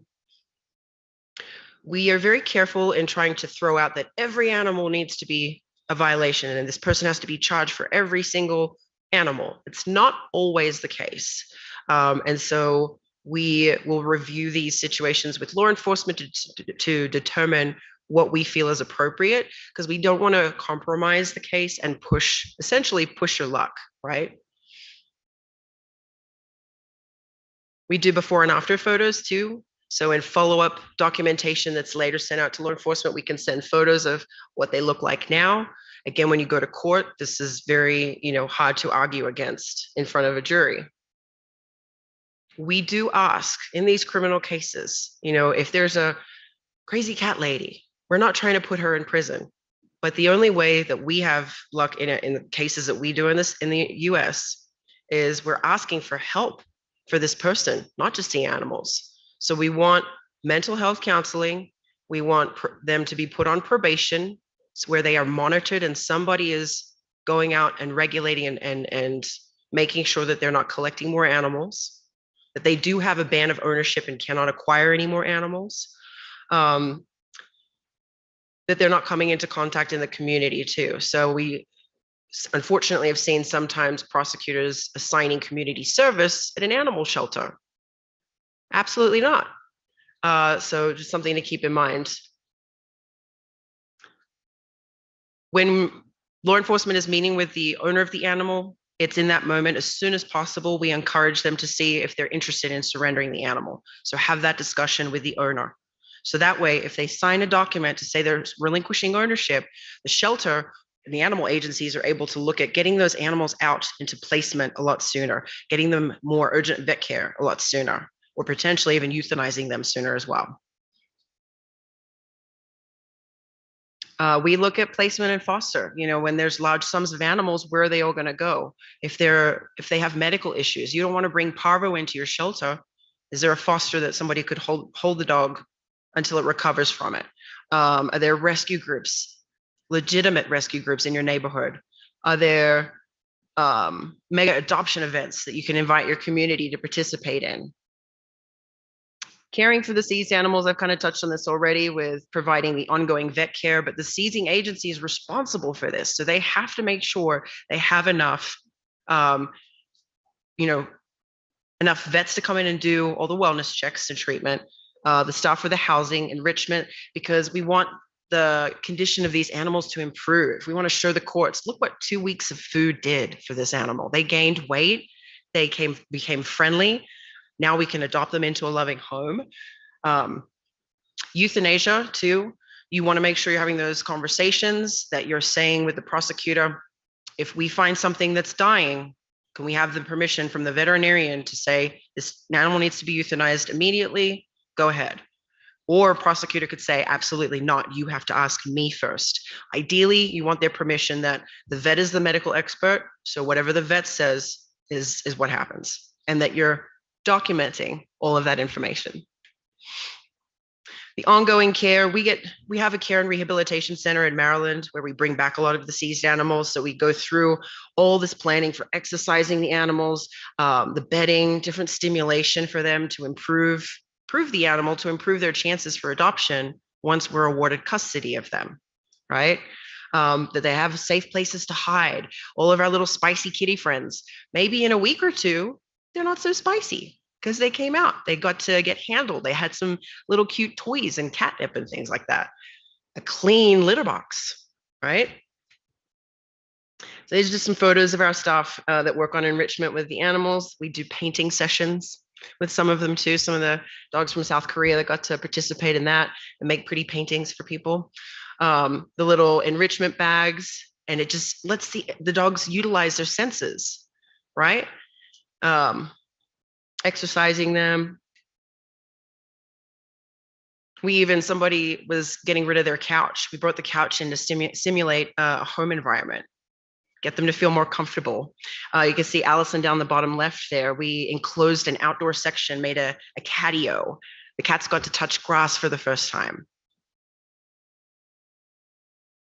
So one thing is to consider, could your jurisdiction, your area, create a task force of some type where everybody connects?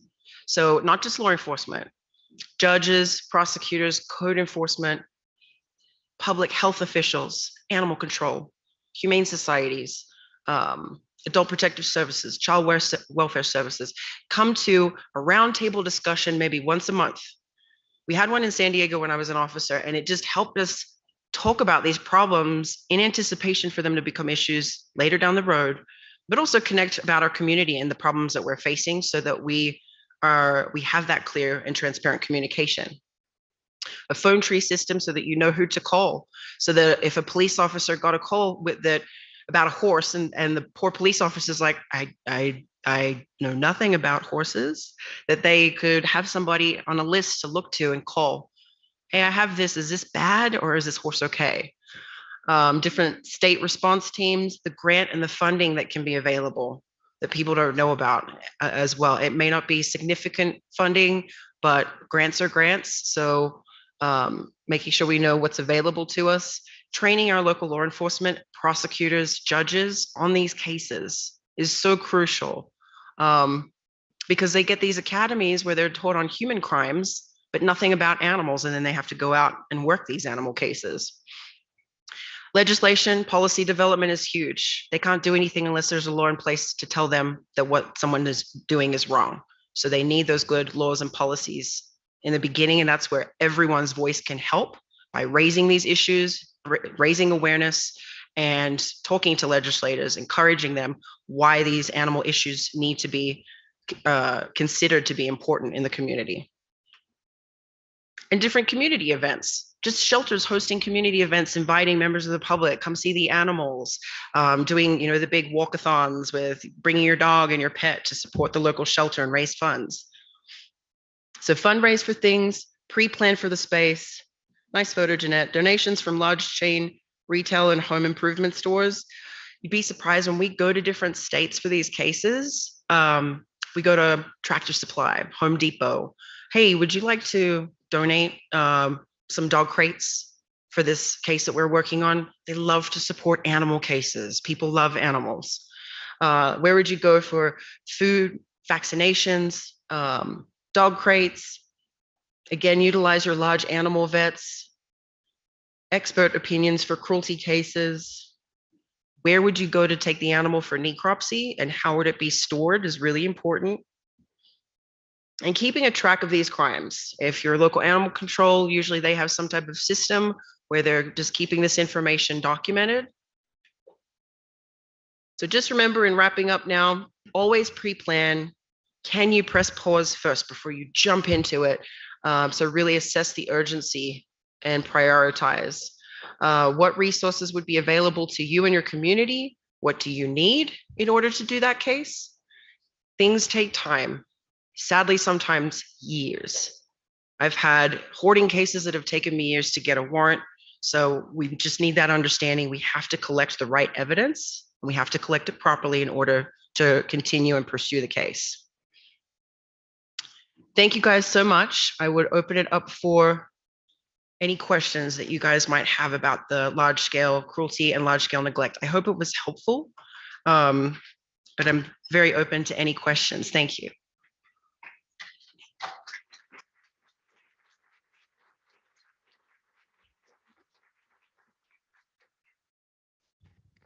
Ok, unas 2 o 3 preguntitas.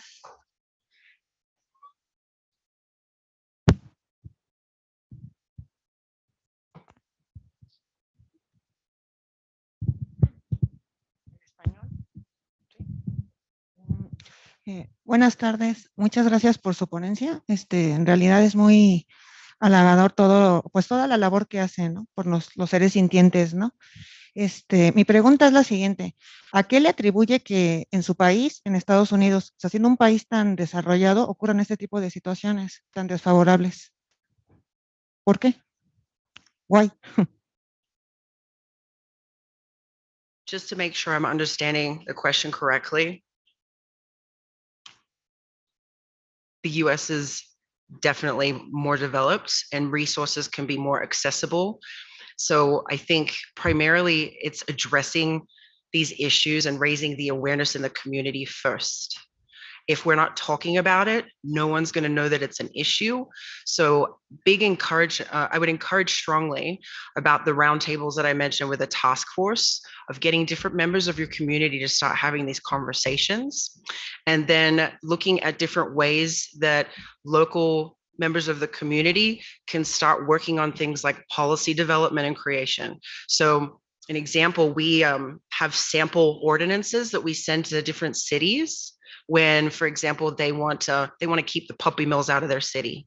So, but they're like, how do I make a law on that? How do I make a policy or a rule?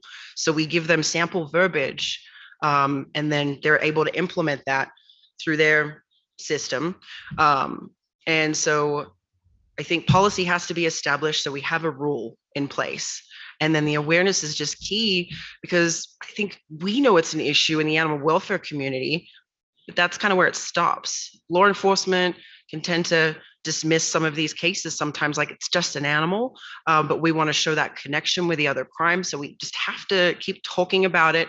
Training is really huge. So anytime we can talk to law enforcement officials and other officials that this is what we're going through, you have these issues in your community too, and giving them the skill set to be able to identify what we see all the time, because they're the ones that have the badge and the authority to go in and make change and take the animals out of that situation. Did that kind of answer your question a little bit? No, I think it's Yo creo que sí, asking pero why in USA you have these problems. Why? Oh, If why? you are like a more development place than Mexico, for Well, for hoarding cases, it's mental health. There's no boundary for mental health issues. And as far as things like animal fighting and those violent crimes, you have bad people everywhere and the connection. So regardless of, even with America having great laws, we're still going to have great laws. We're still going to have bad people out there that are violating those. Igual y tiene usted razón. Fíjese que hace unos años me fui a trabajar a Estados Unidos. Estuve trabajando en una granja de puercos en SeaWorld, en Oklahoma. De verdad, me impactó tanto el descuidado, o sea, cómo tenían a los cerdos, o sea, impresionante el maltrato, o sea, cómo aventaban a los lechones, cómo los aventaban vivos, o sea, al incinerador, o sea, me impactó tanto conocer que mataban al berraco, o sea, hachazos, o sea, fue impresionante. O sea, me quedé tan impactada que dije, no quiero saber nada de producción animal. Y me impresionó tanto de que dije, ¿cómo es posible que un país tan avanzado haga este tipo de cosas, no? O sea, como si fueran cosas, ¿no? Los animales no son cosas, no son muebles. O sea, afortunadamente nos alimentan porque vivimos de ellos. Incluso los animales de nuestras mascotas, pues viven de ellos. Las harinas de puerco, de rumiante, de ave. Pero de verdad me impresionó mucho, que siendo con el debido respeto hacia su país, yo dije, wow, no quiero saber nada de granja. Pero no obstante, dices, hay que hacer algo, ¿no? Por los animales de abasto. O sea, yo sé que su conferencia estuvo encaminada para los animales de compañía, por ejemplo, perros, gatos, otros seres, caballos, pero también faltan los de abasto, porque son los que más maltrato sufren, sobre todo los pollos, las vacas, los rumiantes, o sea, los cerdos, ¿no? Que se diga. Pero yo creo que hace falta mucho, sobre todo, como dice usted, de educación, ¿no? Y aquí hay leyes, pero pues usted sabe, aquí en México, pero pues no se aplican realmente. O sea, he trabajado también en estéticas de perros aquí en la Ciudad de México. No se imagina, los tienen amarrados, o sea, los maltratan. Cuando quieren hacer procedimientos dentales, los hacen sin anestesia. O sea, no puedes creer que dices, ¿cómo es posible, no? O sea, existen muchas terminaciones nerviosas, ¿no? O sea, ¿cómo es posible, no? Que incluso médicos veterinarios lo permitan, ¿no? O sea, que quieran hacer anestesia, si quieran hacer, según ellos, procedimientos anestésicos, pero sin sedar al paciente, ¿no? O sea, sí es increíble, como dice usted. Es cuestión de educación y también de la ética, ¿no? Bioética que tiene uno como profesional. Muchas gracias. Le agradezco. Yes, no, those are all great points. And the commercial farming industry, I mean, no, it's still America that's money. they're unfortunately, we're trying to get everyone to see animals as sentient beings, but we're in such early stages of that happening. There's progress still being made, where we have a farm animal protection group through HSUS, where they lobby and they push to create better laws for egg-laying hens, battery hens, things like that. And especially with the pig farms, I'm sorry, and it's production. So it's the need that they're trying to meet for the money to make, but it's a product. Those animals aren't looked at as our dog that sleeps on our bed. Because it's for consumption, you see this giant country that, they're pushing this need out because there's the demand for it. Doing vet procedures Dr. Gonzalez and I have talked about that too, but she could speak more to those procedures being done without medication. That could be access to resources also. But I think it is early policy legislation to push. You have to get the interest of those important figures in politics to be the ones to start taking that step to pave the way. Branching off what you then said, even if there is policy and legislation, then it's enforcement and getting enforcement to follow through with that. So we know these are all hurdles, and law enforcement, though, can hesitate because they lack the resources or because they're nervous and haven't had the training on how to do it properly. Or a prosecutor doesn't want to touch it because they don't do animal cases. They don't want to put their name on a criminal case that they could lose. So they're going to walk away from it and go over to these easy cases that they know they can win, or that they're familiar with because of the type of crime. So education is definitely key. These are very small steps, and I'm totally aware of acknowledging it's very small steps. I think if we look to where we were 10 years ago, 20 years ago, 30 years ago, we've come a long way. But the more that we're speaking up and working together, that multidisciplinary approach is huge and pivotal in creating change for the animal welfare movement. So I think education, training, and the conversations that we need to keep having in order to get the attention of everyone else that doesn't know this is a problem. We need to get their attention and let them know. So I hope that kind of helped a little bit. But really good questions. Thank you. Okay, you can read it and answer. Do you work with any international task forces or groups? If you do, what work do you collaborate on? We sure do. They're sitting in the front row. So HSUS is the Humane Society of the United States. Who I work for. Humane Society International, we have all these different chapters, and a chapter is usually for a different country. Jeanette Reaver, though, oversees our international cruelty, including animal fighting. And so if there's a need there, you can definitely connect with Jeanette. Not the only question. Yes. Oh, no. How can someone become a part of the team? Oh, Jeanette, that's a question possibly for you. Felipe, how could somebody become a part of the HSI team? Ok. Bueno, nosotros trabajamos en México específicamente. Para algunas cosas usamos voluntarios, pero a partir del COVID como que eso ha sido una cosa muy complicada, pero pueden escribir un correo a fmarquez@hsi.org y ahí tenemos una lista de voluntarios, pero no es como que aceptemos así a mucha gente como en el trabajo diario. Y solo para completar la respuesta de los animales de granja, en México tenemos 2 líneas de trabajo, que es, básicamente es una campaña que se llama Déjalas mover, y trabajamos para que los animales que están en confinamiento extremo, gallinas de producción de huevo y cerdas, no estén en jaulas en este confinamiento extremo, y se trabaja con productores y se trabaja con la industria para que ellos hagan commitments, compromisos, gracias, compromisos para que compren huevo libre de jaula o carne de cerda libre de jaula, y se trabaja con los productores para que ellos puedan ofrecerles sus productos. Entonces, por ejemplo, tenemos compañías que han firmado estos acuerdos como Bimbo, Burger King, McDonald's, Subway y cosas de ese estilo. Y tengo una pregunta más. Las protectoras de animales deben tener forzosamente médico veterinario en Estados Unidos. Oh, do they? No. So in the United States, Dr. G, you get this too, there's a national vet shortage. So, we obviously love and appreciate all the students at universities because there's the need for more veterinarians, particularly large animal equine vets too, because you're getting into a more specialty, unique field of vet medicine. But vets are in short supply. So when we are planning our cases, we have to well in advance contact a veterinarian or multiple veterinarians to say, hey, we have this situation. Are you available in several weeks' time? So yes, we have a critical shortage. It is obviously an incredible profession, but just one that we're lacking of in the country. So we definitely would be excited for a lot more vets. Así que si están dispuestos a hacer el examen, hay mucho trabajo en Estados Unidos.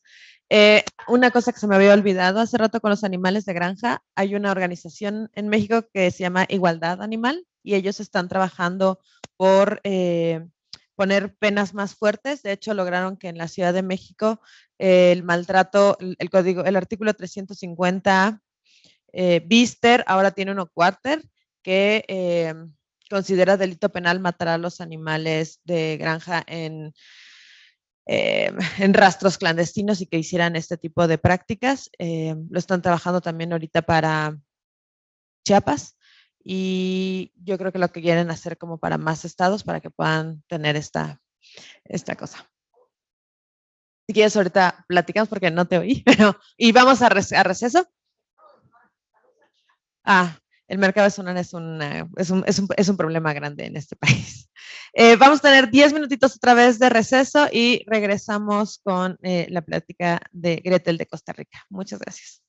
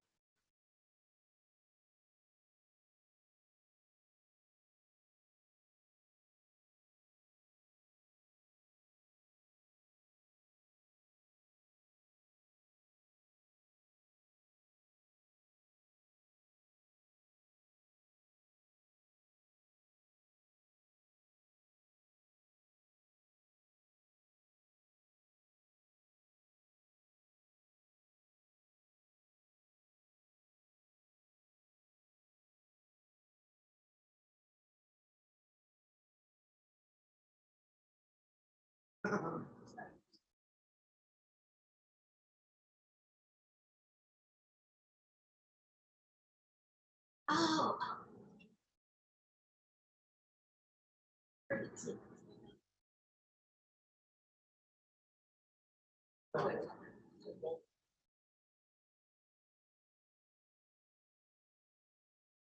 Hi.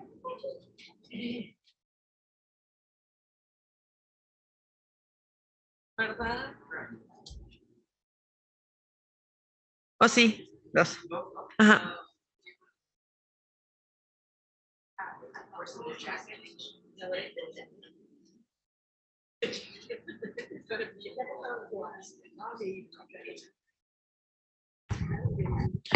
Les pido si pueden ir regresando para comenzar, para continuar.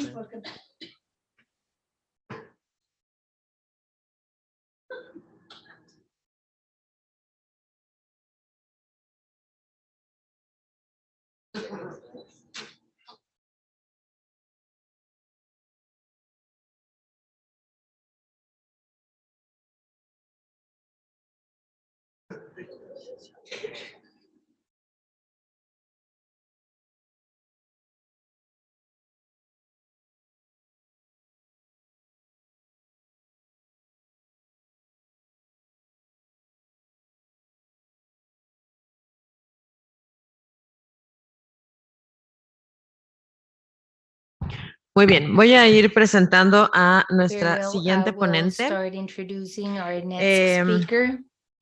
Gretel Delgadillo Molina es subdirectora de Humane Society International Latinoamérica. Esta organización, como han visto a lo largo de las organization, as you presentaciones, have- promueve el bienestar animal y la conservación de vida silvestre. Ella trabaja en el fortalecimiento de capacidades y campañas en América Latina en colaboración con gobiernos, ONGs y el sector académico en legislación sobre vida silvestre y bienestar animal a nivel nacional e internacional, interacciones y convivencia entre humanos y vida silvestre, lucha contra el tráfico de vida silvestre y en temas de maltrato y crueldad animal y su relación con la violencia social y otros temas como atención de desastres naturales. Gretel supervisa las acciones de HCI en Latinoamérica, en El Salvador, Guatemala y otros países de Latinoamérica en temas de vida silvestre y bienestar animal y es parte del proyecto Costa Rica Silvestre que tiene como objetivo promover las interacciones positivas y la coexistencia en la biodiversidad en Costa Rica. Ella nos va a dar una plática que se llama Vecinos Silvestres, conviviendo con la fauna no doméstica, y le pedí que sí podíamos centrarnos un poco en cacomixles, zarigüeyas, halcones que tenemos en, en la Ciudad de México y que una de las cosas que nos interesa mucho en la organización es, por supuesto, si hay situaciones de maltrato, pues que se puedan atender, pero también nos importa la parte de la prevención y es muy probable que muchos de ustedes sepan o hayan visto o hayan oído que últimamente vemos muchos más zarigüeyas y cacomixles en toda la ciudad. Antes teníamos, pues comúnmente en Ciudad Universitaria, estos animales viven aquí de manera regular, pero a partir de yo creo que de la pandemia empezamos a ver que estos animales han ido retomando la ciudad y tenemos muchas personas que nos escriben de se metió una zarigüeya, ¿a dónde la llevo? ¿No? Y hay un cacomixtle, ¿cómo lo agarro y en dónde se los voy a dejar? Y creemos que es importante hablar de este tema para que la gente sepa que estos animales están viviendo aquí y que hay que dejarlos en paz y también para prevenir crueldad, porque muchas personas pues les tienen miedo, no los conocen, piensan que les va a transmitir rabia a todo el mundo y pues los golpean, los maltratan enormemente.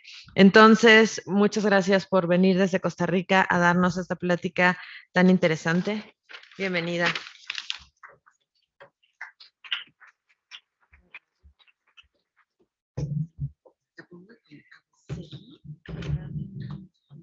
Gracias.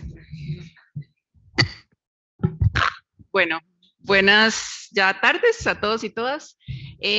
Realmente este es un tema que a nosotros en Costa Rica, pues por ser un país megadiverso, al igual que México, es un tema que se ha visto últimamente con un creciente interés y esperaríamos que también todo el resto de los países de la región sea la misma situación. Para hablar de este tema, realmente, como sabemos, todo está interrelacionado. No podemos hacer una división, ya lo decía la compañera en la intervención anterior, no podemos hacer una división entre lo que son animales de compañía, animales de producción, vida silvestre, porque en realidad todos se cubren bajo los mismos principios que tienen que ver con el bienestar animal. Aplica para todas las especies, no solo uno o el otro. Una de las cosas que nosotros siempre mencionamos cuando estamos hablando del tema de fauna silvestre es que hay que empezar entendiendo por qué la fauna silvestre habita en todo el territorio nacional sin excepción. Entonces tenemos vida silvestre en las grandes ciudades, tenemos vidas silvestres en los sitios naturales, por supuesto, en los parques nacionales y diferentes reservas biológicas, en las islas y en los cuerpos de agua, en las zonas costeras y en general en todos lados existe la fauna silvestre. La fauna silvestre, como ustedes saben, pues varía un poco la definición en cada uno de los países. Son aquellos organismos que no requieren del ser humano para su supervivencia. Esa es una definición bastante simple de lo que es fauna silvestre. Y la fauna silvestre, bajo muchos de los criterios de diferentes legislaciones, no solo incluye a los animales vivos, sino también a los animales muertos o los productos o derivados que se hacen con los animales. Como en el caso de acá, algunos productos que probablemente ustedes ya hayan visto en algunos establecimientos, lamentablemente siendo vendidos. Entonces, como existe fauna silvestre en todas partes del país, en todas las áreas de distribución, pues realmente es muy, muy usual que nosotros tengamos encuentros o interacciones con estos animales. ¿Y qué es esa interacción? Precisamente, este es un concepto bastante amplio, es la sombrilla que cubre todo lo que vamos a hablar ahora más adelante. Entonces, aquí les puse algo muy sencillo. A diario, por diversos motivos, cualquier persona podría encontrarse con un animal silvestre. A esta relación o influencia recíproca que puede existir entre las dos partes se le llama interacción. Entonces, aquí les voy a preguntar, ¿quién me puede decir cómo se llama? Zarigüeya, ¿qué otra forma le dicen acá? El tlacuache, sí. ¿Quiénes de ustedes, levantando la mano, han tenido algún encuentro con un animalito de estos? Y con nuestro amigo el mapache, ¿quiénes acá han tenido algún encuentro? En realidad son especies muy comunes en las áreas silvestres, en las zonas urbanas, ¿verdad? En los asentamientos urbanos. Entonces, realmente es muy difícil que alguien me diga que no ha tenido un encuentro, aunque sea un encuentro neutro. ¿Qué sería un encuentro neutro? O una interacción neutra. Lo vi pasar. No hubo ningún tipo de consecuencia, no hubo un tipo de nada extraño que pasara, nada más lo vi pasar. Me asombré en el momento o simplemente estoy acostumbrado a que pase todo eso. ¿Qué pasa? En ese sentido, cuando nosotros nos encontramos con un animal, por ejemplo, vamos a ver aves, algún lugar, ¿quiénes de aquí les gusta ir a ver aves? Y levanto la mano porque a mí también. Salir con los binoculares, con la guía de aves, ir a ver aves por ahí. Esa es una interacción que si se maneja bien es positiva. Entonces nosotros vamos, tenemos buenas prácticas responsables para ver a las aves, no les molestamos en su momento, entonces es una interacción positiva, nos trae beneficios a nosotros de disfrute y también a las especies no las afecta, entonces ahí hay una relación positiva. ¿Qué pasa cuando entonces este señorito entró a mi casa o entró a mi cielo raso y entonces yo ya empecé a detectar olores, empecé a detectar pues que anda por ahí, ¿verdad? Y a mí me incomoda. Eso se convierte en una interacción negativa. Entonces, nosotros en Costa Rica, para agrupar un poco este tema de las interacciones, hicimos un diagnóstico nacional. ¿Y qué fue lo que buscamos en ese momento? Buscamos agrupar a todas estas especies en diferentes tipos de interacciones que suceden. Y estas son interacciones sombrilla, porque realmente son mucho más amplias que eso. Entonces, digamos que los podemos integrar en 4 grupos. Las interacciones que suceden en algún campo de la infraestructura, de las construcciones humanas, en el ámbito del turismo, que ahí vamos a ver que hay interacciones que son bastante negativas, que producen pérdida de biodiversidad, en el urbanismo, que es casi que el tema que nos trae hoy, y en actividades agropecuarias. Ya alguien ahí mencionaba todas aquellas interacciones que se presentan entre las actividades productivas, principalmente con ganadería, y algunos depredadores como los jaguares y los pumas. Entonces, en infraestructura, y esto se los traigo porque realmente esto es muy, muy usual, no solo para aquellas especies o en las áreas protegidas, sino que esto sucede también en las ciudades. Obviamente, nosotros como seres humanos desarrollamos toda una clase de infraestructura lineal, incluso carreteras, tendidos eléctricos. Los tendidos eléctricos nos permiten estar utilizando toda esta tecnología, pero también tienen ciertas implicaciones para la fauna silvestre. Por ejemplo, en el caso de la distribución eléctrica, hay muerte por electrocución. Este es uno de los problemas que se han identificado, que son bastante, digamos, en detrimento de la biodiversidad en nuestros países. La distribución eléctrica, ya sea por los cables eléctricos o por también algunas otras tecnologías como las torres eólicas o incluso por la iluminación. Hay unos estudios que ya están diciendo que hay afectación en diferentes patrones migratorios de las especies por la iluminación. Entonces, igual afecta a otras especies como las tortugas marinas, etcétera, que ya eso es algo bien conocido. La fragmentación de los hábitats es, creo yo, una de las cosas más esenciales cuando hablamos de infraestructura y la afectación que tiene. Cuando construimos una carretera, pues estamos fragmentando un hábitat realmente. Estamos pasando digamos, una vía entre 2 partes y este animal necesita pasar del punto A al punto B cruzando esa calle y ahí es donde se dan los atropellos. El día de hoy, por ejemplo, recibí una noticia de que en Costa Rica acaba de suceder un atropello de un jaguar, que como ustedes saben es una especie bastante valiosa para el ecosistema, es una especie sombrilla. Entonces, bueno, también existen otro tipo de interacciones que se presentan en la infraestructura. Las colisiones, por ejemplo, de mamíferos marinos con las embarcaciones, eso es algo que sucede, las ballenas colisionan con las embarcaciones y otros mamíferos también.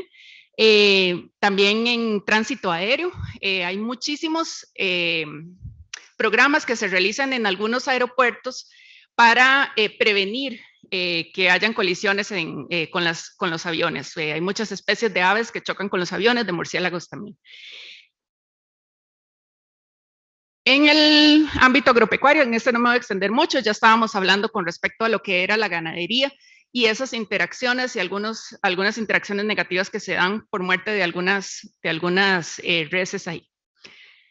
Obviamente la contaminación de las aguas también va indirectamente y directamente a afectar a los animales. La acuicultura, la pesca marina también por medio de captura incidencial, eso es considerado una interacción negativa con la fauna silvestre. En el turismo hay diferentes cosas que suceden. El tráfico de especies es considerado una interacción negativa entre el ser humano y la fauna silvestre. Esto es toda una presentación por aparte. Hay otras prácticas que se relacionan con cómo nos conducimos nosotros en actividades turísticas que tienen que ver con alimentar a los animales silvestres, fotografías en forma inadecuada, etcétera, y comportamientos temerarios, como este señor que tenemos acá. Este es un tour que se presenta en Costa Rica, desgraciadamente todavía se presenta, de alimentación de cocodrilos, y a pesar de que la legislación lo prohíbe. Entonces, de alguna forma acostumbra a los animales a estar cerca de las costas y a asociar a los seres humanos con comida, con las implicaciones que eso tiene. Otras, bueno, afectaciones, ¿verdad? La transmisión de enfermedades también, y bueno, en el turismo también está el asunto de la infraestructura, que también pues hay muchísimos animales que sufren, digamos como los colibríes y otras aves de gran valor en el ecosistema, también sufren por ahí. Entonces, en el urbanismo, que es lo que nos trae el día de hoy, obviamente tenemos pérdida de hábitats. A medida que las ciudades crecen, también se disminuye la posibilidad de tener hábitats más ricos para la fauna silvestre. También la tala obviamente destruye diferentes tipos de hábitats. Hay destrucción de madrigueras, de nidos y alejamiento de la fauna por la presencia humana. En lo que tiene que ver en nuestras casas y en nuestra cotidianidad, les hago la pregunta, ¿aquí alguien ha visto cuando o ha tenido la experiencia de recoger un ave que ha chocado con una ventana? Que levante la mano. ¿Cuántos de esas aves sobrevivieron? 1, 2, por ahí. Que sepamos que hayan podido salir y volar, ¿verdad? No sabemos si ya más adelante, a los días, pudo haber fallecido, ¿verdad? El ave. Entonces, eso es algo muy cotidiano de nosotros. Nuestra región, por estar en un paso entre dos grandes masas de tierra, es una región con alta ocurrencia de especies migratorias, y eso hace que también sea propenso todos esos edificios maravillosos, lindísimos que vemos cubiertos de ventanas, trampa mortal para las aves, ¿verdad? Y muchas veces no las vemos porque el ave choca, cae y un depredador se la lleva. Entonces, a veces el problema no lo vemos si lo vemos cuando sucede, pues está ahí evidente, pero muchas veces los números que tenemos de eso, alguien dice, no, es que aquí no chocan las aves, lo que nos hemos encontrado es plumillas, que seguro es que chocó y perdió plumas y se fue. Probablemente haya sido algún otro depredador, algún gato o algún otro animal omnívoro que haya llegado. En la más clásica, animales silvestres ingresando a espacios habitados por las personas. El mapache revisando mi basura, el tlacuache entrando en mi techo, en las paredes o en alguna bodega. Eso es muy usual también. También creo que ustedes tienen el privilegio, diría yo, de tener a los cacomixtles. Esa es una especie que nosotros tenemos en Costa Rica, pero no es usual verlo en las ciudades, para nada. O sea, es bastante raro de ver, de hecho. Entonces, bueno, también tenemos hallazgo de neonatos y secuestros. ¿Y por qué digo secuestros? ¿Alguien me puede decir por qué digo que cuando me encontré un pichón en el suelo, hablamos de secuestros? Bueno, realmente cuando hablamos de secuestros de esto es que a veces encontramos a los pichones en el suelo y creemos que se cayó de un nido, y tal vez lo que el animalito estaba haciendo era aprendiendo a volar, practicando sus habilidades de vuelo, y entonces anda por ahí. El nido realmente es un lugar bastante peligroso para ellos ya cuando están un poquito más grandes. Incluso los depredadores los identifican fácilmente y llegan ahí. Entonces, cuando ellos ya más o menos aprenden a volar, empiezan a alejarse del nido y los papás empiezan a alimentarlos donde ellos estén, ¿verdad? Si anda en el suelo, si anda en la hojarasca, si anda por ahí como volando un poquito, pero no alza vuelo todavía, los papás se encargan de estar alimentándolo y se comunican por medio de los sonidos.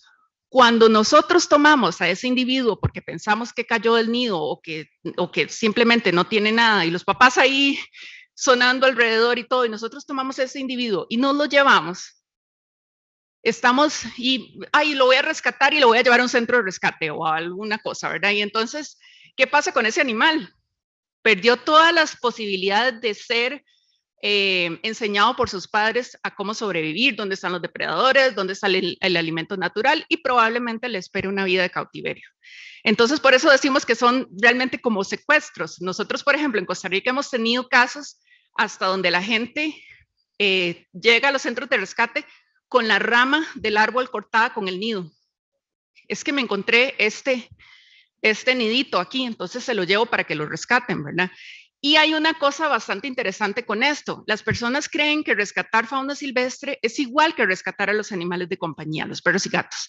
Y hay una diferencia muy grande entre cuáles son los manejos en este caso. Obviamente también hay transmisión de enfermedades, hay cautiverio, que muchas veces, muchos de esos animales rescatados o digamos que inadecuadamente rescatados terminan en las casas siendo mascotas. Cacería, por supuesto, también es una interacción que no solo sucede en áreas silvestres protegidas, sino también en las ciudades. Y una muy importante y muy esencial para nosotros. ¿Dónde está? Aquí. Encuentros con animales de compañía. Hay muchísimas interacciones que existen con los animales de compañía y la fauna silvestre. ¿Quiénes de aquí tienen perros o gatitos? Mejor, hablemos de los gatos.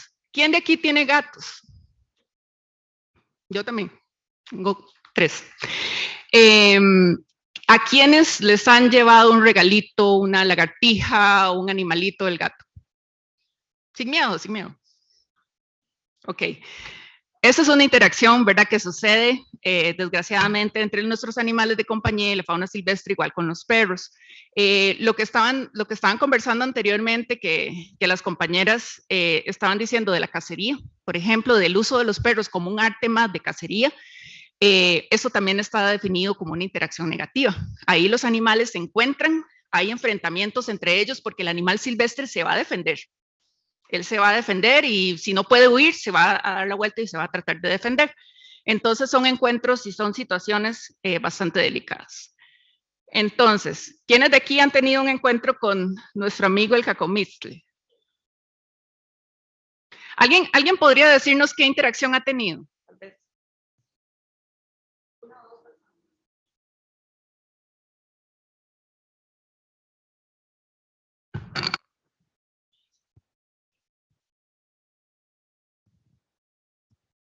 Hola, bueno, la primera vez fue afuera de donde vivo, en un departamento, y el cacomixtle corrió hacia una palmera. Obviamente esta palmera tiene frutos. Y cada año suelo verlo. Y en otras ocasiones, alrededor de la ciudad, he visto un cacomixtle, bueno, varios en los cables, en los árboles, y pues me he intentado acercar para darles alimento, fruta, pero pues no son muy amigables y huyen. Ok. ¿Alguien más que quiera contar una experiencia con el cacomixtle? Nosotros le decimos cacomixtle, entonces por eso me cuesta un poco pronunciarlo.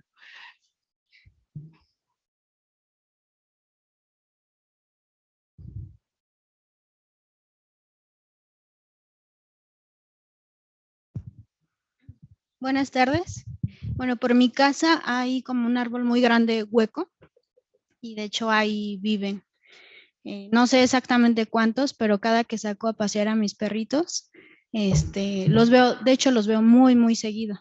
Yo los saco diario a mis perritos y aproximadamente a la semana los veo 1, 2, hasta 3 veces. Ok, bueno, parece que es como muy usual, ¿verdad? Ver estos animalitos acá. Realmente, como les digo, es un privilegio porque nosotros los tenemos, pero es muy difícil verlos. Yo por lo menos no he visto ninguno en vida libre, solo vi una cola un día nada más, pero no puedo considerar que lo vi completo. Pero sí, digamos, nosotros a todos estos animales, esta fauna silvestre urbana, les decimos vecinos silvestres, porque realmente son nuestros vecinos. Y por ahí empieza un poco el mensaje que les quisiéramos dejar el día de hoy. ¿Por qué hay tanta fauna silvestre en nuestras zonas? Realmente, bueno, la expansión, ¿verdad?, que tienen las ciudades ha creado que tengamos la posibilidad de encontrarnos más frecuentemente con estos animales. Hay un proceso que se llama la sinurbización o sinantropización, que habla de los cambios que tienen estos animales a diferentes niveles como resultado de esa interacción, ¿verdad? Entonces hay cambios en la densidad de población, hay más mapaches, porque hay más recursos disponibles, y más adelante vamos a hablar de eso.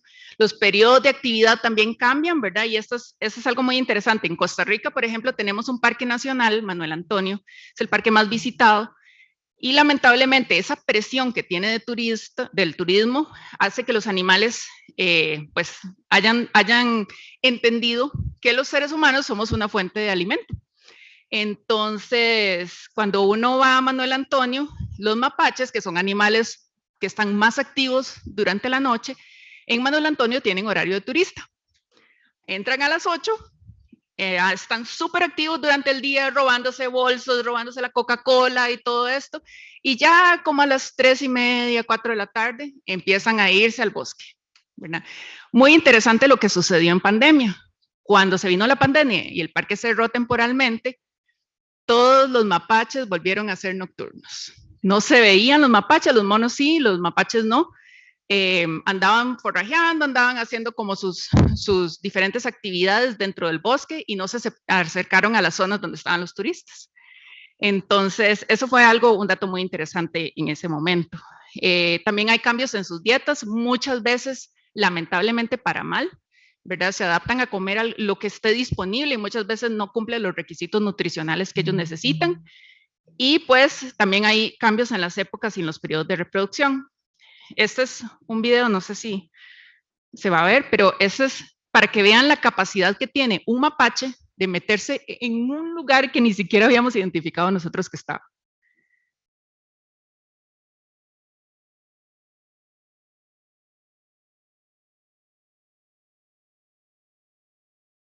Entonces, es como cuando uno dice, ¿por dónde se meten?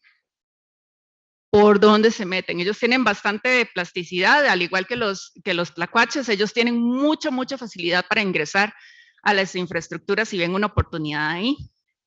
Entonces, bueno, otras situaciones que se pueden presentar, ya lo mencionábamos, hay los neonatos silvestres o las crías que no requieren rescate, pero hay algunas que sí requieren rescate. ¿Cuándo un animal requiere rescate? Cuando estamos seguros de que los papás no están o fueron o murieron, ¿verdad? Cuando estamos completamente seguros, que nos encontramos, por ejemplo, a la mamá atropellada y los hijitos todavía vivos encima de ella, porque como ustedes saben, ella carga a sus crías en el lomo hasta que ya están listos para desplazarse por sí mismos. También cuando hay atropellos en la vía, ¿a alguno de aquí le ha tocado atender o estar presente en algún atropello de fauna silvestre? Ok, en la electrocución de fauna, ¿alguno ha visto alguna electrocución de fauna de algún animal pegado? Una paloma, un ave, un mono, un cacomixtle. Bueno, ya hablamos de choque de aves con ventanas y las interacciones negativas. Todos estos realmente tienen algún tipo de implicación, entonces por supuesto que hay ahí alguna afectación. Hay otras afectaciones también, ya los compañeros han hablado de la crueldad y el maltrato, ¿verdad? Muchas de estas cosas que suceden con los animales silvestres pueden de alguna forma derivar en maltrato, entonces por eso es que estos temas se encuentran íntimamente relacionados. Ahora, nosotros desde que crecemos, desde que nacemos y crecemos, tenemos ciertas imágenes que se van forjando socialmente de lo que tiene que ser un animal. Y entonces, de alguna forma, por socialización, por todos estos procesos que vivimos nosotros de crianza y de desarrollo, a veces se nos inculca la idea de que hay unos animales que son buenos y hay otros animales que son malos, ¿verdad? Pobrecitas las serpientes, siempre están en el lado malo, ¿verdad? Las serpientes, algunos animales como los sapos. Si es una rana verde y una rana de cristal o alguna especie así, es bonita, pero si es este, es feo, ¿verdad? Igual con los felinos grandes, a veces hay ahí como una lucha entre sí, no, ¿verdad? Sí me gusta, no me gusta, y etcétera, ¿verdad? Hay algunos que se asocian incluso con mascotización o con cautiverio, como los diferentes citácidos, y algunos otros que tienen depositaciones también negativas, como el mapache, el ladrón, se mete a robar. En los dibujos animados no ayuda, que también lo ponen de la misma forma, ladronzuelo, que te engaña y todo eso, entonces también, ¿verdad? Ahí también diferentes procesos. Entonces, como les decía, por socialización, los pensamientos, la emoción, la conducta, experiencias previas que he tenido. Si tuve alguna experiencia negativa con un animal silvestre, probablemente mi reacción y mi comportamiento hacia ese sea negativo. Las creencias, los mitos. Hay muchísimas leyendas, muchísimos mitos alrededor de la fauna silvestre, y eso es algo lindísimo de recopilar en algún momento por parte de las ciencias naturales y las ciencias sociales también. Hay un riesgo real, pero también hay riesgos percibidos. Siento que me va a hacer daño, pero no lo puedo comprobar. Nunca me ha hecho nada, nunca nada, entonces siento que hay un riesgo latente por ahí. Y bueno, obviamente también depende mucho de la cultura en la que nosotros nos estemos desenvolviendo. Entonces, bueno, ya les decía, pasa por todo ese sistema que tenemos nosotros, individuales, sociales, de información que recibimos desde el exterior.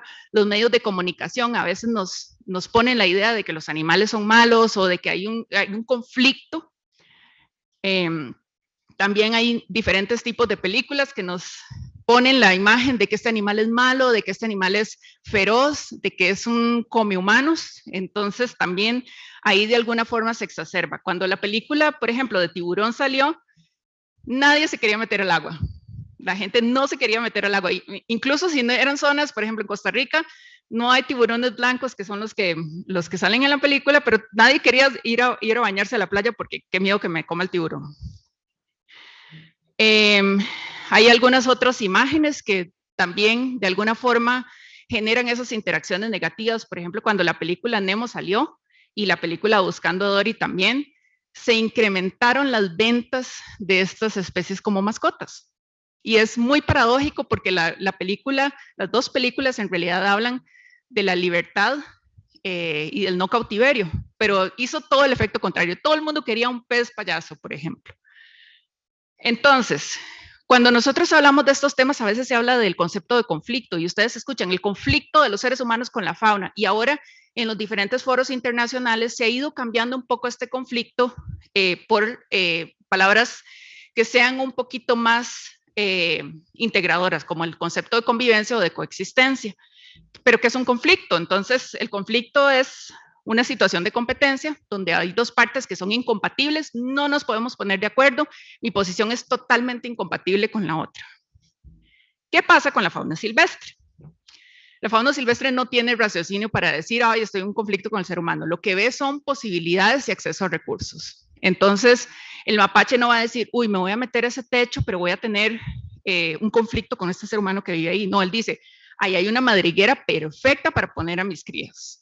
Entonces, obviamente, el concepto como tal de conflicto es meramente humano. Alguien decía, una colega de nosotros de Estados Unidos decía que el conflicto es dos personas poniéndose de acuerdo, sin poderse poner de acuerdo sobre qué hacer con la fauna silvestre, ¿verdad? Que es diferente a que la fauna silvestre esté involucrada ahí. Entonces, las personas también, hay otro concepto muy importante de tolerancia, que es como un punto medio, ¿verdad? No me gusta el animal. Por ejemplo, la semana pasada andábamos en un caso con los oficiales de vida silvestre de Costa Rica, donde una señora decía, yo odio a los mapaches, los aborrezco, no me gustan, no quisiera que estén aquí, pero pobrecitos, no les hago daño, ¿verdad? Tolerancia por ahí. No es una actitud activa ni nada de eso, pero por lo menos hay una noción de que el animal no tiene que ser maltratado. Y hay muchísimos factores, no los voy a mencionar, pero aquí les pongo algunos: mantenimiento inadecuado de infraestructuras, tenencia inadecuada de las mascotas domésticas, ya lo decíamos, puede producir que hayan interacciones negativas. El manejo inadecuado de los residuos sólidos es una de las claves que hay en esto, ¿verdad? Donde también le proveemos activamente alimentación a la fauna silvestre.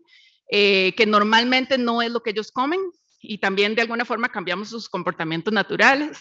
Hay miedo y rechazo, no se conocen los estimados de las poblaciones. Y bueno, otra que les decía, ¿verdad? Coberturas mediáticas resaltando las víctimas, conflictos. Hay empresas que se aprovechan de esto para exterminadoras, como les llaman, ¿verdad? De plagas, para abordar casos de vida silvestre, etcétera. Entonces, ¿qué estamos buscando de alguna forma? Estamos buscando progresar de un conflicto hacia una actitud de más coexistencia, donde haya una integración total y respeto por esas especies y por ese espacio que compartimos. Entonces, una de las cosas que quisiera que hoy nos dejemos es cómo nosotros nos referimos a los animales silvestres. Estas son palabras, esto que les puse ahí, son palabras que se utilizan muy comúnmente para hablar de los animales silvestres, principalmente de la fauna silvestre urbana, que son una plaga, que vivimos en un conflicto con ellos, que hay una sobrepoblación de animales, una sobrepoblación de mapaches, un montón de mapaches. No pertenece aquí. Esa es otra que escuchamos muy usualmente. Ese no pertenece aquí, hay que salvarlo y llevarlo al bosque porque ahí pertenece. Que también es un invasor, y otros muchos, ¿verdad? Entonces tenemos que ir de alguna forma nosotros mismos, un autoexamen, ver cómo nos referimos nosotros hacia estos animales que conviven con nosotros. Entonces, alguien diría, bueno, no, pero entonces yo pongo una trampa para atrapar a esos animales, no les hago daño y los llevo al bosque. Por ejemplo, en la legislación de Costa Rica eso está considerado como cacería. Y la cacería deportiva o la cacería que no es para subsistencia está prohibida por ley. Entonces ahí se mete uno incluso en un delito. Pero bueno, ¿qué pasa cuando yo agarro a este individuo y me lo llevo al bosque? Entonces, si este se estaba metiendo en mi techo y entonces yo lo llevé, lo capturé y lo fue, o llamé a los bomberos, llegaron, se lo llevaron y lo fueron a buscar, a soltar en alguna zona boscosa, ¿qué pasa? Ya no tengo al tlacuache que llegue, pero no solucioné ningún tipo de situación con la infraestructura, entonces otro va a llegar. Y así funcionan las dinámicas poblacionales, incluso con los perros y los gatos también. Va a haber un nicho disponible que va a ser ocupado por otros y las condiciones se mantienen iguales. Y también atrapar, eliminar, envenenar, que es otra acción letal que se utiliza, abordan el síntoma, pero no la raíz del problema, no la fuente. Entonces el problema es muy probable que vaya a suceder. Entonces, poner trampas, chequearlas también es bastante costoso para las agencias. Como les decía, no abordan la raíz del conflicto como tal, el conflicto para los seres humanos. Los métodos letales de eliminación de la fauna no están alineados a una visión humanitaria, por supuesto, y de alguna forma las agencias o otras entidades tendrán que lidiar con el costo de proveer cuidado a la fauna huérfana. Yo me llevé este mapache, lo trasladé de Ciudad de México a alguna área protegida, que creo yo que va a estar mejor. Pero ¿qué pasó?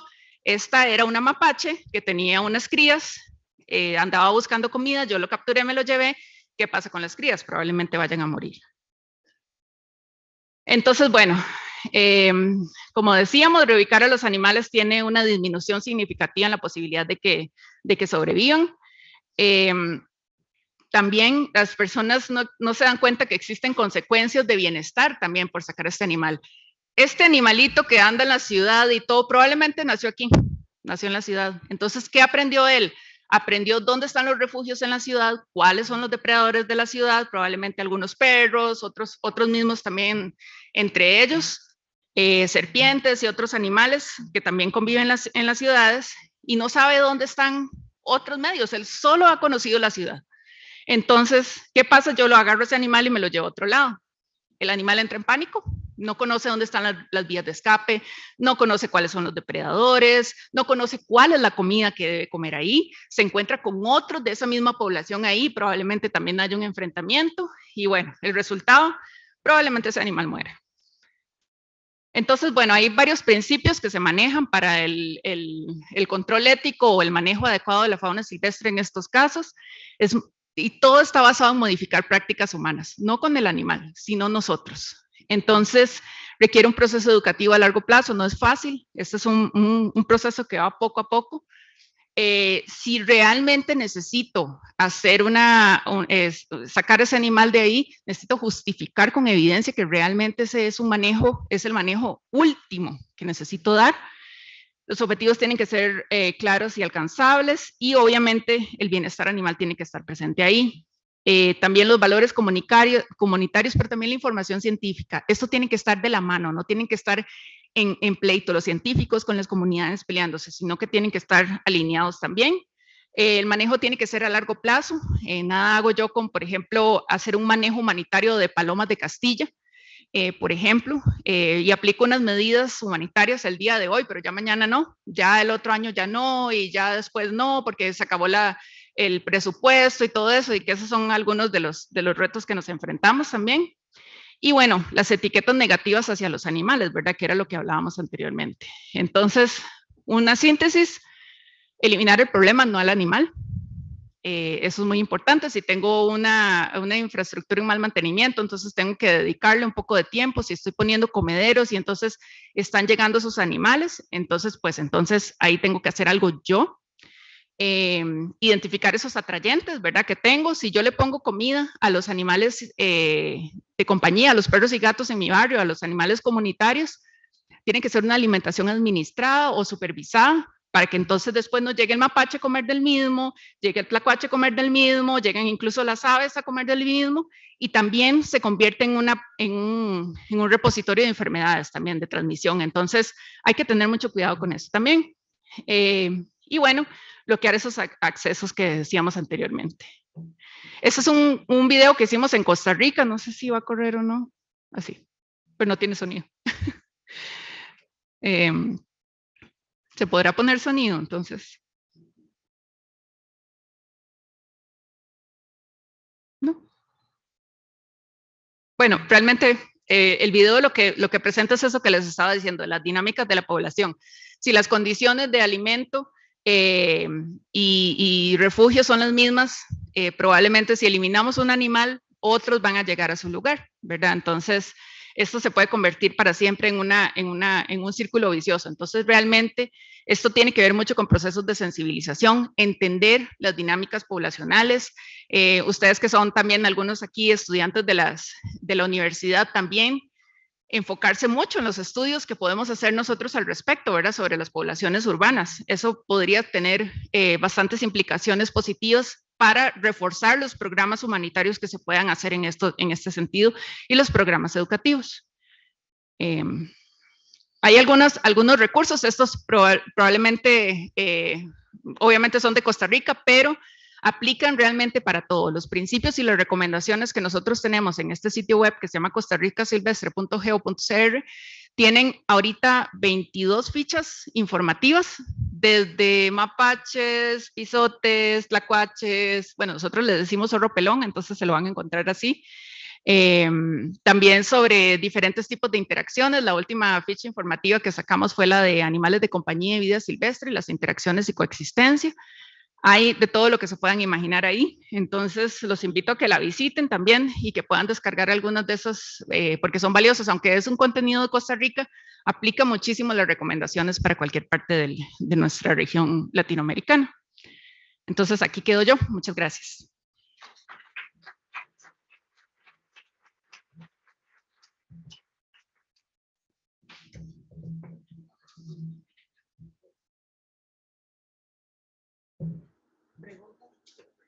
Tenemos toma, claro.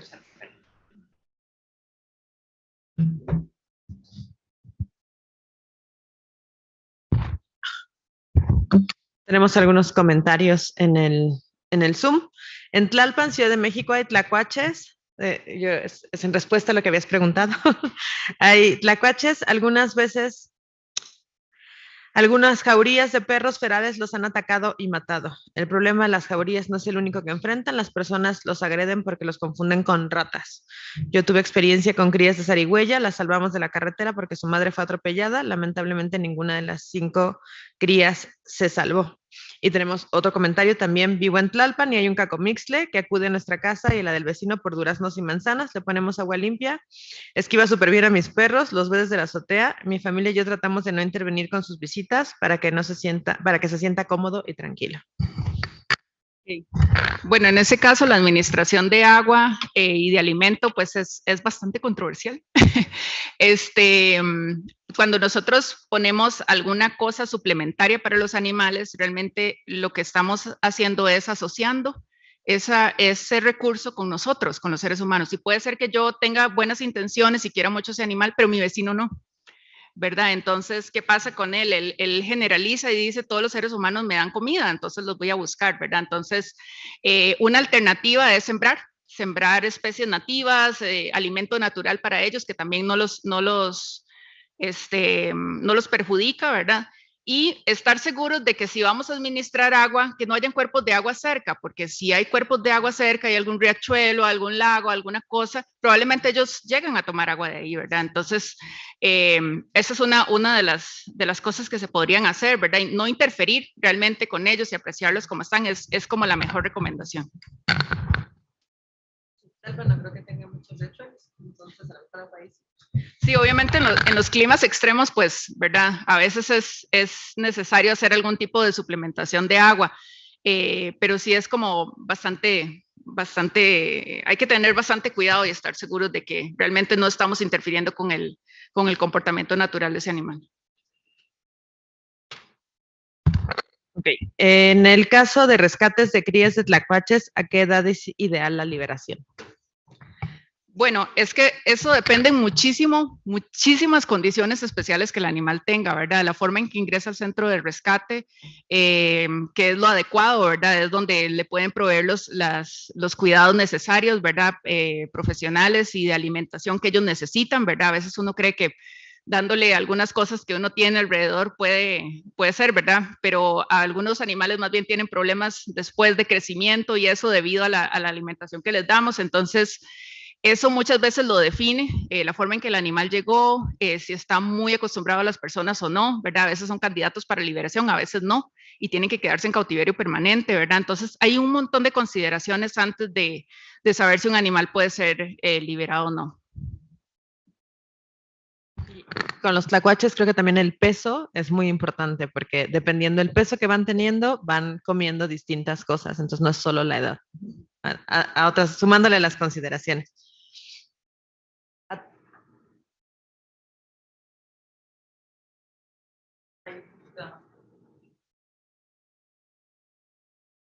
Bueno, yo vengo del bosque de Chapultepec. Ahí es muy común que nos llevan en jaulas de pájaros o en jaulas de hámsters. Toda clase de tlacuaches, cacomixles y hasta las ardillas van y las dejan ahí en el bosque. El 90% de los que van y dejan al día siguiente amanecen muertos porque los mismos tlacuaches del bosque los atacan. En este caso sería recomendable que si logramos ubicar a la persona, nosotros podamos llevar a estas especies a donde vive esta persona y poder liberarlos en esa zona, o los dejamos a su suerte y que el bosque haga su parte. Sí, qué difícil decisión, ¿verdad? Muchas veces han habido muchos casos de este tipo de inadecuados rescates, ¿verdad? Donde la entrevista a la persona que los llevó, ojalá saber exactamente el punto donde los encontró, a veces devolverlos, esperar incluso con los mismos pichones, ¿verdad? De aves, que uno se los encuentra ahí, ¿verdad? Y no sé si los papás no se ven a la vista y todo, hay que tener paciencia, hay que esperar, ¿verdad? Y tal vez eso sea una serie de recomendaciones que hay que darle a los visitantes, ¿verdad? Hay que esperar un poco a ver si los papás van a llegar. Por ejemplo, los mapaches dejan durante el día o en horas ya avanzada la tarde a las crías para salir, y no quiere decir que los abandonaron, ¿verdad? A veces duran hasta, no sé, más de un día afuera, y entonces la gente dice, uy, la mamá no vino, entonces sacó los bebés mapaches, los llevó a un centro de rescate y la mamá estaba por ahí todavía, ¿verdad? Entonces, si se sabe el sitio exacto, lo mejor es devolverlos, ¿verdad? Si no se sabe el sitio exacto, pues ya les tocará un proceso de rehabilitación ahí en un centro autorizado. Muchas gracias. Te entregamos tu constancia. Gracias. Muchas gracias. Muchas gracias.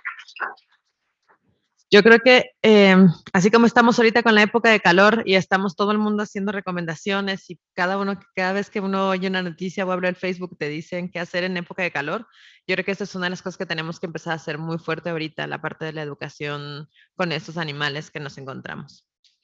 Muy bien. A continuación, tengo el honor de presentarles a Felipe Márquez. Él se desempeña en Humane Society International México como gerente de programas contra la crueldad animal.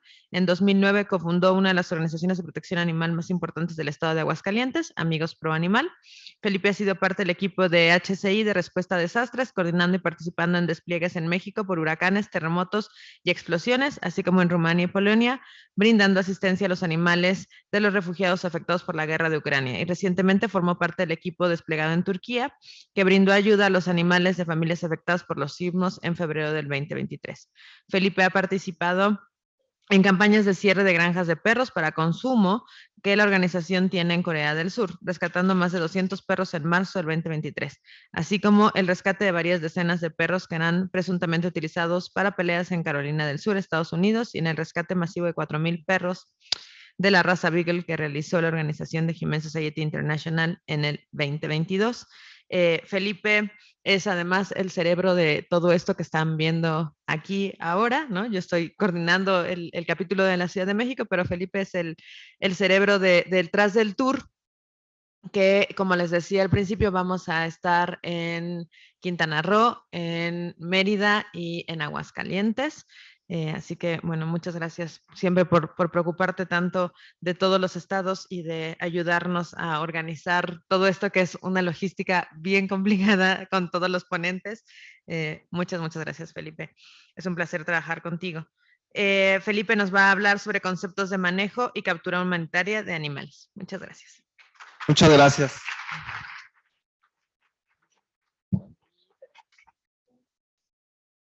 Bueno, pues muy buenas tardes. Muchas gracias por la invitación y gracias por estar aquí esta mañana y tarde, que ya sé que a esta hora ya nos pesan los ojos, ya nos da mucha hambre y a ver si no nos traiciona el estómago haciendo ruidos extraños pidiendo algo de alimento. Pero bueno, en esta ocasión yo quiero platicarles un poco de cómo se hace ya el proceso después de los rescates. Ya nos hablaban Janet, nos hablaban Shalimar, la doctora G, en términos de los rescates.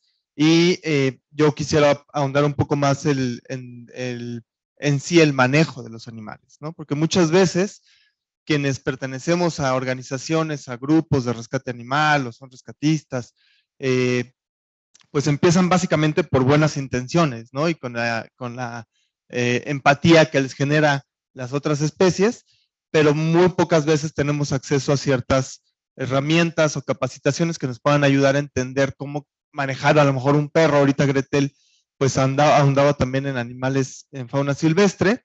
Yo no hablaré de fauna silvestre porque no es mi campo de trabajo, ni lo conozco, para eso está Gretel, pero sí animales domésticos o de compañía, que son los que regularmente rescatamos pues de manera más común. De inicio, pues les pido una disculpa, hay algunas imágenes que son un poco fuertes, entiendo que los que están aquí pues seguramente ven cosas similares o mucho peores, entonces bueno, nada más es como un pequeño disclaimer. Yo quisiera empezar preguntándoles si se puede prevenir un ataque de un perro, por ejemplo. ¿Qué dicen la mayoría de aquí, sí o no? ¿Sí? ¿Por qué se puede prevenir un ataque de un perro? ¿O cómo se puede prevenir un ataque?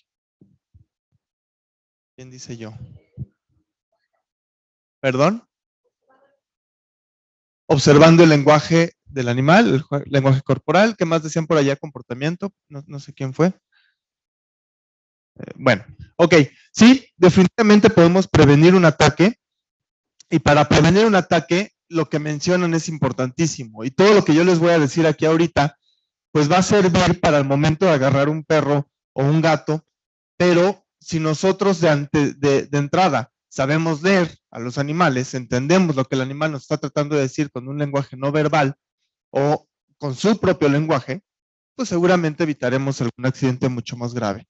Hay que pensar siempre en la seguridad física. Primero es nosotros, primero es nuestro equipo, primero es la gente que está con nosotros. ¿Por qué? Porque si nosotros no nos preocupamos por nuestra seguridad, pues no vamos a poder seguir rescatando perros, ¿verdad? Si ahorita nos muerde un perro, mañana no puedo salir a rescatar a otro perro. Si ahorita nos araña un gato, difícilmente podré hacer algo en los próximos días. Entonces tenemos que preocuparnos por nuestro equipo.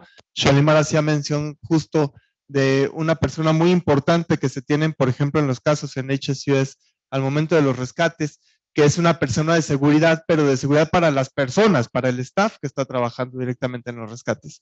Que la verdad, aquí en México, yo incluso, no sé, Klaus, si a ti te ha tocado, pero en los rescates que hemos hecho, nunca me ha tocado que alguien se preocupe por la seguridad del personal que está rescatando a los animales. Por lo menos no que yo tenga recuerdo o que tenemos conocimiento. Y eso fue algo que vimos, por ejemplo, el año pasado en el rescate de los perros en Carolina del Sur, de pelea, que se utilizaban presuntamente para peleas de perros. Había una persona preocupada por la atención de cada uno de nosotros. Incluso hubo un accidente que normalmente Michelle comparte y Gretel conoce muy bien porque es colega de ella en Costa Rica, de una colega que se paró sobre un panal de avispas y no se dio cuenta de que estaba el panal de avispas porque su función era tomar fotos. Entonces ella está hincada tomando fotografías y de repente empezó a tomar las fotos y empezó así como, ¡ay! Y de pronto le grita a alguien de allá, quítate, quítate, está sobre el panal de avispas. Entonces sale la pobre Sofía corriendo sobre con el montón de avispas, se metió al tráiler, se metió al baño, se quitó literalmente toda la ropa porque las avispas ya se la habían metido a la ropa. Yo abrí la puerta del tráiler y todavía las avispas seguían saliendo de adentro del tráiler para afuera. Entonces, y ya esta persona de seguridad pues se encargó de darle los medicamentos, porque no fue un piquetito, además son estas hornets, ¿no? Que no sé cómo se traducen, son unas avispas marca Diablo, de esas que de verdad no quieres tener cerquita, pero había una persona encargada en darle la atención médica, en cuidarla, en verificar que estuviéramos hidratándonos todos, como decía Shalimar también hace ratito, ¿no? Llevar bebidas para hidratarnos, ¿está nosotros bien? Porque si nosotros estamos bien, podemos desempeñar mejor nuestro trabajo. Si nosotros no tenemos buenas condiciones para desempeñar nuestro trabajo, pues al ratito vamos a estar cansados, al ratito vamos a estar hartos. Y sí, todos llegan con mucha euforia y emoción a querer capturar perritos. Y en los rescates todos quieren cargar perritos y gatitos. Cuando los perritos y gatitos dejan de ser amables, cuando ya nada más quedan los perritos que nos están viendo con cara de te voy a matar, ya te dije, no te me acerques porque te voy a matar, en ese momento ya no está tan divertido. Y la gente normalmente dice, chin, ya me tengo que ir, te dejo al difícil, pero yo ya saqué a los que sí se pueden cargar. Nos vemos en el próximo rescate. Eso es lo que tenemos que preocuparnos por el equipo. ¿Qué es la agresión? Y entendamos que la agresión, pues es un mecanismo natural y emocional de los animales de supervivencia. Por ejemplo, este señor dice, una persona que publicó en Facebook, esta perrita lo mordió, y normalmente la reacción de la mayoría de la gente es, me muerde, te pateo, ¿no? Me muerdes, te golpeo, me muerdes, te apedreo, porque pues, ¿por qué me muerdes, no? No sabemos, como decía Gretel ahorita, no sabemos tener interacción positiva con los animales, y el perro a lo mejor nos mordió por alguna condición que nos estuvo diciendo, no supimos leer su lenguaje corporal, no entendimos que el perro nos estaba diciendo, ya te dije, hazte para atrás, no me siento cómodo contigo, van 2 advertencias, 3 advertencias, empieza a hacer todas las señales que ya nos han dicho millones de veces, y todavía llegamos, ven perrito, y el perro pues termina pegándonos una mordida de estas, además no fue una mordidita, ¿no? Fue una mordida pues de consideración. Pero ¿qué hizo este tipo? Pues en vez de agredir a la perra, empezó a llevarle comida y la empezó a ganar su confianza, a grado de que ya la perra cada vez que lo ve se le acerca y lo saluda o se le ponía cerca, ¿no? Yo espero, no sabemos en qué concluyó esta historia, yo espero que haya concluido en que lo adoptó a la perrita, ojalá, pensemos positivo, pero bueno, esa es la parte de la parte de la agresión, ¿no? Y hay que analizar los traumas que pueden tener los perros, hay que analizar las situaciones que nos están manifestando y cómo evitar estas agresiones. Los animales, esto me voy a ir muy rápido porque además llevamos un poco tarde de tiempo, pero los tipos de agresión pueden ser por distintos... no importa, me voy muy rápido. Está bien, sí. Ok. Tenemos tipos de agresión. ¿Está bien si hablo así? Despacito. Condensado, pero no rápido. Los tipos de agresión y seguramente quienes han rescatado o se dedican a la parte veterinaria, pues entienden y conocen estos tipos de agresión, ¿no? Normalmente el perro nos va a agredir porque está protegiendo su territorio, sus recursos, o luego dicen, es que esta perra nos mordió a todos en la calle.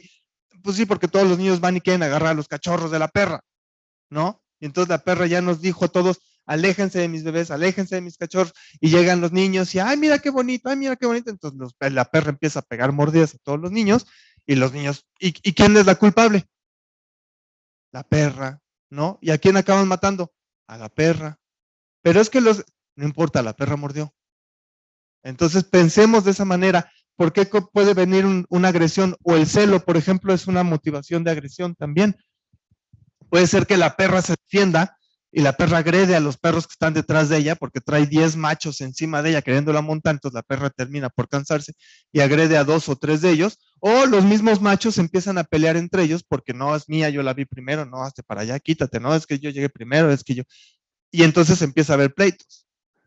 Y luego llega uno y quiere ahí defender a la perrita, ¿no? Y entonces ya están los perros ahí como calientes en el término de que están queriéndose matar entre todos ellos, y uno se quiere meter ahí, pues terminan mordiéndonos a uno, ¿no? Entonces tenemos que entender cuáles son las mejores herramientas para manejar los animales y evitar. Yo lo que quiero es que evitar es que lleguemos a esto, que no tengamos ninguna de estas agresiones, que no haya razón para que el perro nos agreda.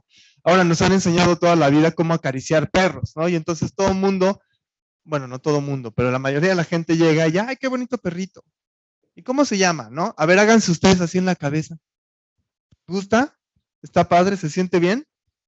Péguense. Y ahora imagínense que paso yo, luego pasa Gretel y nos da, luego viene la doctora G y nos da, luego Claudia llega y nos da, y entonces de pronto ya traemos así 40 zapes en la cabeza, dices, ya, no, párale.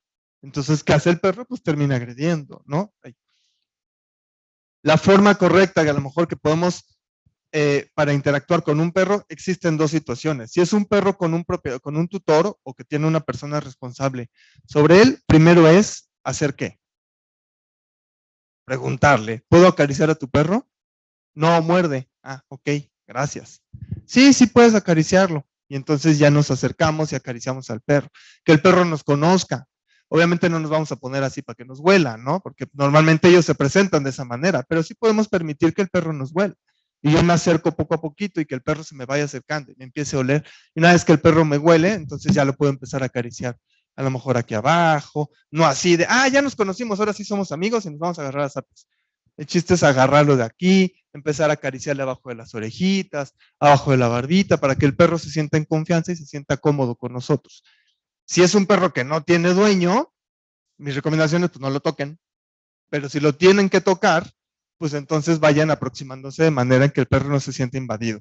Si es un perro que tienen que rescatar, pues se pueden poner a la altura del perro, no verlo directo a los ojos. Si yo ahorita me pongo y te me quedo viendo a los ojos, pues nos empezamos a sentir incómodos en algún momento, ¿no? Lo mismo con los perros. Ahora imagínense, digo, nosotros no los conocemos, pues igual la misma incomodidad lo sienten los perros. Entonces, no verlos a los ojos, agacharnos, ponernos a su altura. Funciona la voz de bebé, el famoso baby voice que dicen, ¿no? Ven, perrito, ven, acércate, ¿no? Y hay quienes les da pena, y hay quienes, ay, no, yo cómo voy a hablar con baby voice, por favor, ¿no?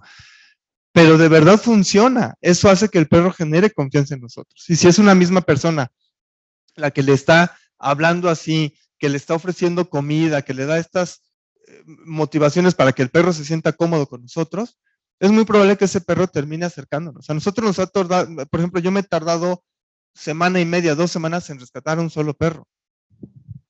Pero es ganarnos su confianza. Es un perro que de esos que tú te le acercas y el perro ya se fue. Y, ay, nos vemos. Y entonces le dejas la comida, se la vuelves a dejar, y cada vez que lo vuelves a ver le avientas comida, y le empiezas a hablar, y le empiezas a generar confianza, y te pasas un rato ahí sentado a ver que el perro coma junto a ti, y de pronto se la vas acercando. Todo eso genera confianza en el perro. Por supuesto hay perros que a lo mejor no puedes agarrar ni con comida y pasan 2 años y el perro no se deja agarrar. Si lo tienes que agarrar hay otros mecanismos, ¿no? Por ejemplo, allá en Costa Rica que estuvimos la semana pasada en unas capacitaciones, la gente de ahí del organismo de investigación judicial hablaban también del uso de sedantes. Pues sí se valen, tampoco hay que satanizarlos, pero hay que saber utilizarlos y hay que controlar el entorno donde los utilicemos, porque si ustedes le pegan un sedante a un perro y están en el monte, pues el perro ya se fue, o a mitad de periférico, entonces el perro ya cae dormido así en el periférico y pues ya, no tienes nada que rescatar, ¿no? O un cuerpo probablemente. Estas son las señales que nos van a dar los perros, pero no voy a entrar mucho en detalle porque sé que Claudia se las ha platicado en más de una ocasión, y si no, pues invítenos otra vez y que Claudia se las platique con más detalle. Quiero que me digan qué es lo que observan en este video. Les pongo el contexto muy rápido. En Aguascalientes existe un organismo como la PAOT, que se llama allá PROEPA, que es la Procuraduría Estatal de Protección al Ambiente. ellos tenemos un convenio de colaboración con ellos, trabajamos muy cerca con ellos en el proceso de los rescates de casos de crueldad animal. Y entonces, un día me escribe una de las inspectoras y me dice, oye Felipe, recibimos un reporte porque de un perro que golpean, aparentemente un señor golpea a su perro y tiene malas condiciones de vida, ¿no? Está sucio y no tiene. Dice, ya vine yo al domicilio y pues sí, efectivamente el balde de agua pues, está muy cochino, o sea, le voy a levantar un acta de inspección por eso, pero no veo señales de maltrato físico en el perro. No veo ni una lesión en el perro, no lo he podido palpar, no he podido hacer la auscultación, pero por lo menos así de primera vista no observo ninguna señal. Entonces le sugerimos, a ver Nayeli, si le pides al propietario que se acerque al perro con algún elemento externo, digamos un palo de escoba, un trapeador, alguna cosa así, y a ver cuál es la reacción. Grábala y tú verifica cuál es la reacción, ¿no? ¿Me ayudan a poner el video allá arriba, por favor? Porque creo que no corre si yo lo cambio de aquí. Ahí está. ¿Cuál es la reacción del perro? El perro se ve asustado, ¿no? No se ve contento así, ay, traes un palo de escoba, qué bueno que viniste, vamos a barrer. El perro nada más se acerca el tipo y automáticamente se mete a la casa. Y todavía el señor le hace así como de, ¿ves cómo no le hace nada? ¿Cómo no me tiene miedo? Todavía hace así la finta como de que no pasa nada, ¿no? Entonces, ya, esto fue todo lo que necesitó la Proespa. Obviamente ese perro lo quitaron, ese perro fue decomisado, se llevó a una asociación allá en Aguascalientes para su proceso de rehabilitación. Era un perro que tardó un poco más de un año en rehabilitarse, no tenía mucha empatía hacia los hombres, particularmente cuando yo me acercaba, se aventaba así en la jaula y me quería comer vivo. Con las mujeres no tenía tanto problema, las mujeres se podían meter, limpiar, darle de comer y no pasaba nada, pero los hombres nos aborrecía. Afortunadamente, siempre hay un adoptante para todos y después de un gran trabajo de rehabilitación de Maverick, como se llamaba este perrito, pudo ser adoptado por un hombre que vive además con este señor. Este es nada más como un paréntesis de una historia de final feliz, porque creo que nos hacen falta historias de repente así. Y Maverick, tenía mucho problema Maverick también con otros perros, se les aventaba a otros perros. Entonces se rehabilitó, se trabajó conductualmente. El señor de allá de la Playa Roja es quien lo adoptó. Estos dos son sus hijos, pero ellos no viven con él. Ellos viven en San Luis Potosí porque se divorciaron. Pero los hijos tienen una perrita que cada vez que van a Aguascalientes a visitar a su papá, pues llevan a la perrita, ¿no? Entonces el señor tenía mucho miedo de meter a la perrita cuando Maverick estuviera con ella. Y pues vean ya la vida de Maverick, ¿no? Sufriendo como estaba. Y ahí está con la otra perrita. Los dos ya duermen arriba de la cama, los dos están muy a gusto. Incluso el señor que adoptó a Maverick hace un par de meses, no, un poco más de un par de meses, adoptó a otra perrita, una chiquita de un caso que hicimos el año pasado que rescatamos 23 perros. Tengo que actualizar esto y poner esa foto con su nueva hermanita, porque es una perrita así chiquitita y el Doberman así enorme, ¿no? Entonces se ven muy chistosos. Y la perrita obviamente es la que manda, ¿no? Maverick se hace chiquito cuando la perrita ladra o alguna cosa así. Entonces, bueno, tenemos que entender, y esto se cataloga mucho y se sataniza mucho, los perros potencialmente peligrosos. Hablábamos en Costa Rica que allá andan con mucho rollo con esto de los perros potencialmente peligrosos y que si hay razas peligrosas, que si no hay razas peligrosas. No hay razas peligrosas, eso ya lo sabemos todos, ¿no? Aunque puse ahí una foto de los chihuahuas porque luego parecen ser los más peligrosos. Pero no hay razas peligrosas, ¿no? Incluso se hace mucha burla de los chihuahuas, ¿no? ¿Cuáles son las razas más agresivas? No puedes clasificarlos porque la agresión no es específica de la raza, es un comportamiento aprendido, y los chihuahuas, ¿no? Entonces, esto es broma, por supuesto no hay perros agresivos, lo que pasa es que los perros chiquitos son pues más nerviosos en su temperamento, pero además nosotros influimos muchísimo en esa conducta de los perros pequeños. ¿Qué hacemos? Si no me dejarán mentir, los que tienen o que tenemos perros pequeños en casa. Cuando los sacamos a pasear, y pues por aquí traigo mi correa de la suerte, mira, lo voy a sacar a pasear. Entonces los sacamos a pasear y automáticamente Ahora lo subo, ¿no?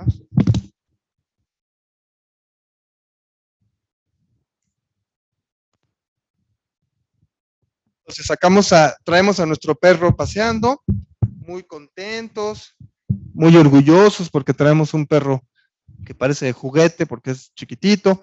Y entonces viene el perro grandote, se nos está acercando y automáticamente la mayoría de las veces la reacción es: vente para acá, te va a morder. No, hazte para acá, te va a matar. Es que esos perros son bien malos. Y si es cruce de pitbull, bueno, peor, ¿no? O sea, es casi te metes tú así al búnker para que el pitbull pase encima y no te dé cuenta, o no te mueves, ¿no? Para que no te vea. Esa reacción que tenemos hacia el perro pequeño, ¿qué genera en él? Pues de entrada el perro se pone nervioso porque dice: ay, ¿qué pasó? ¿Por qué se puso nervioso este señor? Algo está pasando, entonces yo defiendo, ¿no? Y, pues es el perro grandote el que nos va a comer, pues déjame ataco al perro grandote, ¿no? Y entonces traemos nosotros aquí al perro chiquito y está, y el perro grandote pasa así como en la baba, ¿no? O sea, él ni cuenta se da de que está el perro chiquito, de qué hicimos, o sea, el perro, o a lo mucho llega y como que se acerca a oler, así de: pues sí es perro, ¿verdad? No, ni sabía que era perro esa cosa que traes en los brazos, ¿no? Pero nuestra reacción automáticamente es cargarlo, subirlo y ponerlo así alejado del otro animal, porque nos da pavor. ¿Qué pasa, por ejemplo? En Estados Unidos tienen reportes de los perros más peligrosos, las razas más peligrosas. ¿Por qué reportan regularmente a los pitbull o a los rottweilers o a los doberman? ¿Por qué les suena que puedan reportar a esos perros la gente? Por la mala fama, uno, sí, puede ser, porque además el nivel de mordida de un perro de estos, pues sí puede provocar una lesión grave. La mordida de un perro de estos, o de un chihuahua, pues no pasa a lo mejor de un pinchazo, a lo mejor de una, así te da comezón, ¿no? Dices: ay, como que sí me mordió, pero... Y entonces eso rara vez lo reporta la gente. ¿Por qué? Porque es una mordida pequeña, es una mordida que a lo mejor no genera una lesión. Una mordida de un perro de talla grande, sin decir razas, puede incluso hasta rompernos el brazo por la presión de la mordida, el nivel de presión de la mordida. La de un chihuahuita, la de un ser miniatura, la de un caniche, un poodle, como le quieran decir, pues a lo mejor te lastima un poco, te saca un poco de sangre, pero no. Entonces eso, la gente considera que eso no es reportable. No voy hasta pena les da, ¿no? ¿Cómo voy a reportar que me mordió el chihuahua, no? Qué vergüenza, ¿no? Imagínate. Pero el pitbull, todo el mundo reporta. Aunque el pitbull nos haya dado una mordida en nivel 1, o sea, nada más fue un golpecito, automáticamente reporte antirrábico, que se lo lleven, mátenlo, son desgraciados, es que los pitbulls son para matar. No, es que la gente no reporta las mordidas de los perros pequeños. Por eso tenemos luego estas tablas donde dice los perros más peligrosos son los pitbull, los rottweilers, y no vemos ni siquiera los perros de talla pequeña, ¿no? Como les digo, no hay razas malas, hay gente mala, como decía también Shalimar hace ratito, en todos lados, gente que no sabe leer a los perros, gente que no conoce el lenguaje de los animales y que entonces automáticamente lo ve como algo negativo. Hay que entender que la primera interacción con los perros siempre va a determinar la relación, digamos, que tengamos con ellas. Es muy distinto a que si yo voy a rescatar en un caso de acumulación a un perro o un grupo de perros y me acerco yo y empiezo así de: vengan perritos, vengan, los voy a rescatar, vengan, y entro así yo todo Johnny Bravo, y los perros me ven, o sea, imagínense una figura de un tipo extraño que me está hablando y nos está correteando dentro de un cuarto, pues ¿qué hacen los perros? Tienen miedo a que yo me les acerque, me les agache, les empiece a hablar, genere confianza. Los perros con confianza se me van a acercar solitos, los cargo bien, los cargo con calma, los traslado con toda tranquilidad, pues los perros automáticamente van a tener más confianza.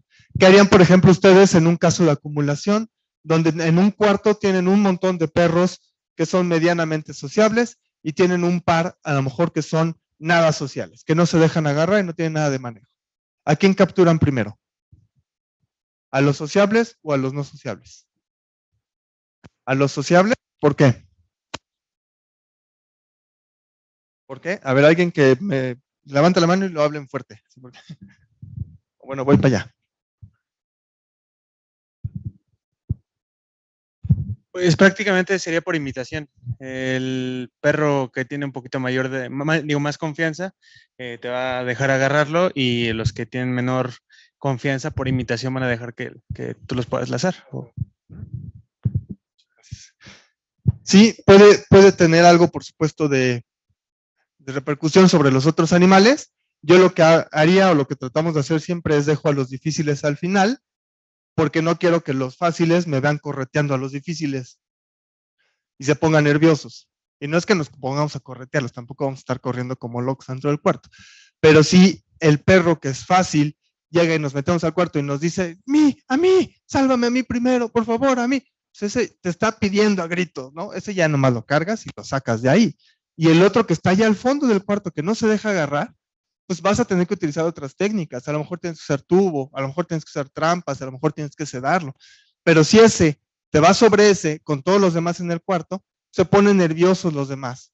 Porque dicen, no, si este está asustado es por algo. Es como el chiste, ¿no? De que pasa el señor corriendo y tú corres y le preguntas, ¿por qué corremos? ¿Quién sabe? Pero pues tú corres, ¿no? A lo mejor algo malo viene acá atrás. Entonces, igual con los perros. Por eso lo ideal es que tengamos una buena interacción desde el principio con ellos, ¿no? ¿Qué van a hacer los perros cuando se sienten en una condición, en una situación de riesgo? Pues nos van a advertir, van a tratar de pelear, van incluso a buscar huir. El perro normalmente nos va a morder cuando ya es última alternativa, ¿no? Ya te dije por todas las formas que no quiero que te me acerques, si no me haces caso, pues te pego una mordida. Y el perro, cuando nosotros nos acercamos, el perro está analizando, a ver qué puedo hacer en medio de las piernas, por un ladito, por arriba, por dónde me escapo. Están viendo la forma de escaparse. Entonces los perros tratan siempre de huir primero. Los perros no van a fingir sus emociones y hay que entender, por ejemplo, las diferencias entre captura y manejo. Por ejemplo, estas dos perras que tenemos de este lado son perritas que rescatamos de un caso de acumulación con 74 perros y esas dos perras nunca las tocamos al momento del rescate. Son perros que no tenían nada de manejo. El manejo implica interacción con el animal. Esas perras no tenían nada de manejo. Vivían en ese patio y el señor que vivía en esa casa por la ventana de la puerta les aventaba nomás la comida. Ni siquiera les abría para limpiarles, nada. O sea, las perras no tenían nada de manejo. ¿Cómo las capturamos? Pues fuimos les fuimos bloqueando las salidas. Entonces pusimos con cosas que había en la casa, nosotros no llevamos nada adicional. Esas láminas que el señor tenía ahí que porque algún día les iba a poner techo, que no sucedió en 30 años, pero bueno, él quería ponerles techo, y estas otras pedazos de láminas que tenía ahí. Si se fijan, aquí abajo se ve la jaula abierta. De hecho, estas, si no mal recuerdo, son las manos de Claudia. Y estaban alguien listo con la jaula para que en cuanto la perrita entre, podamos cerrar jaula y nos la llevamos hacia el albergue. Y en el albergue se mete a su jaula también, abres transportadora y dejas por varios días que las perritas estén libres dentro de la jaula, únicamente tras darles de comer, limpiarles y nada más, ¿no? Y el manejo, pues es ya una interacción directa, ¿no? Con la perrita, como aquí con Andrea, con Sofi, se llamaba así esta perrita que rescatamos ahí en Turquía, y y Sofi tenía cachorritos, entonces, bueno, ese es manejo directamente. No hay que asegurar al perro. Alguna de las formas que nos decía luego la gente es que ¿cómo cargo al perro? La mejor forma de cargar al perro es como mejor les acomode a ustedes. No hay una técnica que diga, sí es la más segura. Hay formas de prevenir una agresión, sí. Eso sí podemos buscarlo. Por ejemplo, si yo tengo un perro que me da miedo cargar y no quiero que me vaya a pegar una mordida, lo que pueden hacer es cargarlo y asegurar la cabeza de esta manera. Obviamente, usen las dos manos. Ustedes espero que no traigan un micrófono cuando carguen al perro, pero pueden cargarlo de esta manera y así aseguran que si el perro intenta morder, por lo menos ustedes tienen control de la cabeza y evitan una agresión, ¿sí? Pero si la mano de acá atrás va así, como a ustedes les acomode mejor. Eso les queda a ustedes mejor que a mí y cada quien sabrá y puede practicar en casa con sus propios perros. Me voy ya muy rápido. Ahí está Gretel. Hay que ver si lo que estamos haciendo está funcionando, si hay que cambiar la técnica, porque a lo mejor la técnica de acercarnos y darle comida no está funcionando, entonces podemos utilizar otra herramienta. A lo mejor necesitamos ya los dardos, a lo mejor necesitamos el tubo de manejo. Por ejemplo, nosotros tenemos tubo de manejo, lo llevamos siempre a los casos, pero jamás lo hemos utilizado, jamás en la vida. Y allá en Costa Rica había gente que decía, bueno, no en Costa Rica, pero en Aguascalientes había gente que decía, yo uso el tubo de manejo hasta para los cachorros, ¿no? Entonces, bueno, hay que identificar y saber utilizar esas herramientas, que es motivo de otra plática, pero ver si estamos teniendo éxito con la técnica que estamos utilizando. Me voy a brincar esto. ¿Y cómo podemos prevenir mordidas? Queremos evitar llegar a esto. No queremos tener niños mordidos. Normalmente los niños y los adultos mayores son los sectores más agredidos por los perros. Suelen ser los perros suelen morder más a las personas de estos grupos. Aquí rápido como estadísticas, más del 80% de los ataques que se hacen son de perros conocidos. No son el perro que está en la calle, no son el perro callejero como malamente se le dice o se conoce. Ese perro primero, o una de dos, o se nos va a acercar para pedirnos comida, o nos va a dar la vuelta porque nos tiene miedo. Si no tiene forma de escapar, entonces y nos muerde, pues sí, es parte de ese 17%, ¿no? Pero la mayoría de los ataques son perros conocidos, son perros que viven cerca de nosotros, son perros que tenemos incluso relación con ellos. A lo mejor es el del vecino ¿y por qué muerden al niño? Pues es que el niño pasa todos los días cuando va a la escuela y le encanta hacerle así a la reja del perro, porque le da mucha risa como el perro ladra. Y entonces el niño pasa una vez de ida a la escuela y una vez de regreso y molesta al perro. ¿Qué pasa cuando de repente la puerta está abierta y viene el niño? El perro dijo, ahora sí te agarré, ¿no? Y entonces viene el niño, le quiere hacer así, la puerta está abierta, el perro empuja tantito y se le va. ¿Y de quién es culpa?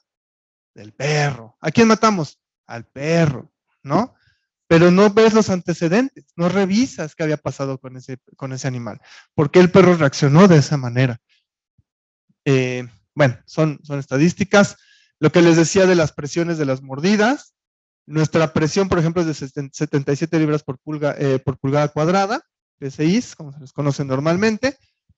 Cuando ustedes aprietan muy fuerte la boca, esto es la máxima presión que podemos llegar a tener. Vean la presión de una quita, por ejemplo. Es 5 veces, casi 5 o 6 veces más que la nuestra. Los pitbull, por ejemplo, no es que se les trabe la mandíbula cuando muerden. Lo que pasa es que su presión es muy fuerte. No es lo mismo abrir el hocico de un chihuahua o de un schnauzer pequeño, abrir el hocico de una Akita, de un pitbull o de un rottweiler. Esto es lo que genera que las lesiones provocadas por estos perros pues sean más graves, ¿no? Y tengamos este tipo de agresiones. Como dato nada más adicional, las mordidas de perro, y esto es algo que les puede servir si se dedican a la parte de investigación de crueldad animal y violencia doméstica, las mordidas de perro se presentan 11 veces más en hogares donde hay violencia doméstica. Más del 90% de los casos donde los perros no tienen acceso a servicios básicos, entiéndase alimento o agua, es porque en ese domicilio muy probablemente hay violencia doméstica. Entonces, la agresión de los animales nos puede llevar a investigar incluso otros delitos que también hay que relacionar, por supuesto. Y bueno, los perros son los animales más maltratados después de los gatos. ¿Cómo reaccionarían ustedes ante esta situación? ¿Se me ayudan con el video, por favor? No, aquí no corre. Entonces, pero no es internet, lo tengo yo en mi... Sí, no, sí, o sea, es un video que yo descargué y lo...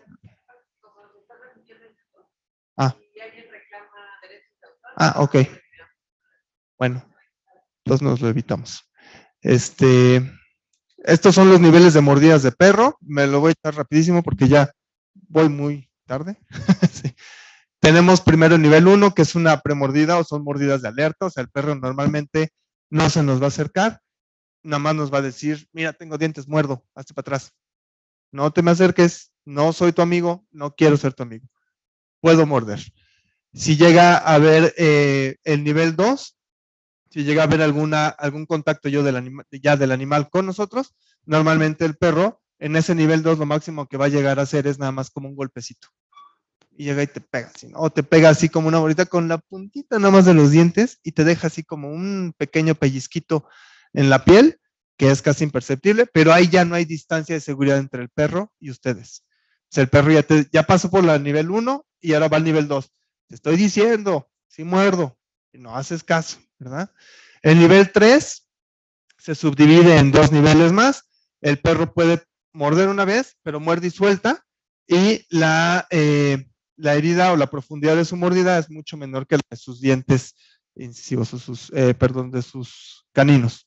Y en el 3B el perro es lo mismo, pero muerde varias veces, ¿no? O sea, puede, así te muerde y se va para atrás. Entonces el perro te está diciendo, ya te advertí, no me haces caso, te muerdo. No me haces caso, te vuelvo a morder. ¿Qué pasa? Pues sigue, sube al siguiente nivel. El nivel 4 ya es un nivel muy serio.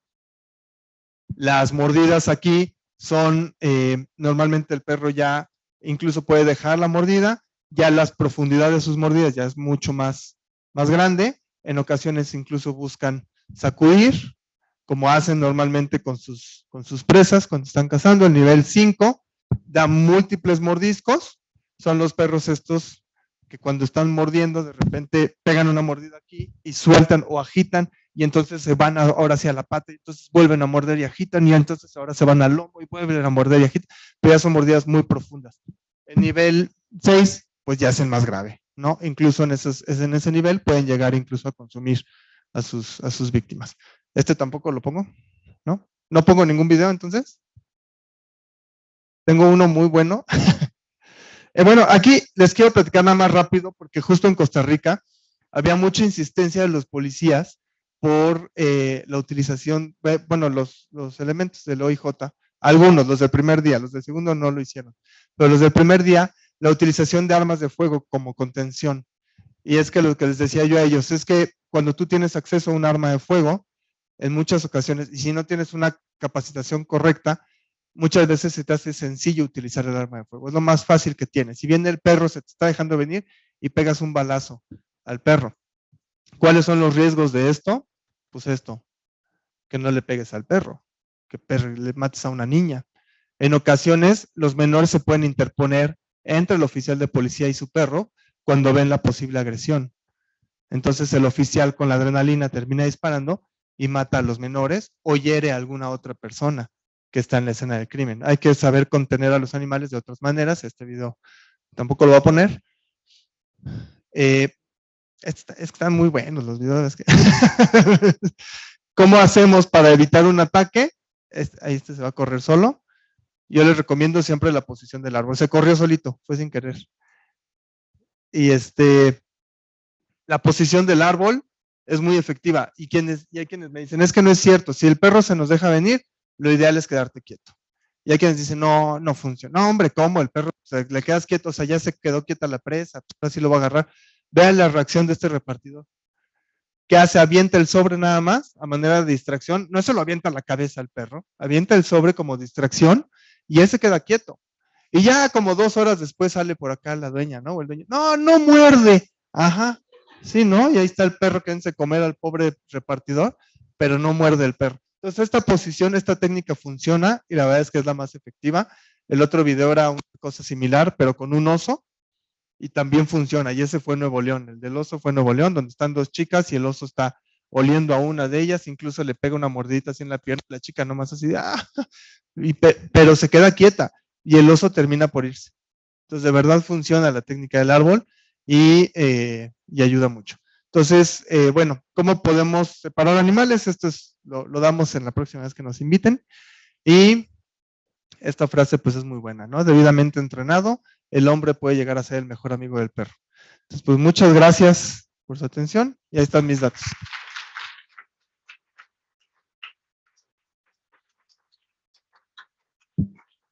Una pregunta, nada más. Vamos sobre el tiempo. Se las mandan por correo. Muchas gracias. Sí, perdón por eso. De hecho, yo también voy a tener que brincarme mis videos. Pero la intención es que como tuvimos mucha gente que se quiso inscribir y se llenó el cupo, se está transmitiendo por YouTube y la intención es que se quede grabado para que puedan verlas otra vez las pláticas si lo necesitan. El problema es que como todo es una sola, pues digamos, conferencia general, si YouTube hace reclamo por, ¿cómo se llaman estas cosas? Derechos de autor, bajan todas las pláticas de todo el día.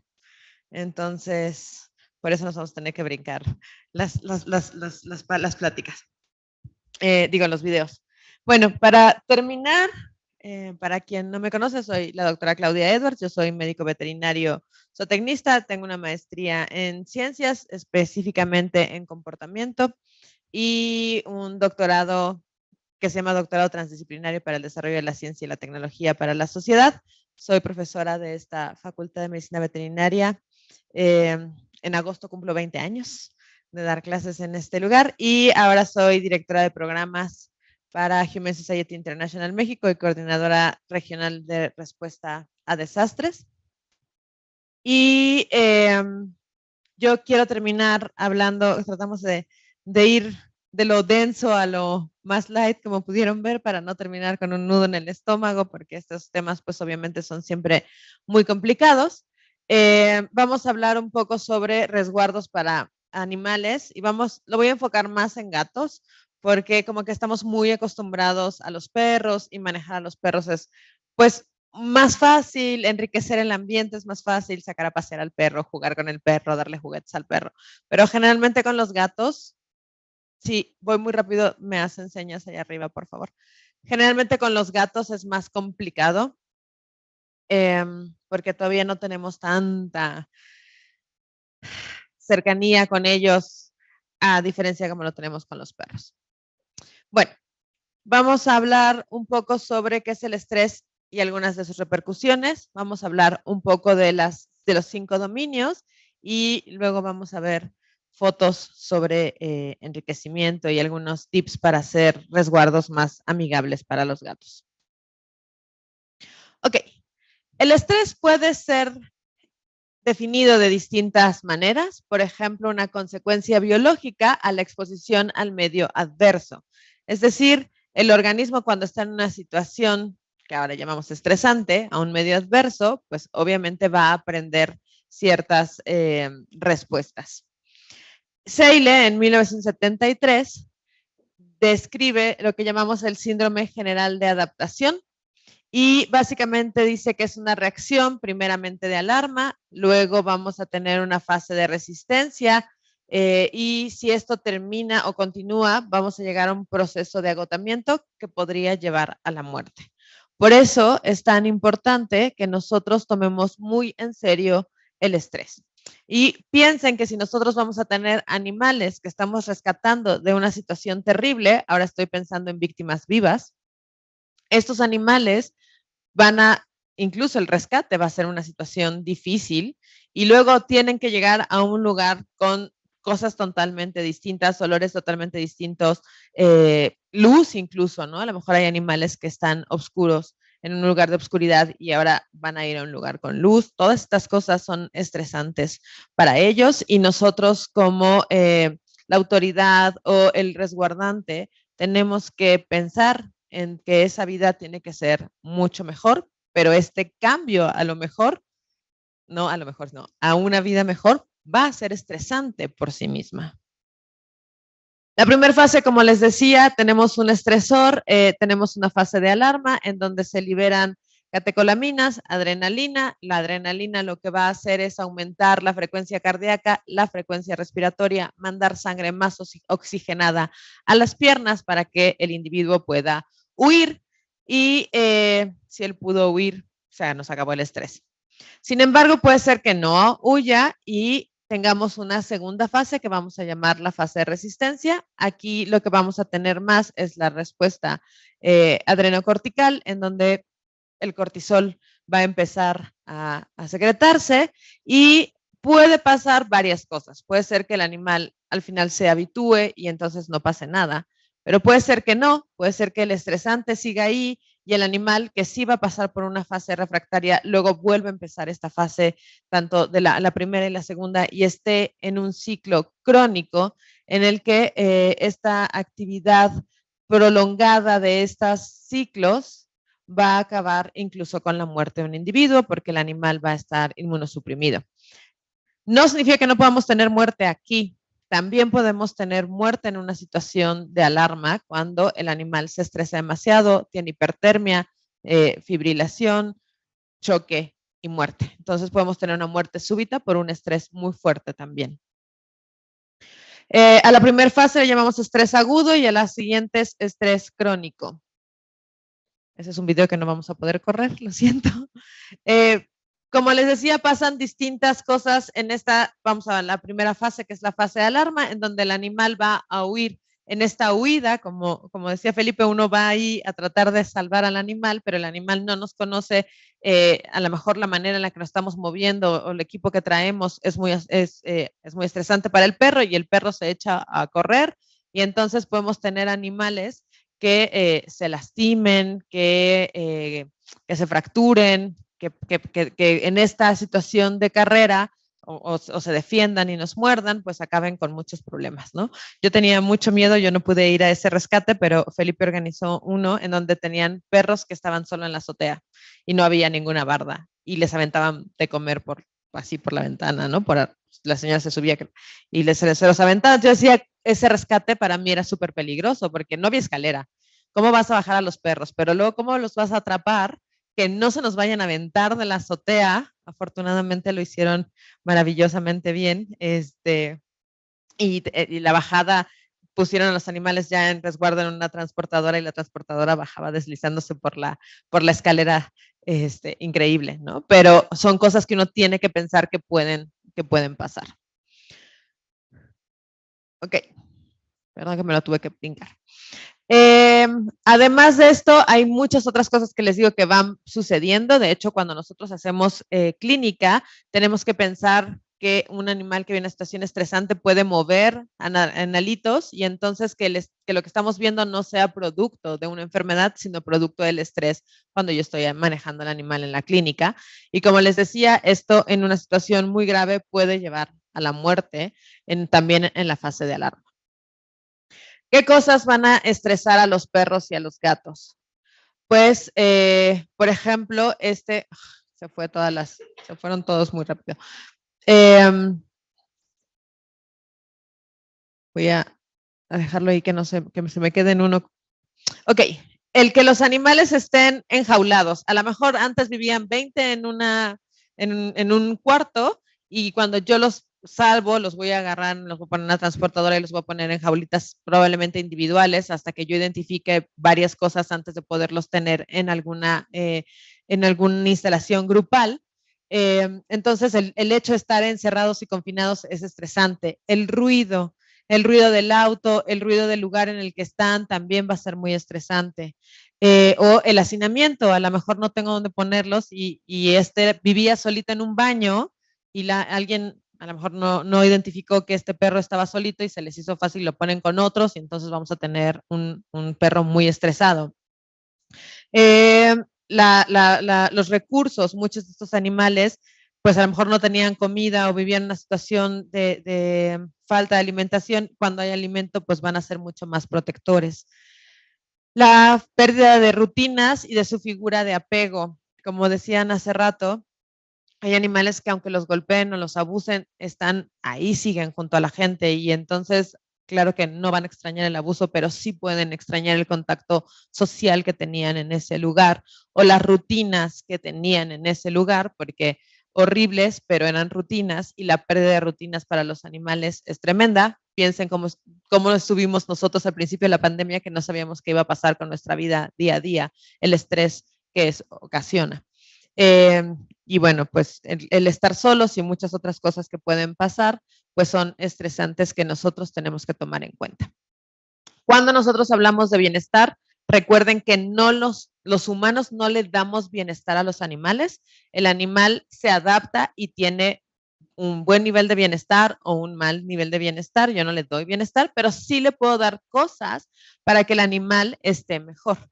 Entonces, aquí estoy viendo las 5 libertades que, pues, si ustedes se recuerdan, son como la base para que sepamos que los animales no están mal, ¿no? Los 5 libertades dice el animal no debe tener hambre, sed y desnutrición, no debe tener enfermedades, no deben de tener miedo y angustia, deberían de poder hacer sus conductas básicas y no tener incomodidades. Con eso nos aseguramos que los animales no la pasen mal. No estoy diciendo, fíjense, que tengan una buena vida. Estoy esperando que por lo menos no la pasen mal. Ahora, para que ellos se adapten y su nivel de bienestar sea bueno, y si están en cautiverio, yo tengo que proveerles las cosas que necesitan para poder cumplir estas libertades. Entonces, si yo quiero que el animal no tenga hambre, sed y desnutrición, yo le tengo que proveer acceso a agua fresca y una dieta que para su nivel de energía, para su estado reproductivo, para su edad, para los requerimientos que tiene, le cubra eso.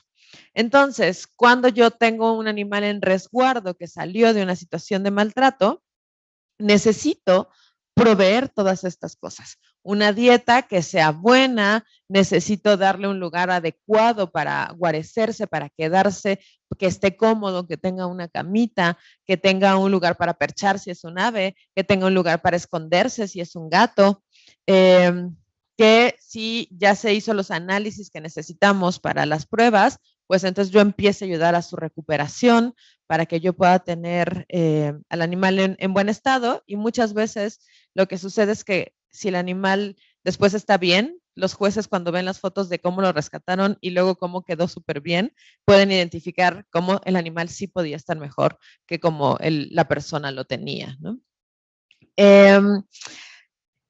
Proporcionarles espacio para que puedan hacer sus conductas naturales y por supuesto que nuestro manejo sea libre de miedo, lo más tranquilo y cuidado posible.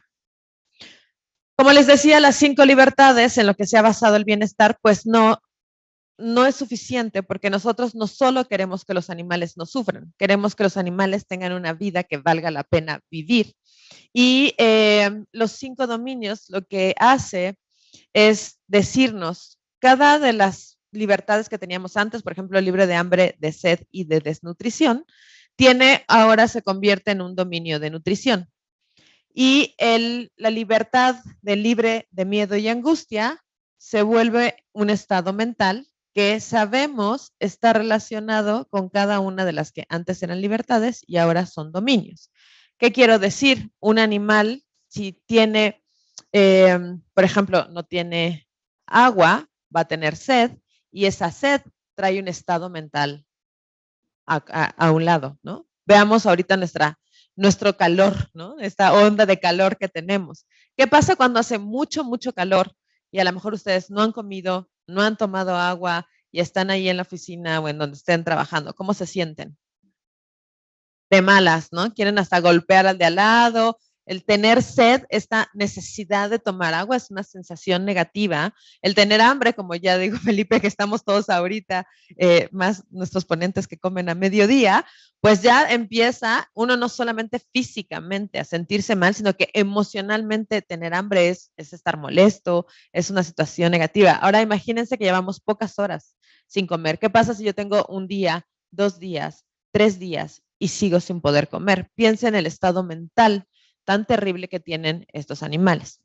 Pero ahora piensen que les pusieron el aire acondicionado, les trajeron la comida que se les antojó más, tienen agua fría o la bebida espirituosa que más les guste, ¿no? Una cervecita. Y hace calor y a lo mejor tienen una alberca, ¿no?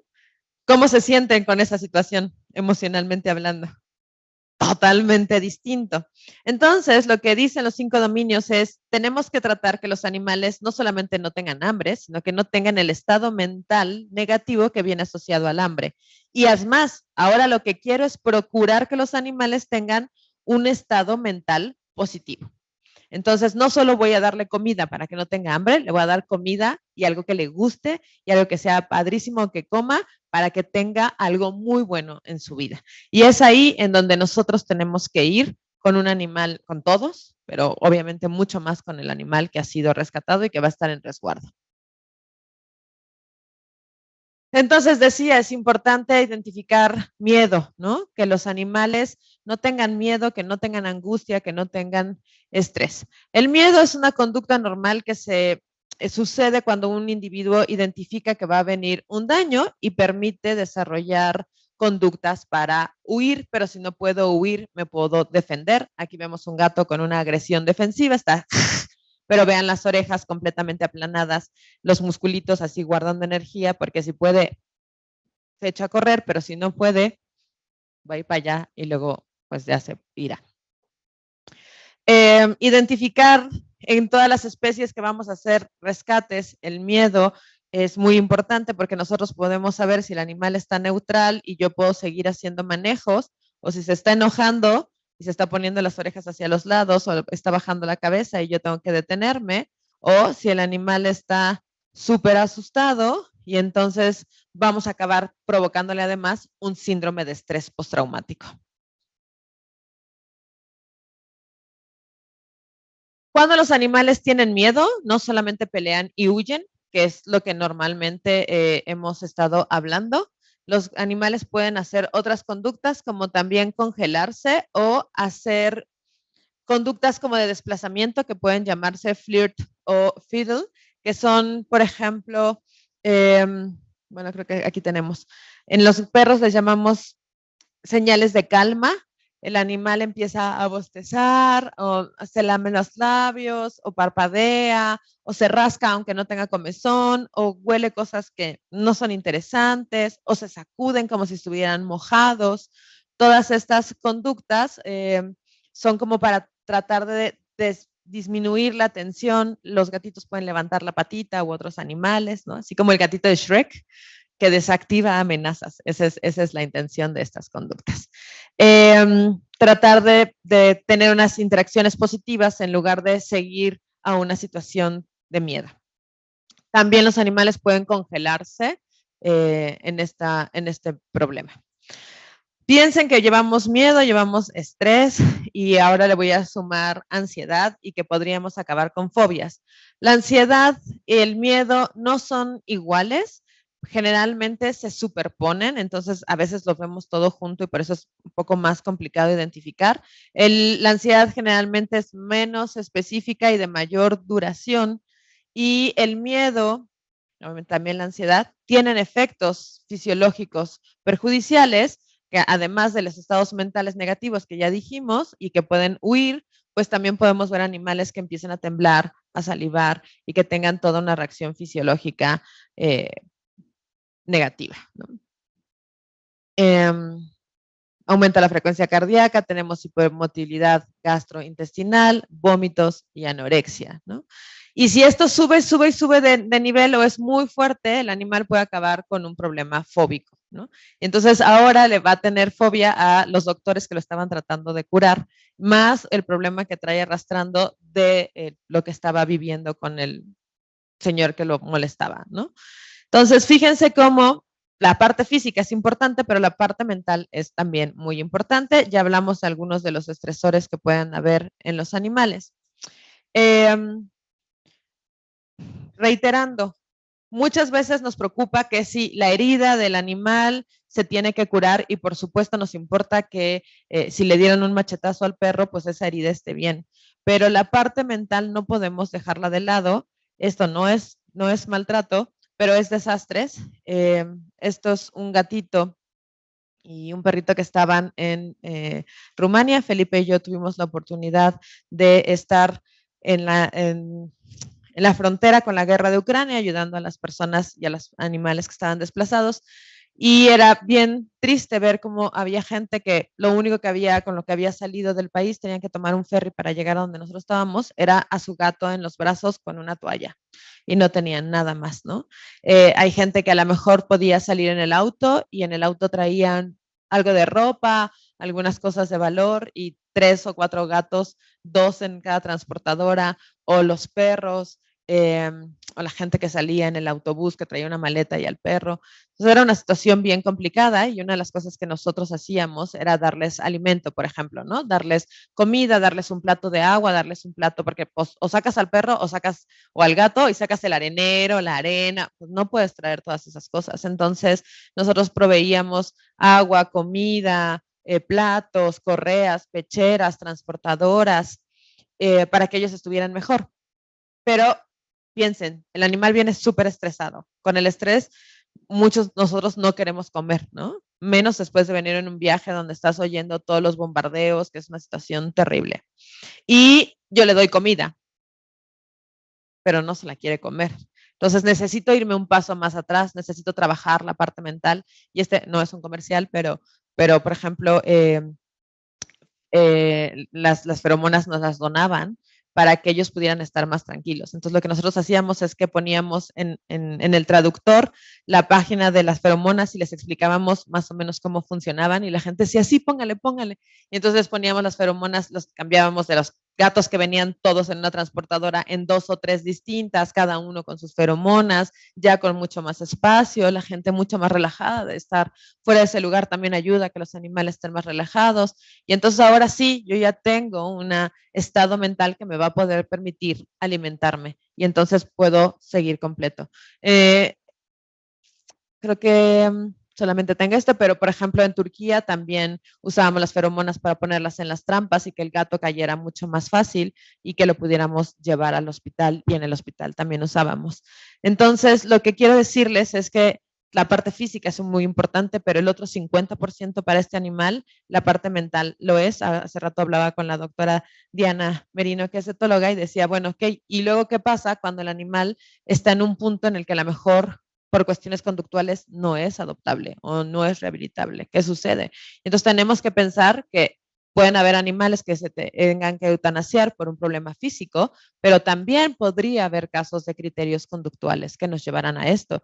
Y tendríamos que pensar en las dos partes para que el animal tenga una buena vida y una vida que valga la pena vivir.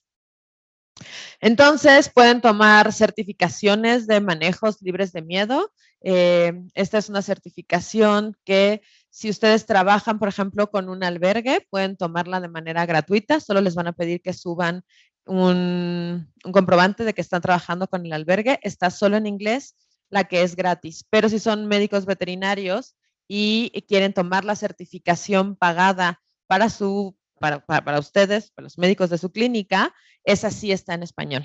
Entonces pueden tomar estas certificaciones. Tiene videos súper bonitos y está de verdad muy, muy, muy buena. ¿Qué es lo que dicen, por ejemplo, estas certificaciones? Vamos a suponer que yo tengo gatos que estoy rescatando y también hay perros y hay una situación tensa y yo no puedo a lo mejor separarlos en ese momento. Tampoco voy a poner la jaula del gato enfrente a la del perro para que el pobre gato se superestrese, pero puedo ponerla en un lugar más alto, cualquiera que este sea, y tapado. Y esto va a ayudar a que el gato ya esté en menos vista de todo lo que está sucediendo y de la gente corriendo, rescatando animales y yendo y trayendo, que va a ser muy estresante para el animal. Ahora estoy en un lugar por lo menos que parece un lugar mucho más seguro y hacer solo esto con una toallita, con una toalla, con un pedazo de tela, pues va a ayudar a los animales. Estas son consultorios porque esos animales van a ser examinados y luego van a ser tratados. Entonces, si ustedes se fijan, el consultorio parece más como spa. Esta es una mesa como para revisar al animal. Bueno, ahí está la transportadora, ahí está la transportadora y en lugar de tener la mesa de metal, tiene la mesa, pero además una toallita o una superficie donde el animal esté menos en contacto con esta situación, en este lugar frío y resbaloso, sino algo más calientito que permite más que mis patitas se detengan y eso los hace sentir más en control y los hace sentir más relajados. Esta es otra revisión, una revisión veterinaria de un gatito que le gusta el chisme. Entonces, pues lo revisan en una ventana y si eso lo hace sentirse más tranquilo mientras le están escultando, pues eso funciona, ¿no? No vamos a poder ver este video, pero circula en el internet como gato endemoniado. Y el gato hace ¡guau! No sé si alguno de ustedes lo ha visto, es un gato aterrado con alguien que está grabando la cámara y el gato se ve las orejas así súper aplanadas, está muy atrás y la gente se va acercando y acercando hasta que el gato tira la mordida, se avienta, ¿no? Y entonces, pobre animal está súper asustado y la culpa es de quien está grabando ese video y se está acercando a donde no debería de estarse acercando. Entonces, hay varias cosas que podemos hacer para corregir, como les decía, tapar las transportadoras. Ahí a lo mejor una toalla en la jaula y un letrero de no entrar podría desescalar la situación muchísimo. Claro que si tenemos instalaciones donde vamos a tener a nuestros gatos en resguardo así, estaría genial, porque tienen un espacio donde el arenero está, que es estos huequitos, y un lugar para treparse. Entonces el gato tiene un lugar para subir, un lugar para meterse, que le ayuda a tener esas conductas naturales. Pero pues a lo mejor no tenemos el dinero para hacer eso, no vamos a tener a lo mejor 100 jaulas para el caso de acumulación, pero podemos hacer cosas con las jaulas que ya tenemos. Estas camas se llaman curanda. Si ustedes las buscan en internet, las pueden comprar, pero no hay nada que un mexican alambrito no pueda solucionar. Fíjense que es PVC. En realidad son cosas que podemos hacer fácilmente para poner en una jaula de metal normal que le puede dar un lugar al gato para poder subir. Si este gato está muy estresado, acá tiene su arenero, puedo poner incluso una cortinita aquí y darle un lugar de seguridad a este gato. Entonces puedo adaptar lo que ya tengo para disminuir el estrés. Fíjense, otra cosa que tienen aquí son superficies que están, que son otra vez más cómodas y que los gatos se van a sentir mejor. No tengo una cama curanda, no se preocupen, una caja. Las cajas para los gatos les hacen así la vida maravillosa, los va a hacer sentir mucho más tranquilos y de hecho le va a ayudar mejor porque muchos gatos se esconden en el arenero y el arenero está sucio. Entonces, mejor darle una cajita para que se meta y se sienta en su lugar de seguridad. No tengo una caja, consíganse una bolsa de papel. La bolsa de papel sin asas puede ser suficiente para que el gato se sienta mucho más seguro. Y si tienen perros, las bolsas de papel con comida y juguetes y cosas adentro para que él las destruya, es un excelente enriquecimiento. No se preocupen si lo mordió y se le fue un cachito de papel, no le va a pasar nada. Pueden darle estas cosas para que lo destruyan y lo muerdan y jueguen. Entonces consigan bolsas de papel que son bastante accesibles. Entonces, los sonidos van a estresar mucho a los gatos. Tratemos de no entrar a un lugar todos en donde está un gato que está asustado, no tener el radio, la cumbia, peso pluma o todas esas cosas que están de moda ahorita. No correr. Otra de las cosas que es importante es que si estamos en estas situaciones de rescate donde estamos revisando a los gatos, pues tenemos mucha gente haciendo muchas cosas. Entonces, si yo vengo y estoy así, oigan, ¿dónde está la transportadora? Me falta ese pobre gato va a estar peor, ¿no? Entonces tenemos que no correr, no gritar, no así como los niños, no aventar cosas, nada de, ya traje aquí lo que faltaba, la pluma o lo que sea, y azotamos todo y entonces pobre gato acaba aterrado. Ay, perdonen que no sé hacer esto. Ok, hay cosas que podemos hacer para disminuir los sonidos en lugares en donde tenemos animales. Estos son unos paneles que se venden. Ahí está una liga donde había un videíto que son a prueba de sonido. De hecho, hay una caja así preciosa como hecha de estas cosas que hasta para que se hace como un túnel para los gatos, sobre todo si tienen fobia a sonidos, o para los perros chiquitos que se pueden meter ahí, que están maravillosos. Pero ¿qué pasa si yo no tengo acceso a esta situación aislante maravillosa que venden en Estados Unidos? Esto lo consiguen en el centro, súper barato. Son paneles que usan para que en las cabinas de radio no se amortigüen los sonidos. Y hay muchas, estas son incluso que no se incendian, pues, y no son nada caras. Pueden poner paneles de estos para disminuir el sonido en los lugares en los que van a tener a los animales en resguardo. Les decía que las superficies son muy importantes. Aquí hay, como están viendo, una cosa especial, pero nosotros podemos poner cualquier superficie que sea cómoda, que después podamos desinfectar sin ningún problema. Esto es para la arenita, pero también puede servirle para que el gato tenga más agarre. Y si no, usen toallas. Compren tela de toalla por metros y úsenlas. Estos son ejemplos del arenero. Fíjense sus toallitas, aunque sí es un lugar de metal, tiene un lugar para esconderse, para subir, para que esté cómodo su arenero. Los colores también son importantes. Hay colores que van a ayudar a que los animales estén más relajados. Esta es una paleta, por ejemplo. La vista, este es otro hospital con certificaciones de libre de miedo y fíjense como que les pintaron ahí verdecito y unas plantitas para que el animal no vea que están así en una jaula horrible y por lo menos la vista sea menos feíta. Ayudarles a hacer sus conductas naturales, juguetes. Para los gatos, arañar es muy importante, entonces tener arañaderos que pueden hacer otra vez, comprarlos hechos, pero hacerlos con cosas recicladas les va a servir mucho. Los gatos cuando están estresados necesitan arañar, entonces darles la superficie les va a ayudar muchísimo. Esta es otra clínica veterinaria para hacer revisiones, vean qué cosa más bonita. El sistema olfatorio también es importante, que no haya tantos olores. Si tienen que desinfectar, quitar olores, usen limpiadores a base de enzimas, que es lo que quita las feromonas de otros individuos.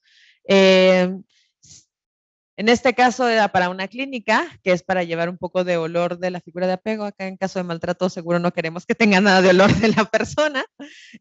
Usar feromonas. Las feromonas tienen un componente que antagoniza las feromonas de alarma. Cuando un perro o un gato están estresados, sueltan feromonas de alarma que les dicen a otros, corran porque aquí lastiman.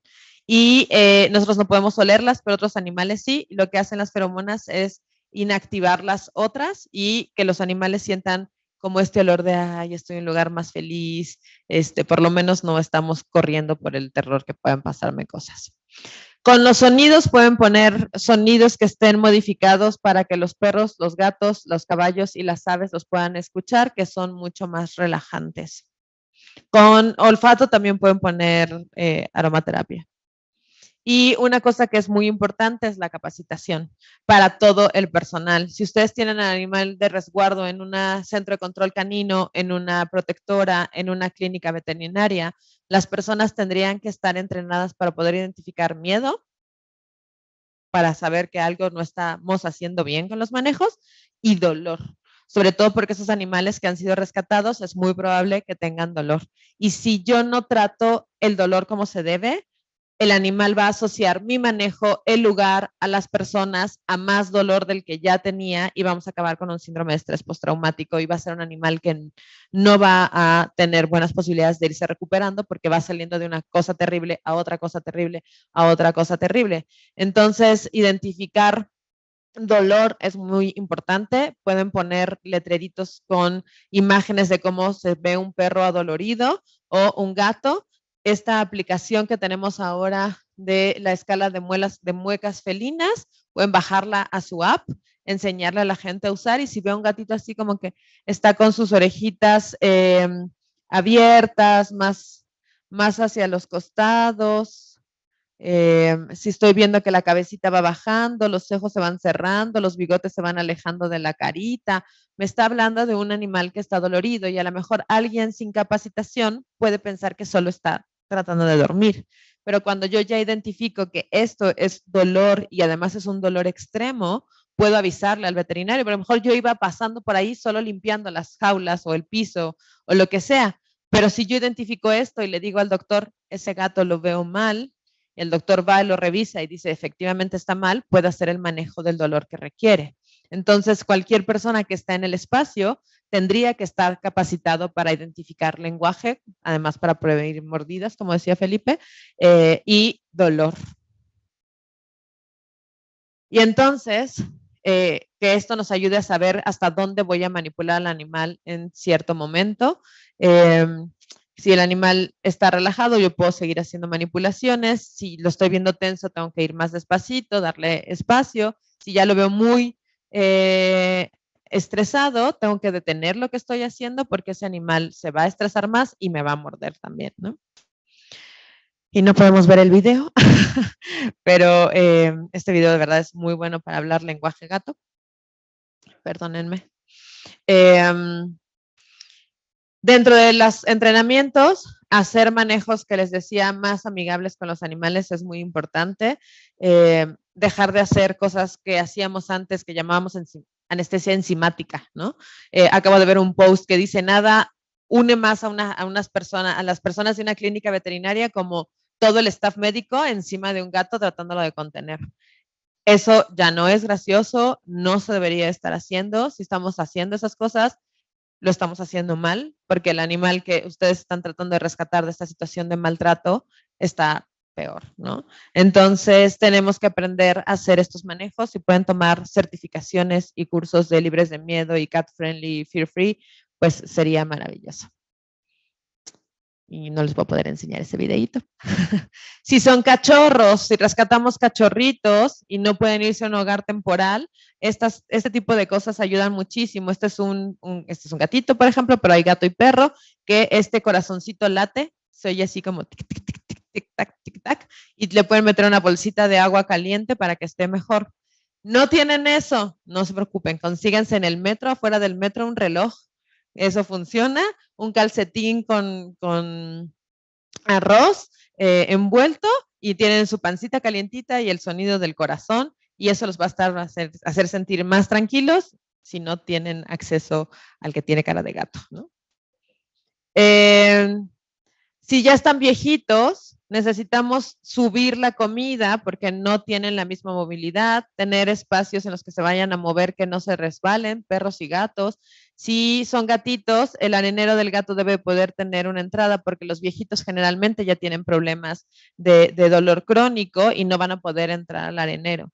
Entonces tenemos que adecuar al tipo de animal que estamos rescatando los cuidados posteriores, no siempre se pueden hacer todos iguales. Aumentar la comida líquida porque también van a tener muchos problemas urinarios. Su piso acolchonadito. Okay. Muchas gracias.